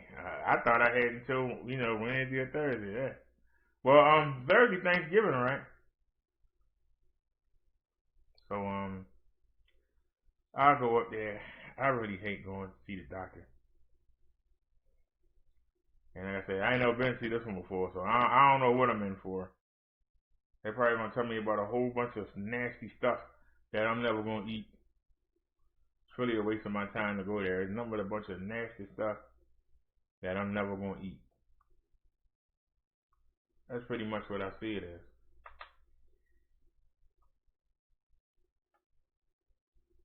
And they want me to go see that daggone blood doctor again. That's a waste of my time.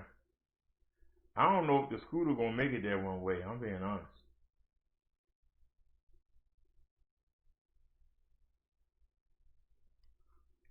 It might make it there one way and then that'd be it. Yeah, I ain't gonna lie to you. It might make it there one way and then that'd be it. I might could stop in the Giants on the way and charge up. Or I could go there early and put the scooter on the charger. I might could go there early and charge up. I know it's a charger in that building somewhere. And we can charge up before we go. And then charge up for the, we can do that. Maybe go an hour early and let it sit on the charger. And I'll just sit there and talk to y'all for, you know, sit there and talk to y'all for an hour. But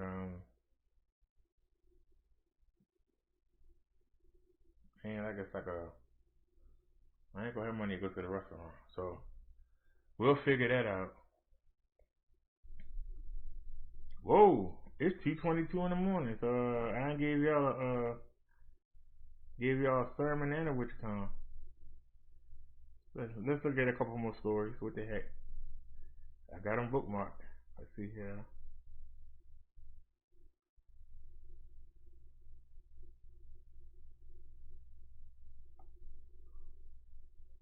All right.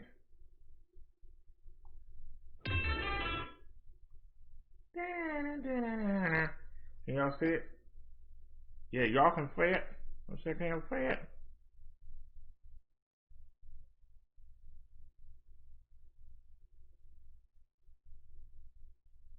President Trump making a rare appearance today, still refusing to concede the election as he rapidly runs out of options. The president making a last-gasp effort to overturn results in Michigan. Georgia today certifying its results for President-elect Joe Biden on this, his 78th birthday. President Trump avoiding questions for the 17th day in a row as news comes in his son Don Jr. has tested positive for COVID. Here's ABC Chief White House correspondent Jonathan Carr.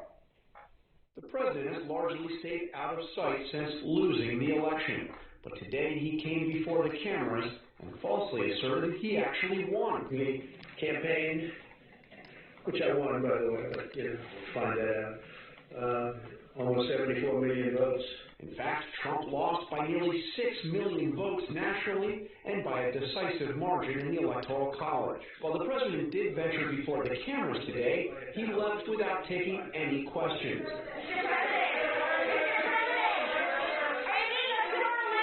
In fact, neither he nor the vice president has answered any questions in the more than 2 weeks since the election. But the walls are closing in on the president. Today, Republican state officials in Georgia, after a painstaking audit by hand of every vote, announced the state had certified Joe Biden as the winner. The numbers reflect the verdict of the people, not a decision by the Secretary of State's office or of courts or of either campaigns. The president's legal team is now floating the idea of trying to ditch the election results in states like Michigan and Pennsylvania and have the Republican state legislatures pick the winner instead of the millions of people who voted in the election. Democracy is still on the ballot. Today, the Republican leaders of the Michigan state legislature traveled to Washington to meet with the president. On the way, they were met by protesters. Some Republicans are outraged at the prospect of the president pressuring local politicians to throw out the election results. Mitt Romney tweeting, "The president has now resorted to overt pressure on state and local officials to subvert the will of the people and overturn the election." The White House press secretary insisted today there is nothing inappropriate about the meeting. It is not an advocacy meeting. There will be no one from the campaign there. He routinely meets with lawmakers from all across the country. But there's nothing routine about any of this. Meanwhile, President-elect Joe Biden did something today that President Trump hasn't done in more than a year. He met with the Speaker of the House. In my Oval Office, mi casa y your casa. I'm going to need you. I hope we're going to spend a lot of time together. And let's get right to John. Moments ago, those Republican Michigan legislative leaders wrapping up that meeting with the president. Walk us through this. What have you learned? Well, they put out a joint statement, these two Republican leaders of the Michigan State Legislature, making it clear that they will not go along with any effort to bypass the voters and have the legislature choose the winner in Michigan instead. In their statement, Tom, they said, quote, the candidates who win the most votes win elections in Michigan and Michigan's electoral votes. These are simple truths that should provide confidence. What is going on here today? All right, John, while we have you there, we have that news that just came Why the camera turn off? this evening that the president's eldest son has tested positive for the coronavirus. Yeah, spokesperson. I've been sitting here all this time for nothing. Has put out a statement saying he tested positive at the beginning. I've been sitting here all this time for nothing. Self-isolating out of his. Well, I tell you. Statement also says that Donald Trump Jr. is asymptomatic. Tom. All right, John Carl with that developing news for us. John, thank you. Hi everyone, George Stephanopoulos here. Thanks for checking out these. He's asymptomatic because they got him doped up on all them drugs and he don't feel nothing. That's the problem. Man, all doped up.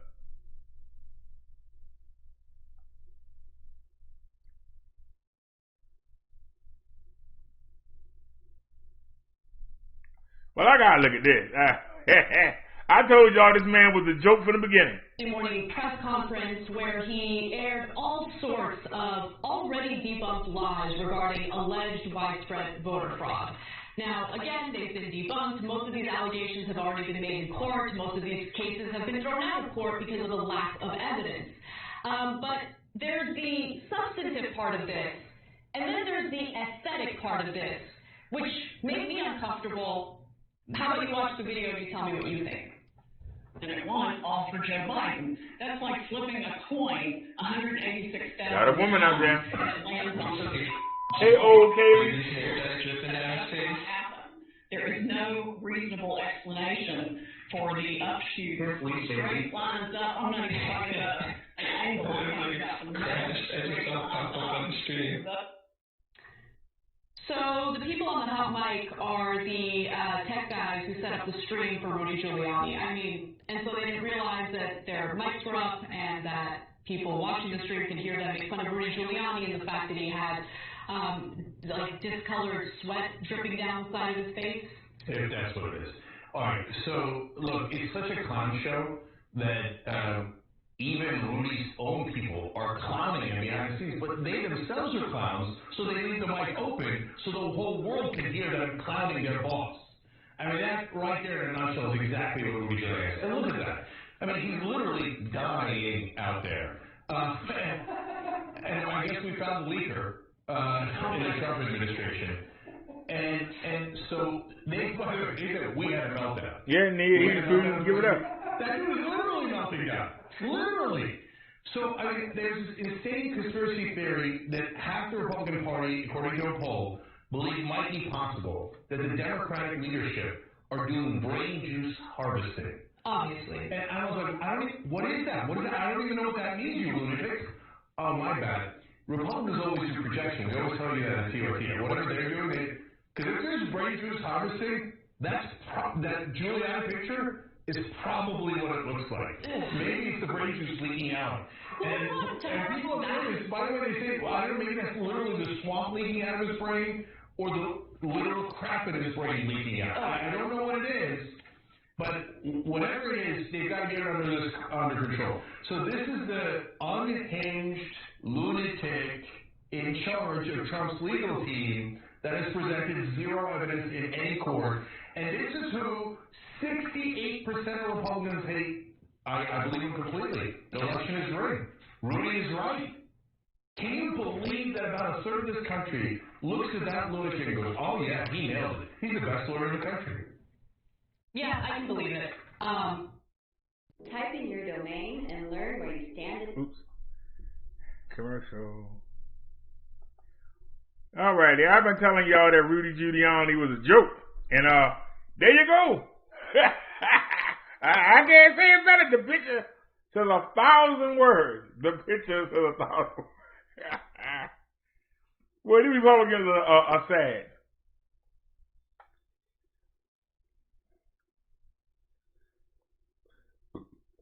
Trump been saying that he believed the Democrats were going to rig the vote before he even got elected. That means he had 4 years to get ready. With all the post office stuff, and the man he hired stealing the post office boxes in the Democratic neighborhoods. This man had 4 years, and he was the commander-in-chief to ensure that everything would go right. And he wait.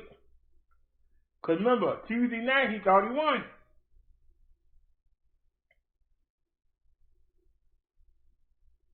Now all of a sudden, now he ready to do something. The election been over for what, 18 days? What's the date? The 22nd now? The election been over for 18 days. The numbers not going to change. The numbers are not going to change. The only thing to focus now on, we should be focusing on, is the election January 5th. 2 Republican seats are up for grabs. Can the Democrat take those seats? If the way the Republicans been acting these past 18 days, past 19 days, I'm sorry. If those people in Georgia don't emphatically vote for Biden, vote Democrat, I don't know what they should. I wouldn't want Republicans in charge of me. This how they gonna act. And once again,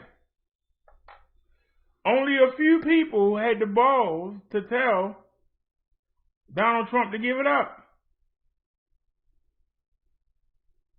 Only a few Republicans have the balls to say, look, man, you embarrassing yourself. You embarrassing us. You embarrassing us, the country, to the rest of the world. Why would they even want to deal with you when they see how you act? Why would the other dictators and presidents of the world, why would they want to deal with Donald Trump?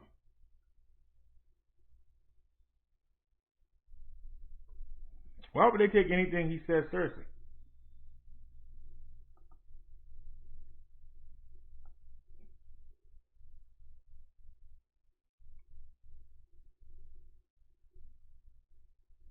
All right, y'all. It's Jimmy!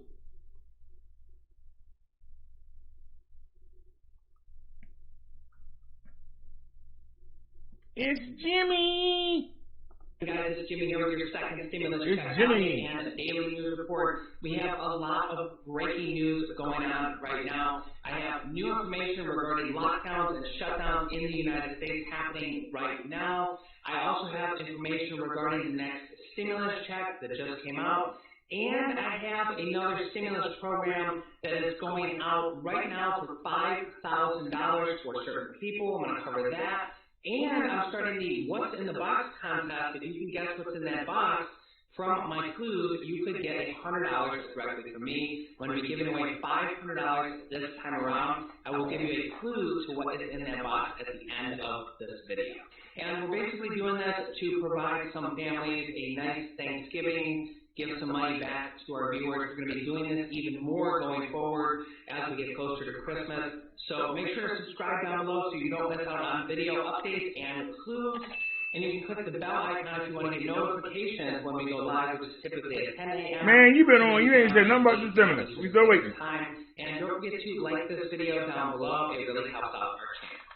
Okay, first up, as the United States is struggling with this pandemic, we just again broke a new all-time high in cases of 187,000 new people just yesterday have tested positive for the virus in the United States alone, 187,000 in just one day. This breaks our previous high of 181,000 about a week ago. We're averaging over 160 to 180,000 new cases every single day. That's over 1 million new people every single week having contracted and tested positive for this virus and also being contagious. There's over 3 million people in the United States alone that are contagious right now. In addition to that, it's not just people testing positive, it's also deaths. We had just under 2,000 people yesterday fall from this virus, which is a high going all the way back to June, where we had a one-day spike of 2,400, and besides that, it goes all the way back since to early May, the very beginning of the pandemic. So we're now starting to see a new spike, a new near an all-time high of people that have passed away from this virus in addition to cases. Now, as this is happening, we're seeing new shutdowns and new lockdowns in partial or full capacity. Look, man. Essential work, movement, and gathering in purple tier indoors, gyms, nightclubs, bars. We covered this already, man. Come on. Or possibly quarter one or quarter two of 2021. White House Press Secretary Kayleigh McEnany just gave a press conference today. Good afternoon, everyone. The beginning of the end of the pandemic started with the leadership of President We already saw that. Come on, man. That is extraordinary. And where the news at? We're pursuing a high remained engaged on the development. He one of the few people that ain't afraid to show videos. I give him that. An effective vaccine. These documents were the strategic distribution. Where's the money? Talk about the money. Where's the money? The White House announced that they will have potentially up to 100 million vaccines as early as this year by the end of Wont under the poverty line for 1 million new people just in October alone. Steve Mnuchin has announced, and I've mentioned this before on the channel, that there is $138 billion in Paycheck Protection Program that is sitting there unspent. This is money for small businesses to use to pay the paychecks of their employees. There's also an additional $455 billion that is unspent that is given to the Federal Reserve, and they want to take that back and send it back to the Treasury so that they can spend that money on stimulus programs, and stimulus checks, and distribute that money to families. $138 billion to go to the Paycheck Protection Program, and there's $455 billion that they already have sitting there, and the Fed wants to keep it. Treasury Secretary Steve Mnuchin wants the Fed to send that money back to the Treasury so that they can spend that on stimulus right now. Yeah, between those two programs and other money that is sitting there, there's actually up to $800 billion sitting around from previous stimulus programs that has already been approved at least once, and it's just sitting there, and it does not. If you watch me, we already know this, man. It's money that they can spend now. It might need to be reappropriated, or they might need some stipulations passed by Congress. It just depends. They could do this through executive order also, but there's up to $800 billion that is sitting there that has already been approved that they haven't spent yet. In addition to that, we're starting to see more and more state and local cities every single day passing stimulus to their resident states, cities, and counties are passing money right now to people that reside in their state or county while we're waiting for the federal government to pass stimulus to everyone. And in this video, I'm going to give you two more areas that are passing stimulus right now. Miami-Dade County will give out $250 gift cards to residents to spend on food, and $20,000 business grants for stimulus relief. Up to $8.5 million more in Miami from the CARES Act is going to be distributed to those in need. As you can see, City of Miami officials announced on Wednesday that they will distribute more than $8.5 million to businesses and residents who have been financially impacted from the virus. City officials will release more details about how and when to apply in the next coming days.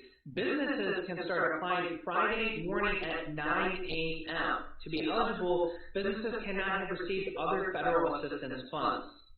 So that is for Miami, and also Santa Cruz, California has now launched a new emergency rental assistance to offset their overdue rent bills since April. $500 per month, $1,000 of stimulus money. And all you need to do is go out and apply for it and meet their possible stipulation.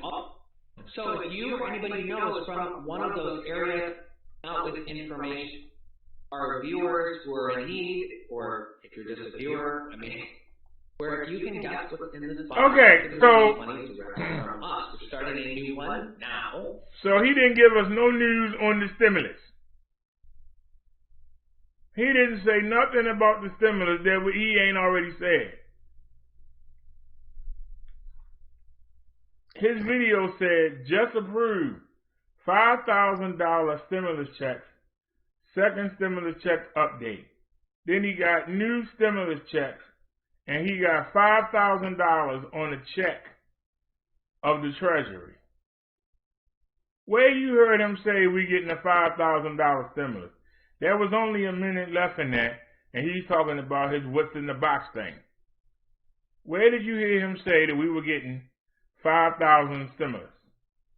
But yet, that's what he got on his thumbnail. New stimulus check, $5,000, just approved, $5,000 stimulus check. This man ought to be ashamed of himself. He's sitting there making money off people waiting to get a stimulus. Last but not least, I told y'all about Kit Boga and how he liked to harass and waste the scammers' time so they have less time to pick on our old people. Well, there's somebody else. I found this guy out, and I went on and bookmarked this show. I hope y'all enjoyed it. It's not too long. He ain't as funny as the other guy, but he's more vicious. He more vicious than the other guy. $5,000, you keep your money, which is $250, and you have to return back our money, which is $24,750. Alright? Okay. Are you doing anything with my computer? I don't think so. Yeah, how do I know that you did something with my computer? No, I didn't. Hey, what's going on, everybody? Pro You Scammer Payback. Now, this guy is different. This guy actually, when they connect computers, he goes into the scammer's computers, and while the scammer is reading from a script and trying to get him to give him money, he is actually deleting all of the scammer's files on their computer, on their side. So this is something different. Excited for this part 2 video. We're dealing with our wonderful friend Concede again, and as you saw in the first part of the video, or the first video that we did with Concede, we were on his, or actually on his phone, watching him scam us. We get onto his index a second time, so this is the first call was the first day, and we get on a second time and deal with him.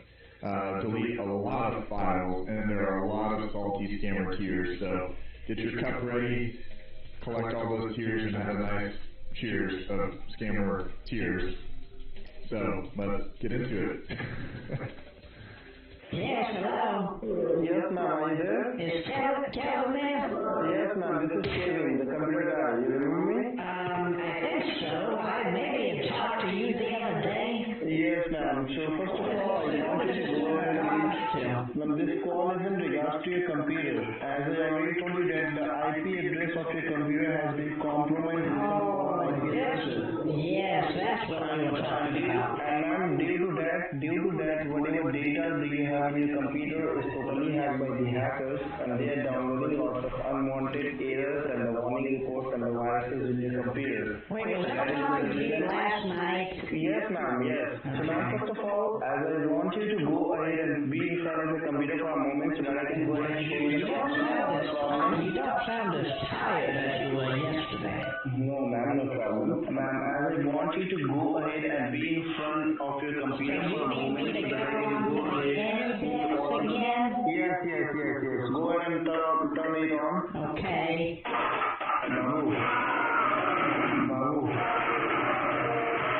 Babu. Ma'am, can you hear me? Yes, who's Babu? Ma'am, Babu is one of my colleagues. Alright, ma'am, so now, first of all, go ahead and turn on your computer and open your internet. Now, click on accept. You see accept came on your screen? No, I didn't. Hold on. You see option? Hold on, you're going too fast. Who's Prahalad?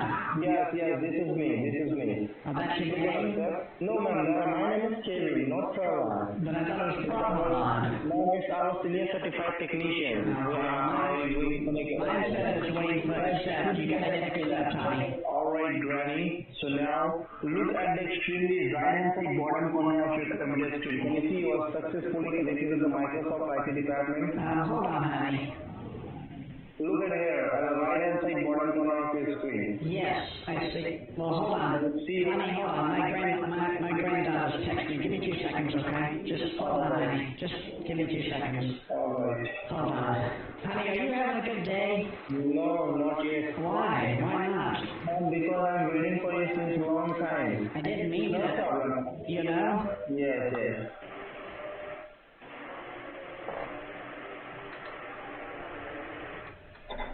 Look, he copying all that, he's leading all that bad stuff. Ma'am, are you living alone or you are staying with the family? Well, I live alone. Oh, that's good. Alright, ma'am, so now... That's good. That means I can scam you. Problem which I offer your computer, alright? Alright, ma'am, so now, just give me a moment. Actually, your computer is working a little bit slow. That is why Right. But you don't have to worry about it, ma'am. After today, your computer will run on a brand new machine, alright? Oh, that's very kind of you, honey. Ma'am, let me tell you something, ma'am. Those one red color error, it happens to contain somewhere around 700 to 800 viruses on it.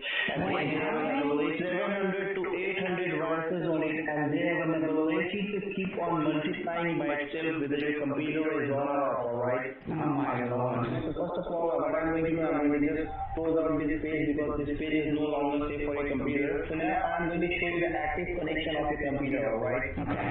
So ma'am, these are the local IP addresses through which you use your internet, ma'am. That's the images, those are pictures. Can you see these foreign addresses? Yes, how did you see all of these?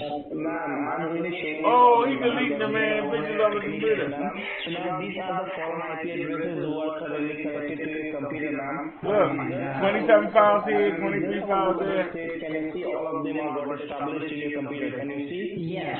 So now over here, what I'm going to show you then how we got to know about your problem, alright? Alright, ma'am. So now at the bottom, can you see what it says? Transmit fail, general failure. Can you see that? Yes. And ma'am, if you just have a look over here, can you see packet sent 4, received 0, lost 4, 100% lost. Can you see that? Yes. So that means, ma'am, we are trying to send you a regular security updates on your computer, but your computer Tell you Indian, I look at the right. Security updates from our end. Is it because of something that I did? No, ma'am, it's not your fault or your computer's fault. Actually, there are some issue on the server that is not reason your computer. Yes, ma'am, it's not your fault. So, ma'am, this is the reason your computer didn't hack. So that is why actually your computer didn't receive on-time security updates on your computer. That is the reason your computer gets hacked. And now let me go ahead and show you how many people are currently. Whatever a terrible nose out is, you come. You don't have to worry about anything, Granny. And today I'm calling you just to solve all your problems. You don't have to worry about anything, Granny, alright? Okay. How do you learn how to do all this stuff, by the way? We were senior certified technicians on Microsoft. So ma'am, first of all, tell me apart of this computer, how many devices do you have? Do you have any other computer or any laptop or anything? I just have this one. Alright ma'am, so but if you just have a look over here, can you see current connection? Yes, I see that. Yes ma'am, that means 10 other people that are currently connected to your computer, ma'am. That many? Yes ma'am, that means 10 other connected to your computer, ma'am. And if you just have a look over, can you see router solicitations, router advertisement, data solicitations? That means, ma'am, with the help of your IP address, they are also trying to send unwanted solicitations and unwanted advertisement to your neighbor IP address as well.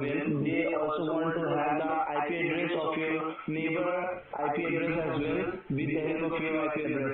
He's cleaning that man's computer out. They already have to, with the help of your IP address, they are also trying to send unwanted solicitations and unwanted advertisement to your neighbor IP address as well just to have their IP address. What I am going to do, I am going to run a quick scan on your computer, and with the help of this scan, we will get a response from our main server, like what is actually happening with the computer, alright? Okay. And how long does that take? It will hardly take 2 to 3 minutes to scan. Okay. Can you see this? Most of the services which is provided by the Microsoft Corporation have stopped working in your computer. Can you see that, ma'am? Yes. Once again, I am going to run a quick scan on your computer. And with the help of this scan, we will get a response from our main server, like what needs to be done in order to get this computer fixed. Alright? Okay. Alright, ma'am, just give me a moment. Let me run a scan, and once the scan has stopped, then we will get a response like what needs to be done in order to get this computer fixed up. Alright? Okay, honey. Alright, ma'am. Can you see the scan has started? Yes. That Prahalad name is beautiful. That's not your name, though, honey, Captain. Not Prahalad.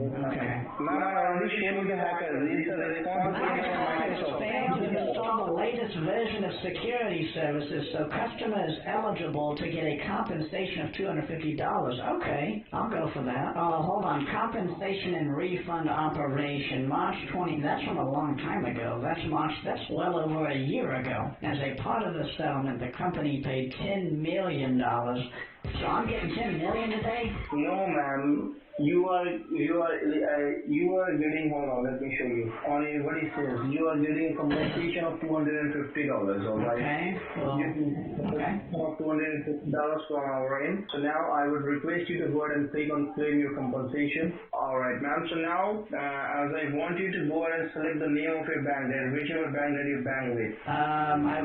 The Bank of America's First Baptist Bank. Do I need to log in? Yes, ma'am. You have to log in into your banking so that I can go and log in myself as well. We actually we bank with Chase Bank. Ma'am, first of all, can you let me show you, ma'am? Can you see at the top it says connection is secure, alright? So you don't have to worry about anything, ma'am. Right now you are connected to the Microsoft ID department by itself. Can you see that? Yeah, I see that.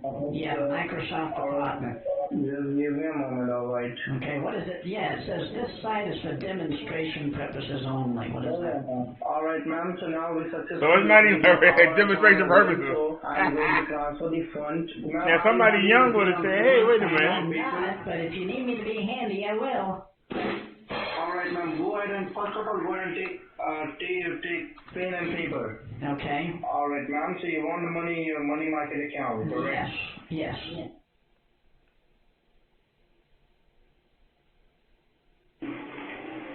He said, he know that man stop. He know it. Ma'am, first of all, let me tell you something, ma'am. I talked to my financial team and he said we can only transfer the fund into your checking or into your saving. Okay, checking's fine.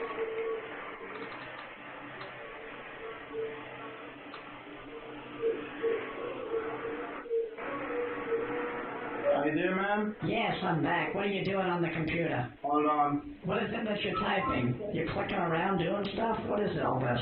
Hold on. What's all this nonsense on here? Ma'am, go back to your router. Go back again? I've been to the router 4 times back. Okay, I'll be right back.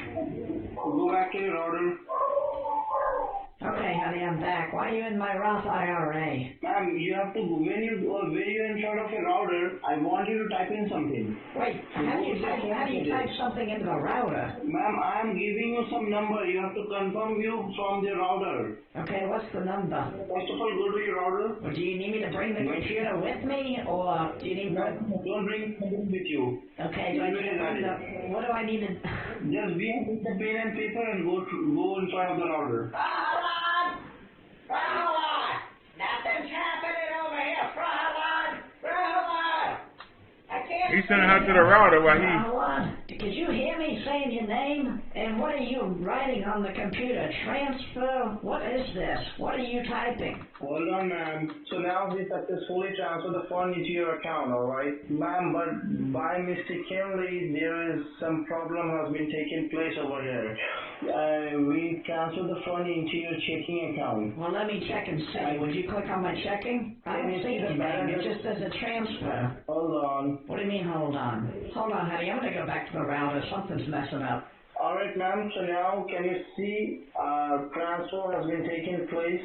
Yes, I see that. A technical glitch has been taken place over here, and instead of $250, we sent you $25,000, ma'am. Why would you do that? Ma'am, who is Prahlad? Why are you always asking for Prahlad? You're Prahlad, aren't you, or no? Oh, you're Kevin. No, I'm Kevin. Well, who's Prahlad? He's on my computer. Ma'am, Prahlad is our financial manager. From this $25,000, you keep your money, which is $250, then you have to return back our money, which is $24,750, alright? Okay. So first of all, ma'am, tell me, like, do you have any grocery stores near your house, like a Walmart or? Yes, I do. Which grocery stores do you have near your house? I've got oh gosh, I'm so nervous now. What, I didn't mean to. I don't want to get in trouble with the law. Let me tell you something. Once you are successfully returned back our money, then if according to U.S. Government Law Act 1932, if any company sends you any extra amount or anything, so if you return back our money, then the customer is eligible to get additional compensation from our end, which is minimum 5% of the extra amount goes to your account. Wait, what is it called? The U.S. Government Act of 1942? U.S. Government Act Law 1932 Act, ma'am. If any company send you any extra amount, then in order to return the money, ma'am, if you are eligible to get additional compensation from our end, which is only depending on your contribution, like how helpful you are in order to return us our money, all right? Well, I would say I'm very helpful. So I'm going to help you out with the account details of our company's account details. So you need to go ahead and give that account details to your banks and tell them that you have to transfer the fund, all right? Okay. Well, I'm in my birthday suit, honey. I need to put clothes on before I would go to the bank. Do one thing first of all. From that $24,000, you return me $4,000 through card. Then I will give you account details. On that account, you have to transfer $20,000. All right? Okay. Well, I can go get the cards. I just need you to text me the address. Is it an address or what is it? I need to send money to. All right, ma'am. So now, what you need to do? You need to go to the wall screen. Over there, you have to go to you have to go inside the store and you have to go to the gift card section and you have to buy a gift card of $500 gift card, okay. 9 gift cards of $500, all right? Are you 9 serious? Gift card yes, ma'am, I am serious. So, ma'am, I want you to go there on Walmart, and if they ask you like for what reason you are purchasing these gift cards, just simply tell them that I am going to give these gift cards to my grandchildren, all right? All right. Once you reach the parking lot, just let me know. Okay, honey. Away, you idiot! Goodness gracious. Hello? Hello? Yes, are you there? Yes, I'm almost at the store. Per lot, how much? You have to get 9 cards of $500. 9 gift card of $500. Okay, 9 of them. Okay. Should I put you on mute? Yes, put me on mute. Okay, Prahlad, I'll be right back. Why you are saying Prahlad? Mother chode. Hello? Is Prahlad there? Yes, ma'am. This is not Prahlad. This is Kevin. Hi, Kevin. Okay, I'm driving home right now. Ma'am, you got the cards? Yes, I got Google Play cards. All right, and now look at the back of the cards, ma'am. You see there is a scratch panel? Well, yeah, I'm driving though, honey. I can't look at the back of the card. All right, first of all, drive safely and go back to the home. Okay. You reached home, ma'am? So Fardeen is the guy that was on his phone. So we were on his phone last night. Fardeen is the one who he was text messaging last night. Hello? Who are you texting? You're always texting somebody. Ma'am, one of my customers is texting me. Oh, okay. So it's not Fardeen? No. Now, who is Fardeen? Why you are now asking for Prahlad and Fardeen? Who is that? I don't know who the hell out there. I'm a psychic. I told you that the other day. I could sense things, so I'm sensing a name of Fardeen and Prahlad. So you don't know of Fardeen? No, I don't know about them. Okay. And stop talking to me about them. I don't like it. Why? These are the names that the spirits are telling me as I'm driving. I can't not channel these names that are coming through. There's a Prahlad and there's a Fardeen. I don't know who the hell they are. So stop talking to me about them. All right, once you reach home,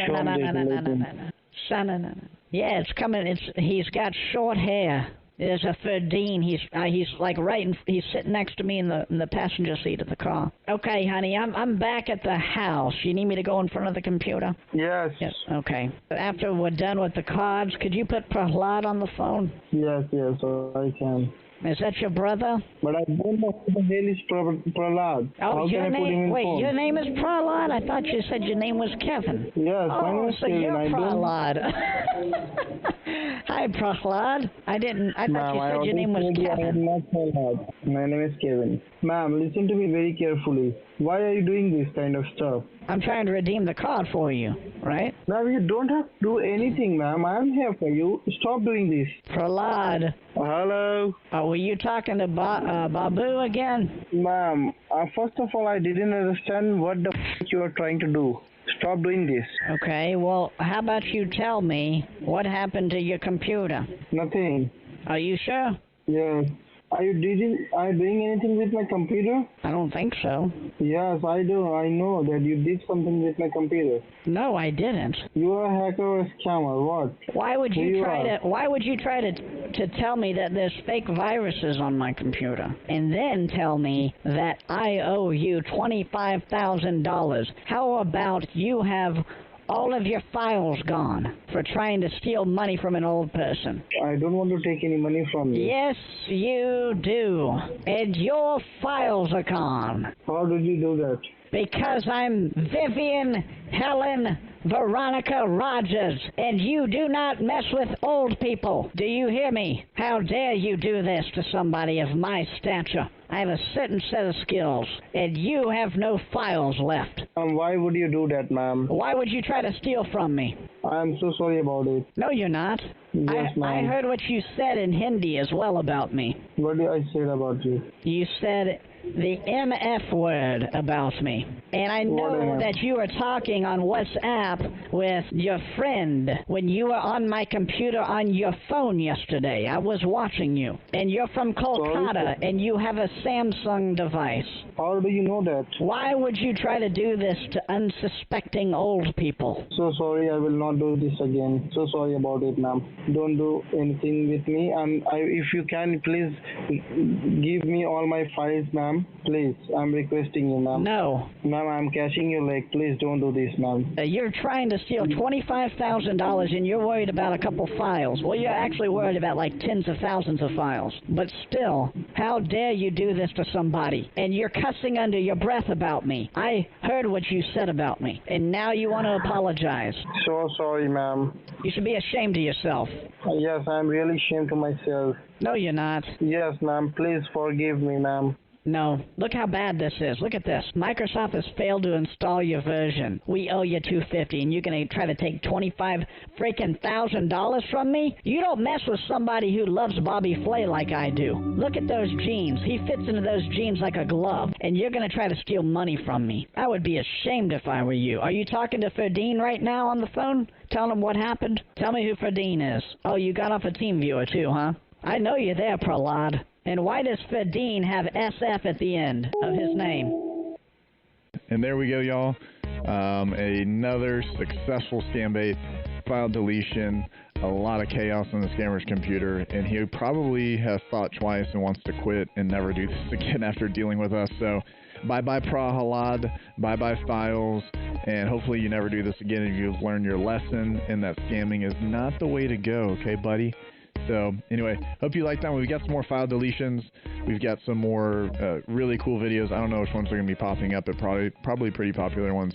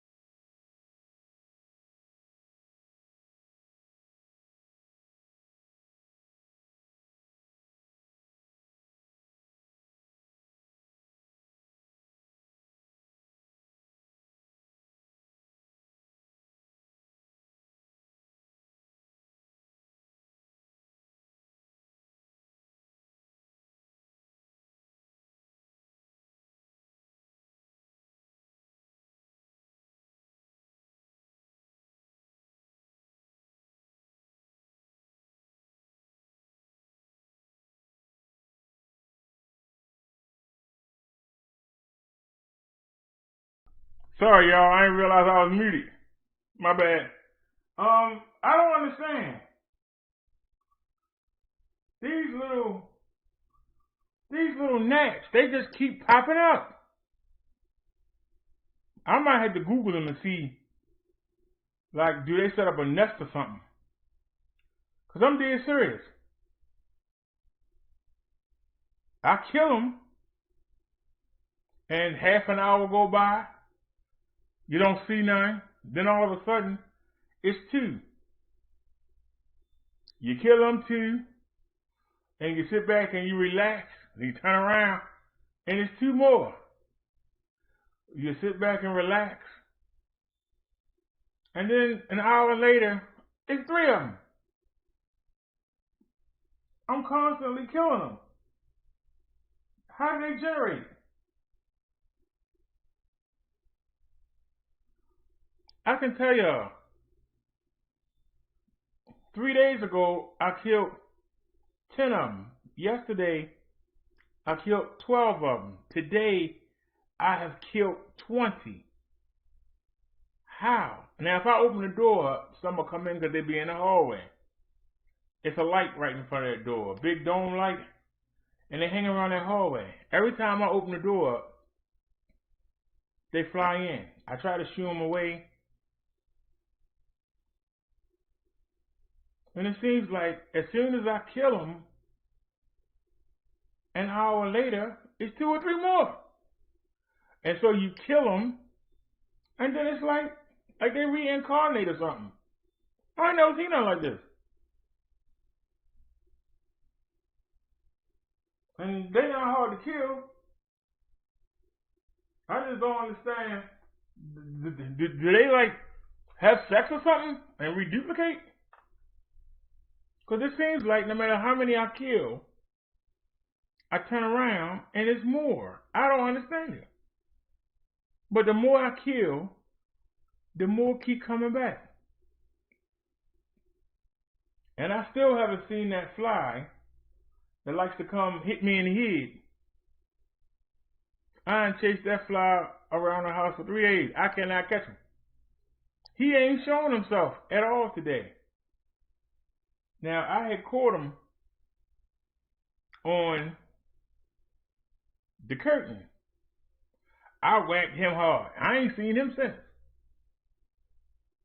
But that don't mean nothing. Because I ain't seen him don't mean nothing. You said, check for leaky pipes under the sink. You think that could be it? They coming into your pipes?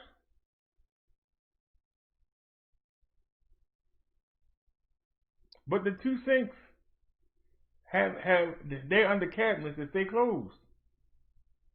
So should I look under there and see if it's like a nest of them or something down there? Let me take a look. Because this boric acid,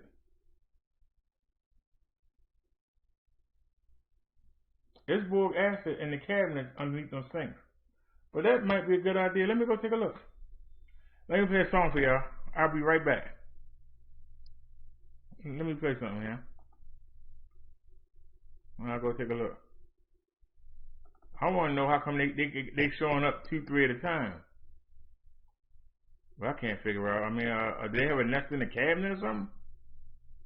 He said something about leaky pipes.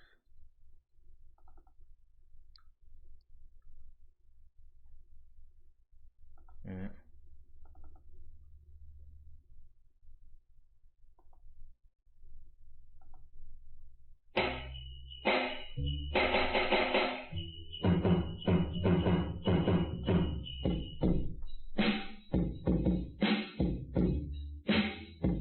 Let me go look.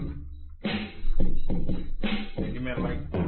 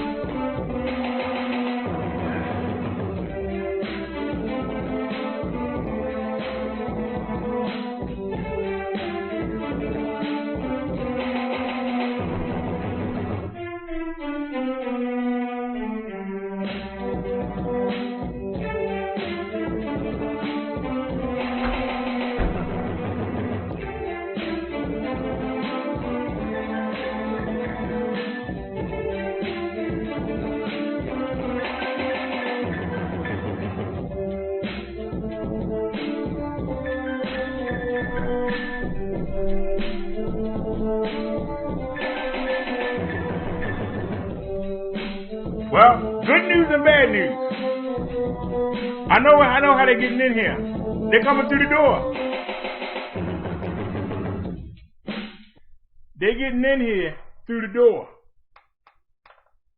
I gotta put something to line the door with. I told you they'd be at that light at the top of the steps. They're coming in through that door. That's how they're getting in. They're just coming in through the door. How do I seal the door?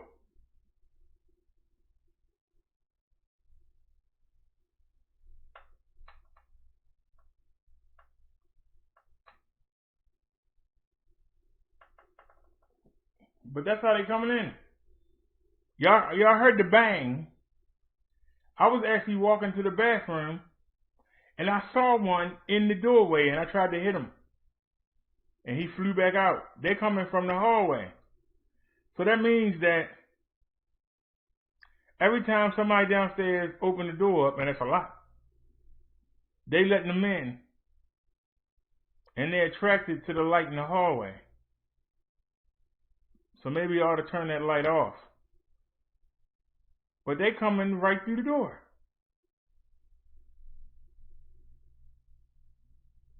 How do you cover a whole doorway up?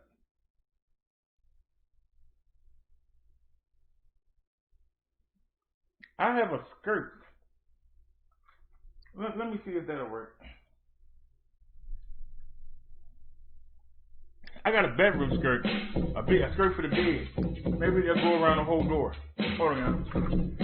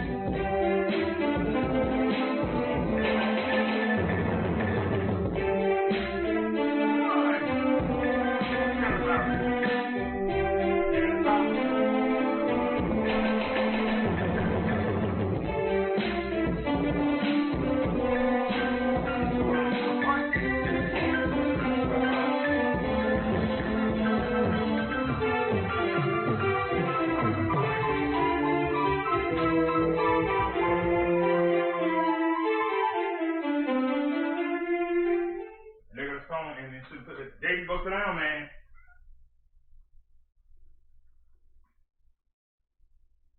All right, I'm gonna try and put this alongside the door.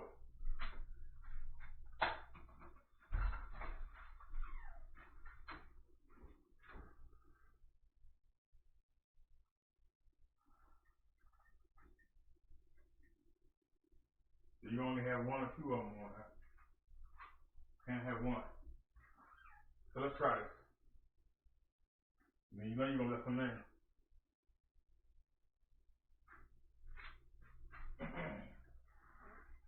That's what I'm saying. First thing you gotta do this. But the door is made so they're gonna cheat me.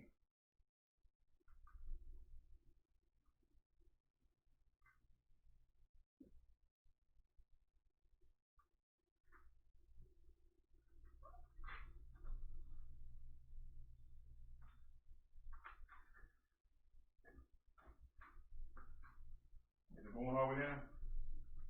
That's what you need.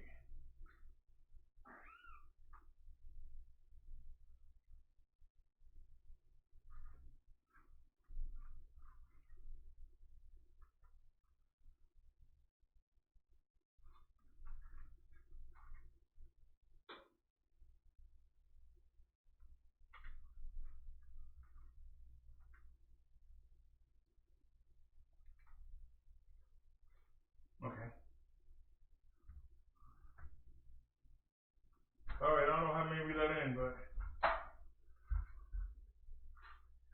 chilling.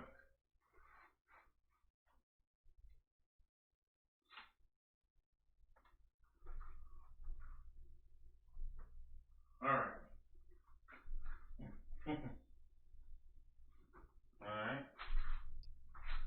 All right. I don't know how many we let in while we put that up there, but that's okay. I'll kill them during the night. So, they were coming right in through the door. It's about that much space. All the way down the door, from the top all the way down to the floor. That's how they coming in.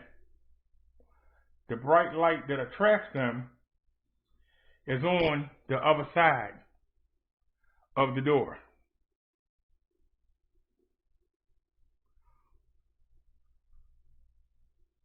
And I'm going to start using my little trash can. See, what I do is I'll take 2 shopping bags and hang them on the doorknob. And that's probably what attracts them. So we'll see. I don't have to open the door again until tomorrow. So we'll see if we get any more. But yeah, I sat there and watched. I had checked under the sink. There wasn't nothing down there. The boric acid is still down there. I was heading into the bathroom and I walked by the door. And I saw one there and I went to hit him and he ducked back through the door. So now I got a king size bed skirt. And wait a minute, it's not all the way over like I want it. Hold on. Still a little bit of room there. See if I can get something sharp and stick it in there. And I turned the light off. So hopefully that's the end of it if I'm lucky. If I'm lucky, that's the end of it.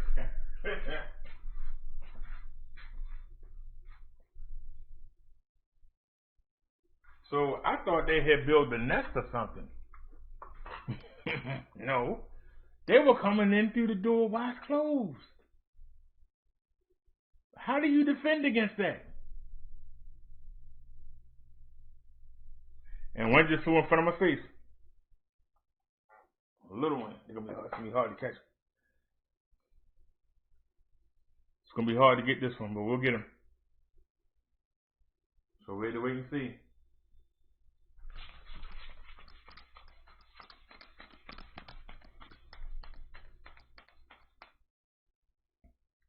See, when they have the nerve to fly in your face, you got to attack. Homeboy flew right in my face. And now he needs a place to lay down. No, that's not nothing there.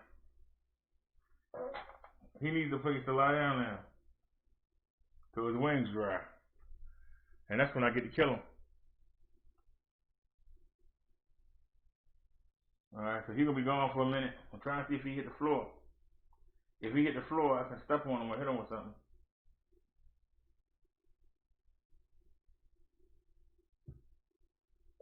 So, like I said, they're going to have a hard time getting in now. So we'll see. That might be the secret. It's too bad I got to go out tomorrow. It's too bad I got to go out to the doctors. But I'm going to go to the market tomorrow. I'm going to load up. And we're not going to have to go out. I'm going to make sure we don't have to go out all week. And we shouldn't see no more. So we'll see. But that's good to know. I thought they had built a nest in here. And I was thinking I was going to be doing this every day for the longest. But you're right, Sam, they are annoying. But they don't bother you. But they bold. When they see some hot food, they come around. When they see you get a fresh soda out the refrigerator, they come and try to lick off the bottle. When I take my nicotine pouches, I use one, even though it's got a tray on the underside and I should use it. I keep a tray right here, and it attracts them.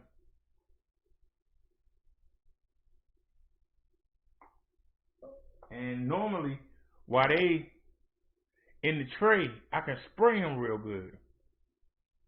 And if I do a good job, they try to fly, but they fall.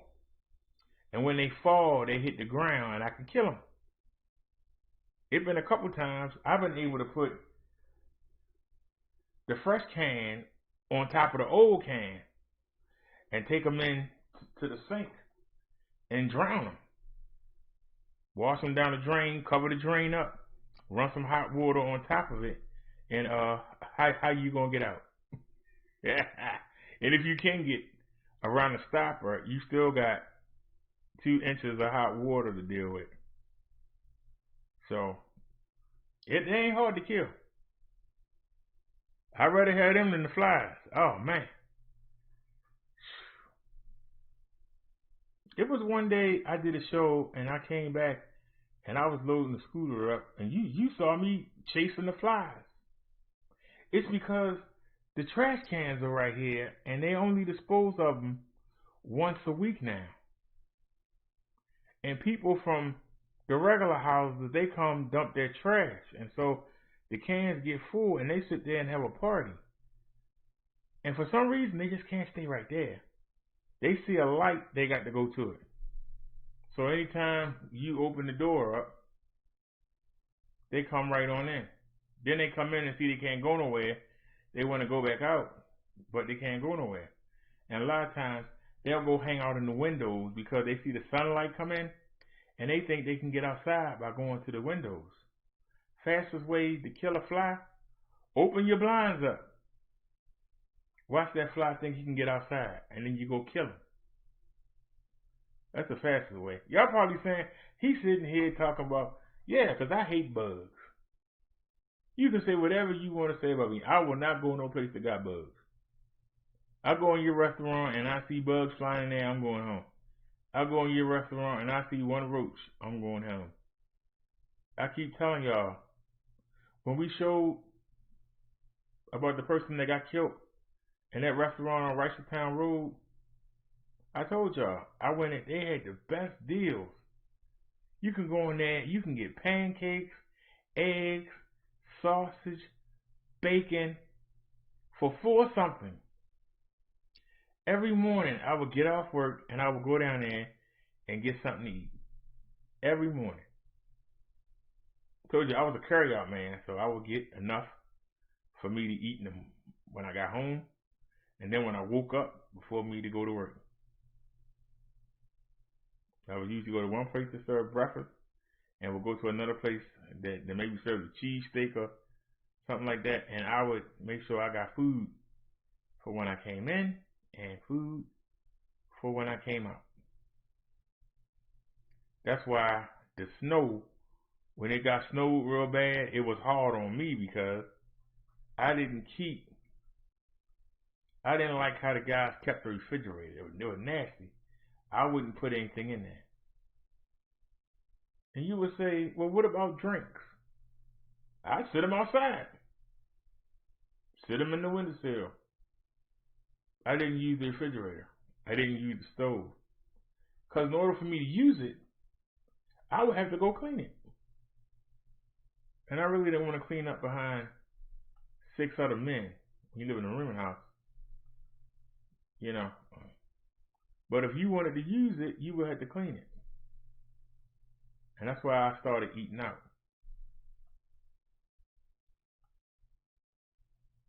But like I say, when you right next to the trash is on the other side of the wall right here, just a floor down. And it's like 9 trash cans out there. They don't have a dumpster. It's like 9 trash cans out there. And so every time, you open the trash can, it's like 100 things in there flying around in each one. So how can they not make their way in here? It's just now we got the devices in here. When they come in, they don't remember how they came in. And they get trapped.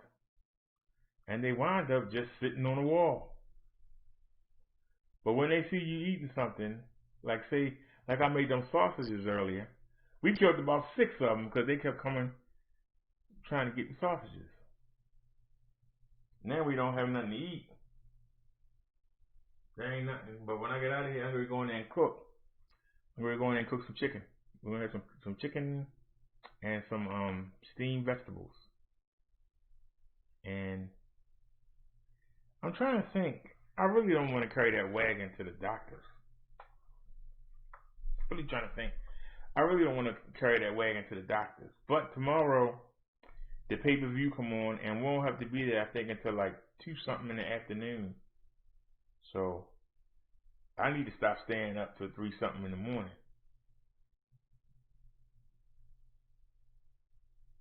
I've been trying the different, I'm tired of technology.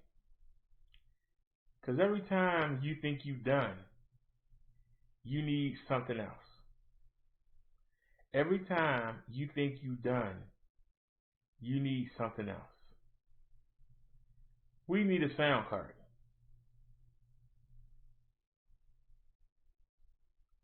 We need a 5.1 sound card. They don't cost much, like $8 or $9. But we need a sound card.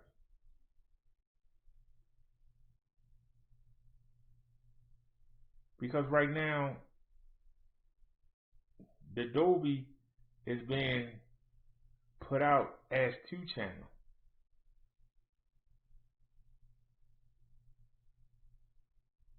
But we have 2 5.1s.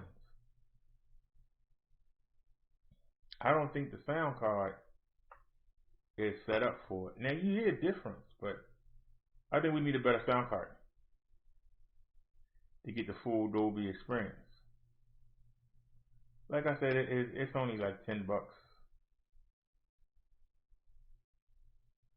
I might see if I can scrounge it up. I was waiting to see ain't today the 22nd?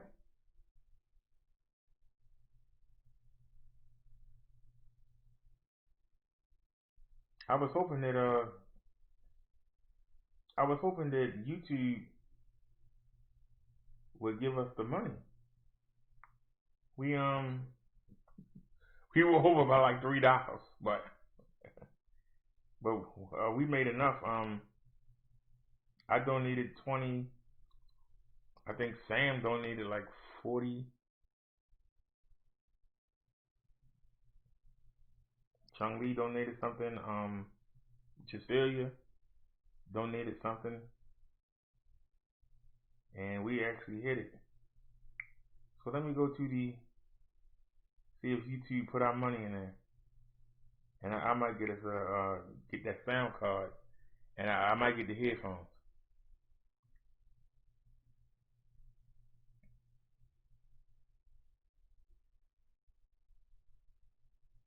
You taking your time, ain't you?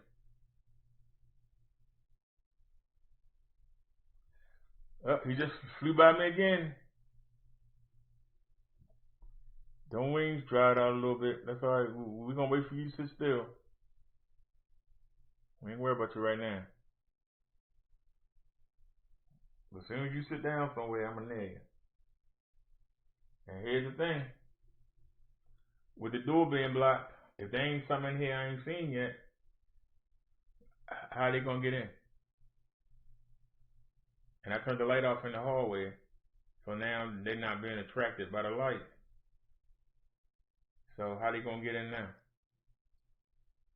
So we got one left, and all we gotta do is just wait. It ain't gonna take long to kill him. I'm a Leo. We natural born killers. Hold on. Let's see if YouTube put the money on there yet. taking its time, ain't it?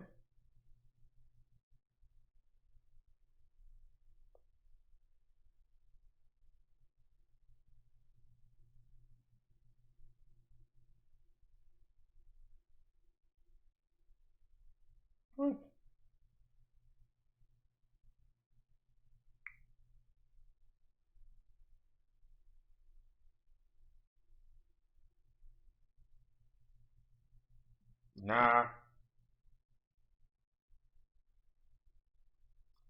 they haven't put it on yet. Well, day 20 was, they say the 21st, day 22nd now, ain't it? 21st and past. Maybe it'll be on later on today.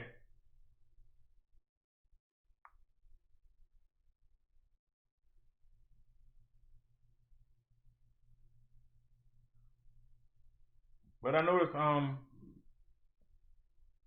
I'm using older codecs. But the newest codec, it has a sound blaster.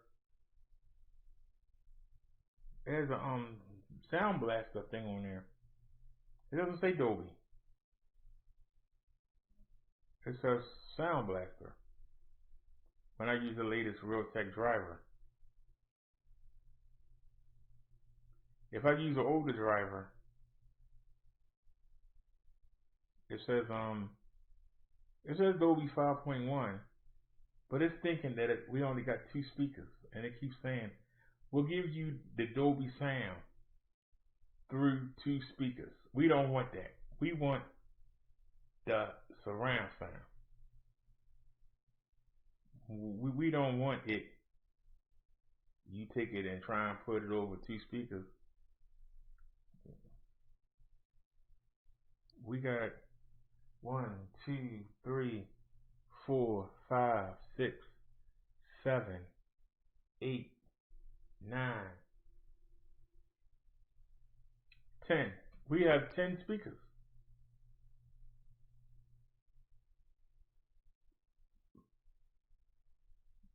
So why are you trying to make the effect for 2 when we have 10? We don't want every speaker to put out the same effect. That's why we need to get sound card 5.1. So that, because we have the, you know, you got the front, which is the green. You got the black, that's the center speaker and the subwoofer. And then you got the yellow, that's for the 2 backs. And we have 2 splitters. One is a 3 splitter, one is a 5 splitter. And so you got 3 jacks for each computer, right? And they all cover 2 speakers.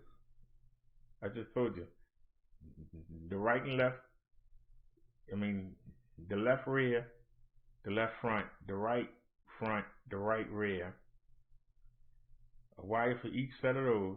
Then you got the center speaker and the subwoofer. They go on that one channel.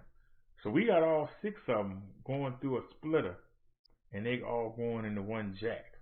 What I want to do is, since we got 2 systems, I want another splitter. And what we're going to do is, the one for the green jack, we want to put the 2 green jacks that we have there.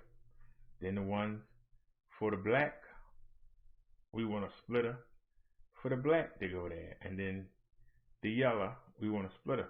Right now we got all 6 of them going into 2 different splitters, but they all go into one.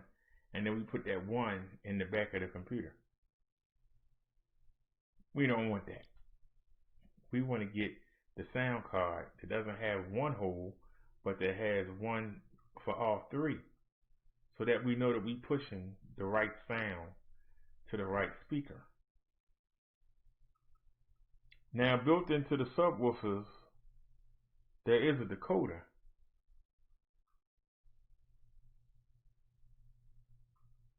So all the speakers get power, and they all get the instruction, but I want it to come from the computer, not from here.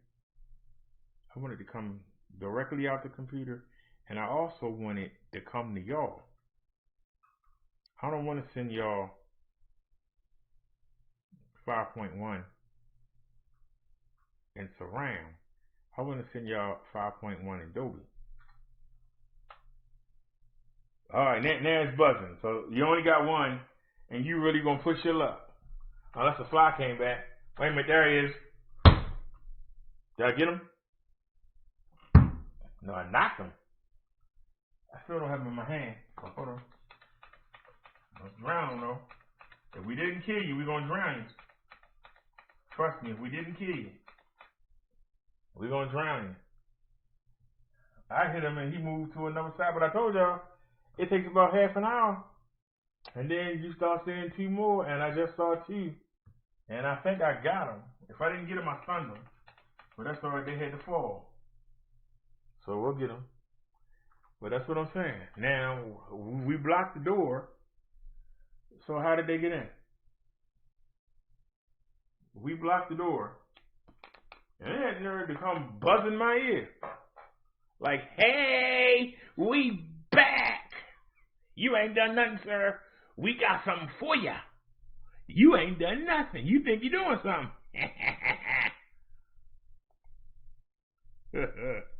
Yeah, you say, they rest around damp areas indoors. Not these. They lay on the wall. They were laying on, I got a pair of orange shorts that I was killing them with. I killed 3 of them laying on the orange shorts. I killed 1 of them sitting on the speaker. I killed 4 of them in the tin. I killed 4 of them that was on the that was on this bottle top. And then I started beating them with the bottle. So now we gotta see if I didn't kill them. We gotta see what happened if I didn't kill them. Cause I saw one and I hit the green screen, and then I looked up and there was another one. I don't know if I just knocked them over, but I definitely drowned them. So we had to see if they can crawl out from under the water, and we'll see. They'll be back, and when they do, I'm gonna nail them. See, they can fly around, and okay. See, what they do is when I see them coming, I just wait, and then I just start spraying them. Now, if they don't have to land in front of me somewhere and think I can't get to them, I just hit them with the water. And you got to start spraying before you get there. So that even when they see it coming, it's too late. It's like, wait a minute, it's already coming. And then you come in there still bringing it. It's hard for them to get away. But now that we got the door blocked, we got to see. And I turned the light off. So that takes a big punch out of it. Now I went downstairs into the that day I went downstairs to the lady's apartment. I was in her apartment killing flies. She's right there. You know, you go out the door and the trash cans are right there. I was in her apartment killing flies. I said, God damn. She said, I'm so sick of these daggone flies and stuff flying around here. It's because of where she was. She was on the first floor right there. And then she got in there to have her door open. And, you know, but she got a door right here. I don't. When I was downstairs, I had the door. If y'all look at the old videos, wait a minute. I see one right there. And I can't hit him. I can't hit him good. But I can spray him. Let's see if he's still there. He's still alive. Yep. And he just fell. I see him too. I can't get him though. But I can drown him. I can't get him. But I can drown him. He ain't going nowhere. You're going to sit there and you're going to drink that water. I can't kill you. Yeah, I had to move the subwoofer and the cable stuff that we don't even use. I don't know why I can't throw it out because it ain't mine. But we'll see. I left hopefully it drowned. And if it don't drown, when it come back up, it got a whooping coming. Y'all see me looking around. I'm waiting for them to get up so I can take them out.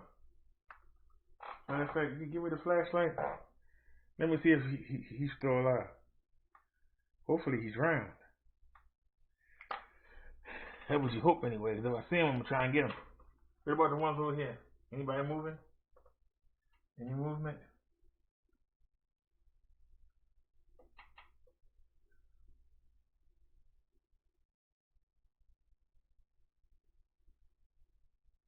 I don't know if they're still alive. What about over here? Can you see him move?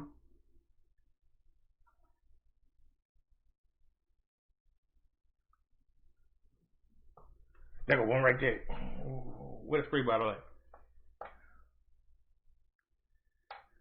Where you at, sir? I just saw you. Where'd you go there quick? I just saw you. I just saw you, sir. Where you go? Look down. Look up, because they always come back. They stupid like that.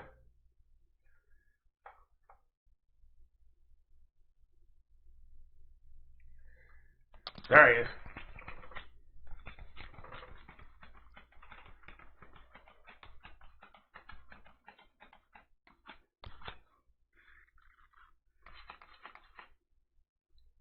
So where you go now?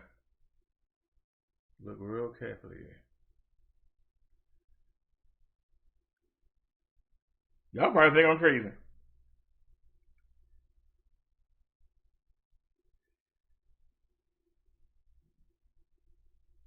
So I still don't see no signs of the two. Because they would have had to fail. The impact that I hit them with, there's no way they could survive it. So where you at? Don't y'all want to play? Don't you want to play, sir?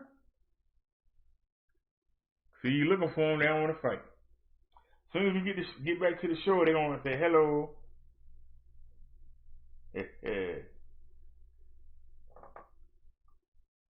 But it's okay. I just don't like having bugs. I just don't like them. To me, if you got bugs, you're nasty. I don't like that. And it's one thing to have them and not try and get rid of them. If you're trying to get rid of them, I'm with you. I'll join you in the fight. People, oh, don't bother them bugs. Leave them alone. They ain't bothering nothing. I'm getting out of here. I won't stay. First chance I get, I'm running for the hills. If you don't care, I got to go. You can laugh at me, make fun of me all you want. But God darn it, I got to go. I ain't going to sit around no bugs. If I want to sit around bugs, I go in the woods. If I want bugs around me while I eat, we'll go outside and have a picnic at the park. When I'm ready to eat my food, I don't want to have to be fighting. You listen here. Hey, what you doing? Hey, I'm eating now. You supposed to eat before I eat it. Or you supposed to wait till I'm done and throw it away, then you supposed to go and get it. You ain't gonna eat while I'm eating. You ain't pay no bills in there. How you figure you gonna sit and eat when I eat?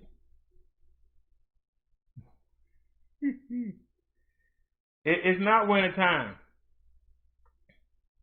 It's still 50 degrees here. That's still warm.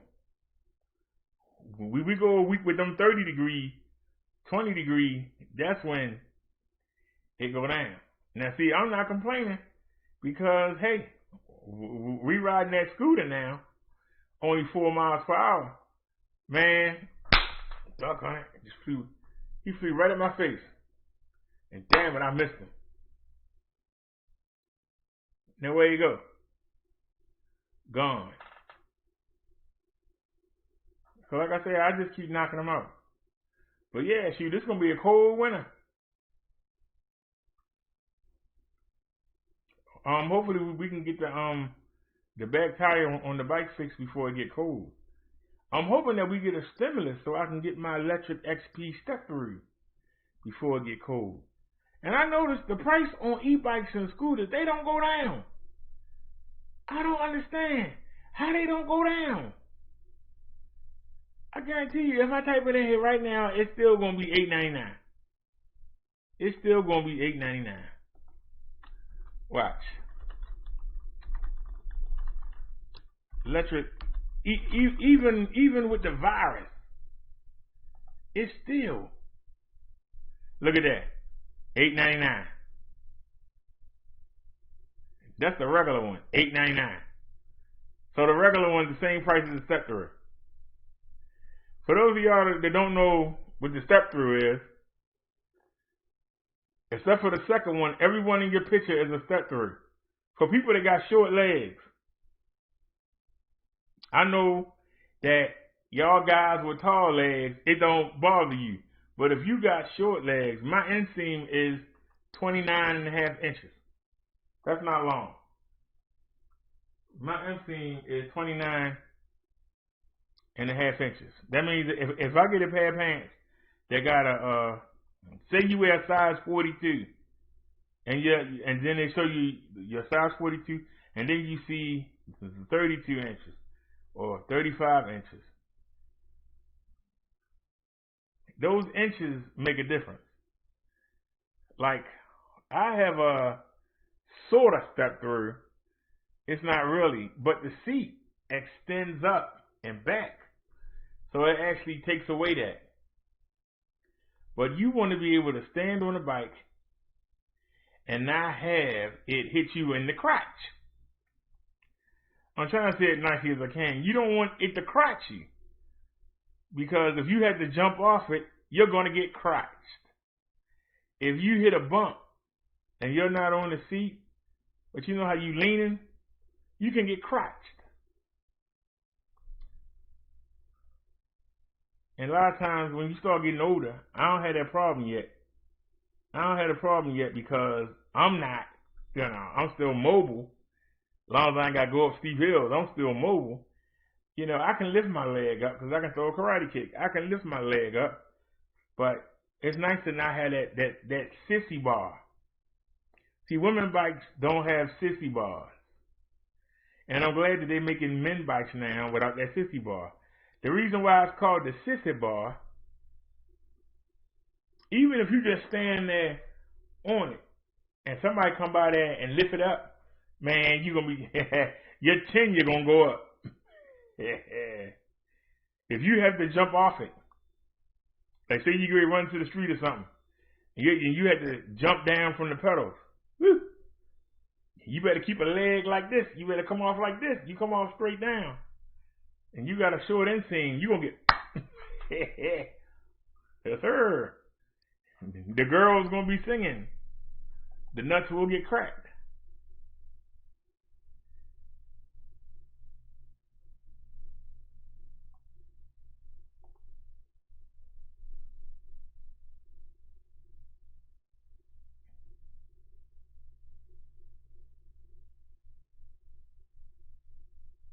That's a bad mama jama right there. It's only $11.99. Dang, it would take the whole stimulus to get that. Yeah, that's the old cheapy cheap 36 volt. No, thank you. I got 36 volt. But I can tell you, if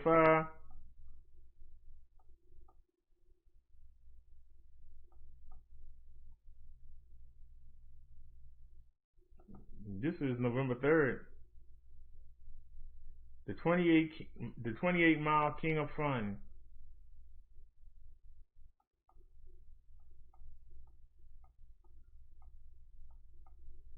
See, it's called a step through because when you put your leg over there, there ain't no bar to come tear your crotch up. And don't get it twisted, it bothers the ladies too. But it really hurts the men. They had that bar go across, so it's good enough to have that bar. And like I said, you know, if you get old, it's easier to get on without having that bar, putting your leg over the bar. And when you get off sometimes, I've seen people like throw the bike down and go run, and they hit their face on the ground because their leg get tangled in the bar. Their ankle get hooked in the bar, and they go around their face. And y'all seen kids fall like that. I have seen kids fall like that. But yeah, and it folds too. I can fold it up and sit on the landing, or fold it up and bring it upstairs. And I like that you can adjust the seat and you can adjust the handlebars. See that handlebar adjust? I can't do that right now. I wish the handlebars could go up higher because my knees be trying to you know, touch my hand when I be pedaling. It's very annoying. That right there. But it has a headlight and it has a tail light, and it's got a rack. And I'm thinking about putting a battery. I'm thinking about putting a spare battery right here, and then we'll hook the wagon up, put the piece on there, and we'll be good to go. Look at the specs. Motor, 500 watt, 800 peak geared rear hub motor. Top speed 28 miles per hour. Range 25 to 50 miles. Battery 48 volt, 10.4 amp. 500 watt hours. Charge time 4 to 6 hours. Weight 63. Max load 275. Textro mechanical disc brakes. Large, easy to read LCD display. So like I said, and it also 5 passenger what do they call it? Passenger assist? What is it called? Pedal assist. I mean, that's where the motor helped me. Oh look, here's a video on it. Did you guys watch the commercial?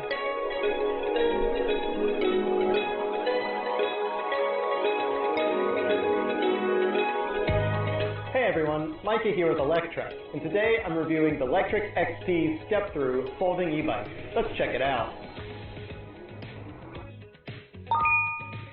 The original Electrek XP was the king of the budget e-bikes, and the Electrek XP step-through continues that tradition by retaining everything that made the original Electrek XP so great, and just adding a lower frame to make the bike even more comfortable for mounting and dismounting. The beauty of this bike has always been the right set of compromises to maintain a high-performance electric bike at a low price of just $899, and that's with free shipping too. So what do you get with the Electrek XP step-through? Well, it's rocking a 500 watt continuous and 800 watt peak rear motor that is powerful enough to send you up to 28 miles per hour or 45 kilometers per hour with pedal assist, or up to 20 miles an hour or 32 kilometers per hour with throttle only operation. To get to that class 3 top speed of 28 miles an hour, you can pedal pretty hard or you can just lightly spin the pedals. As long as you're in level 5 pedal assist and there's some pedal movement, the bike will take you up to that 28 mile per hour top speed, which is quite fast on such a small vehicle like this.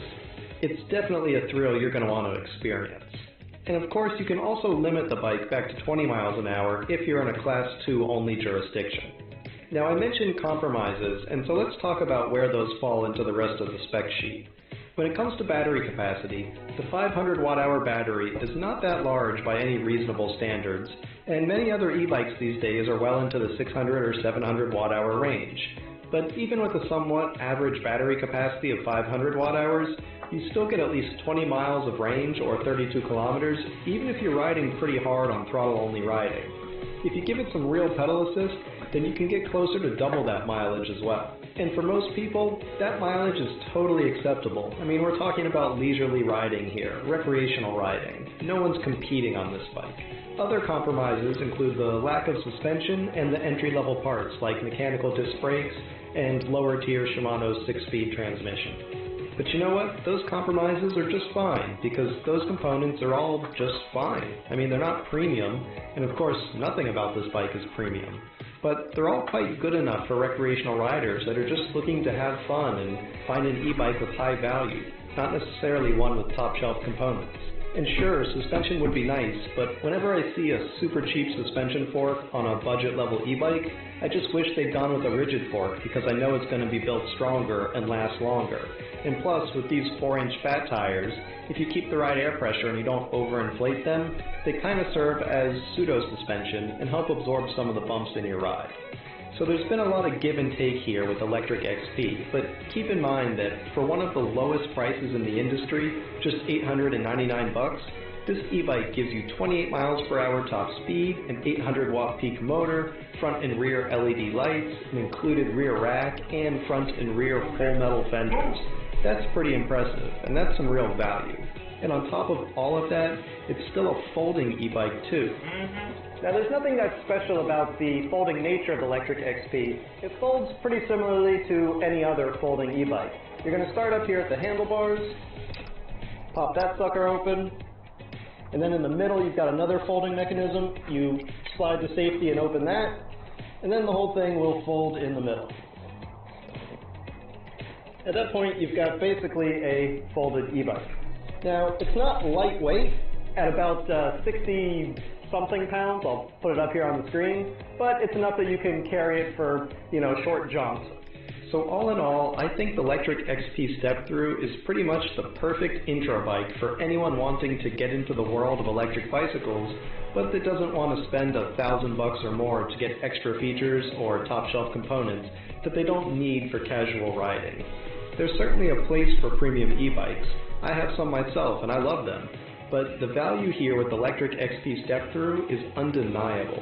It gives you the functionality of higher-end electric bicycles by maintaining good power, speed, and overall performance, but it strikes a nice balance too in order to keep that performance attainable to the common man. And that's pretty impressive by me. Thanks for watching, everyone. We hope you enjoyed that review of the electric XP step-through. If you did, why don't you give this video a thumbs up? And don't forget to subscribe so you can check out all of Electric's electric vehicle videos. We'll see you here next time.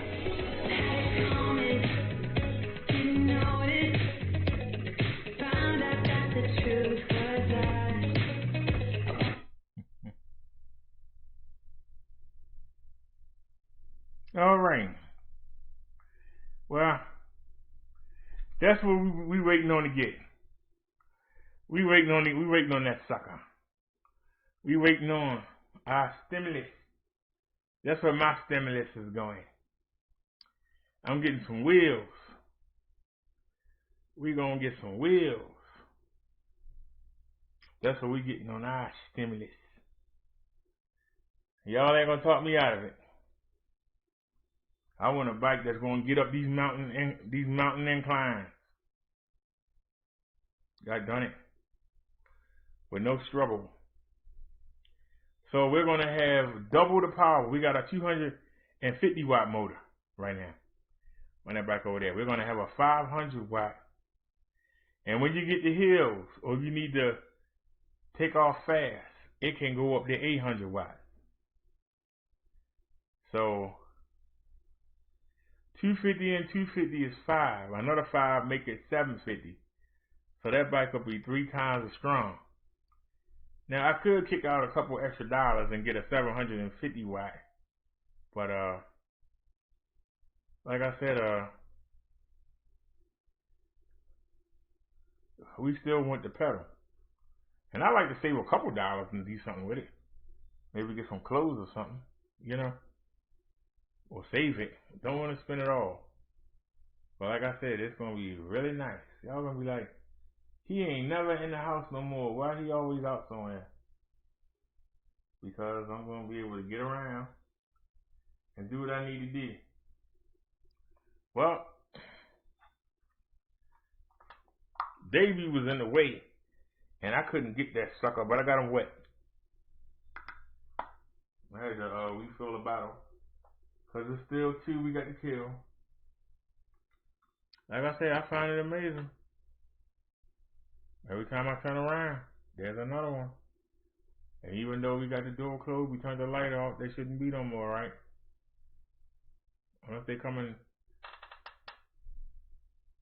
still get through the top, even though I put that sheet there.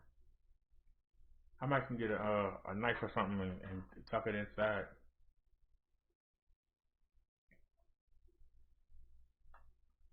But they shouldn't have the sense to be able to do that. So we'll see.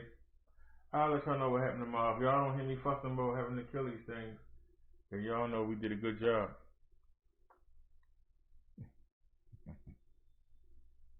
I need that battery been charging for 2 days. Hope I ain't overcharge it. But anyway, do we have any articles left?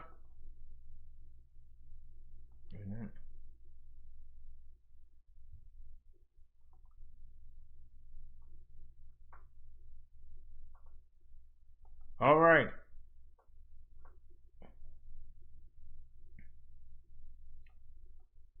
"12-year girl arrested accused of murdering her infant brother." Hey, Dad, can I ask you a question? Sure, sweetie. I don't believe you did me like that. This is a mother who lost 2 children, I just one. Well, yeah, you had 2 children. One of them gonna be locked up. One of them gone. We still got 11 seconds to go there, man. Should just read the story.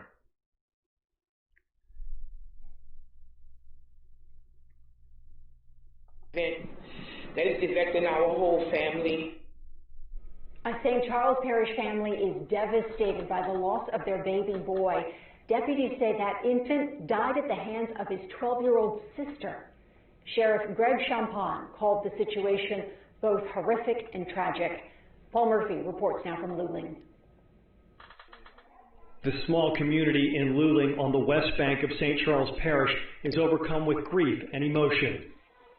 A 6-month-old boy died in a mobile home here in the 1100 block of Paul Frederick Street. According to Sheriff's Department investigators, the infant's 12-year-old sister is now booked with his murder. He was perfect. He was a beautiful baby, and she loved her brother. She loved her brother. Nicole Brown is the children's aunt. She says she used to babysit for the family. What happened. I'm sorry that it happened. Nobody can change it, but at the end of the day, you pray for people because you never know when you're going to be in that situation. The sheriff's office waited 3 days to release information about the homicide and the sister's arrest. Investigators say when paramedics arrived at the home on Sunday afternoon, the infant wasn't breathing and he could not be revived.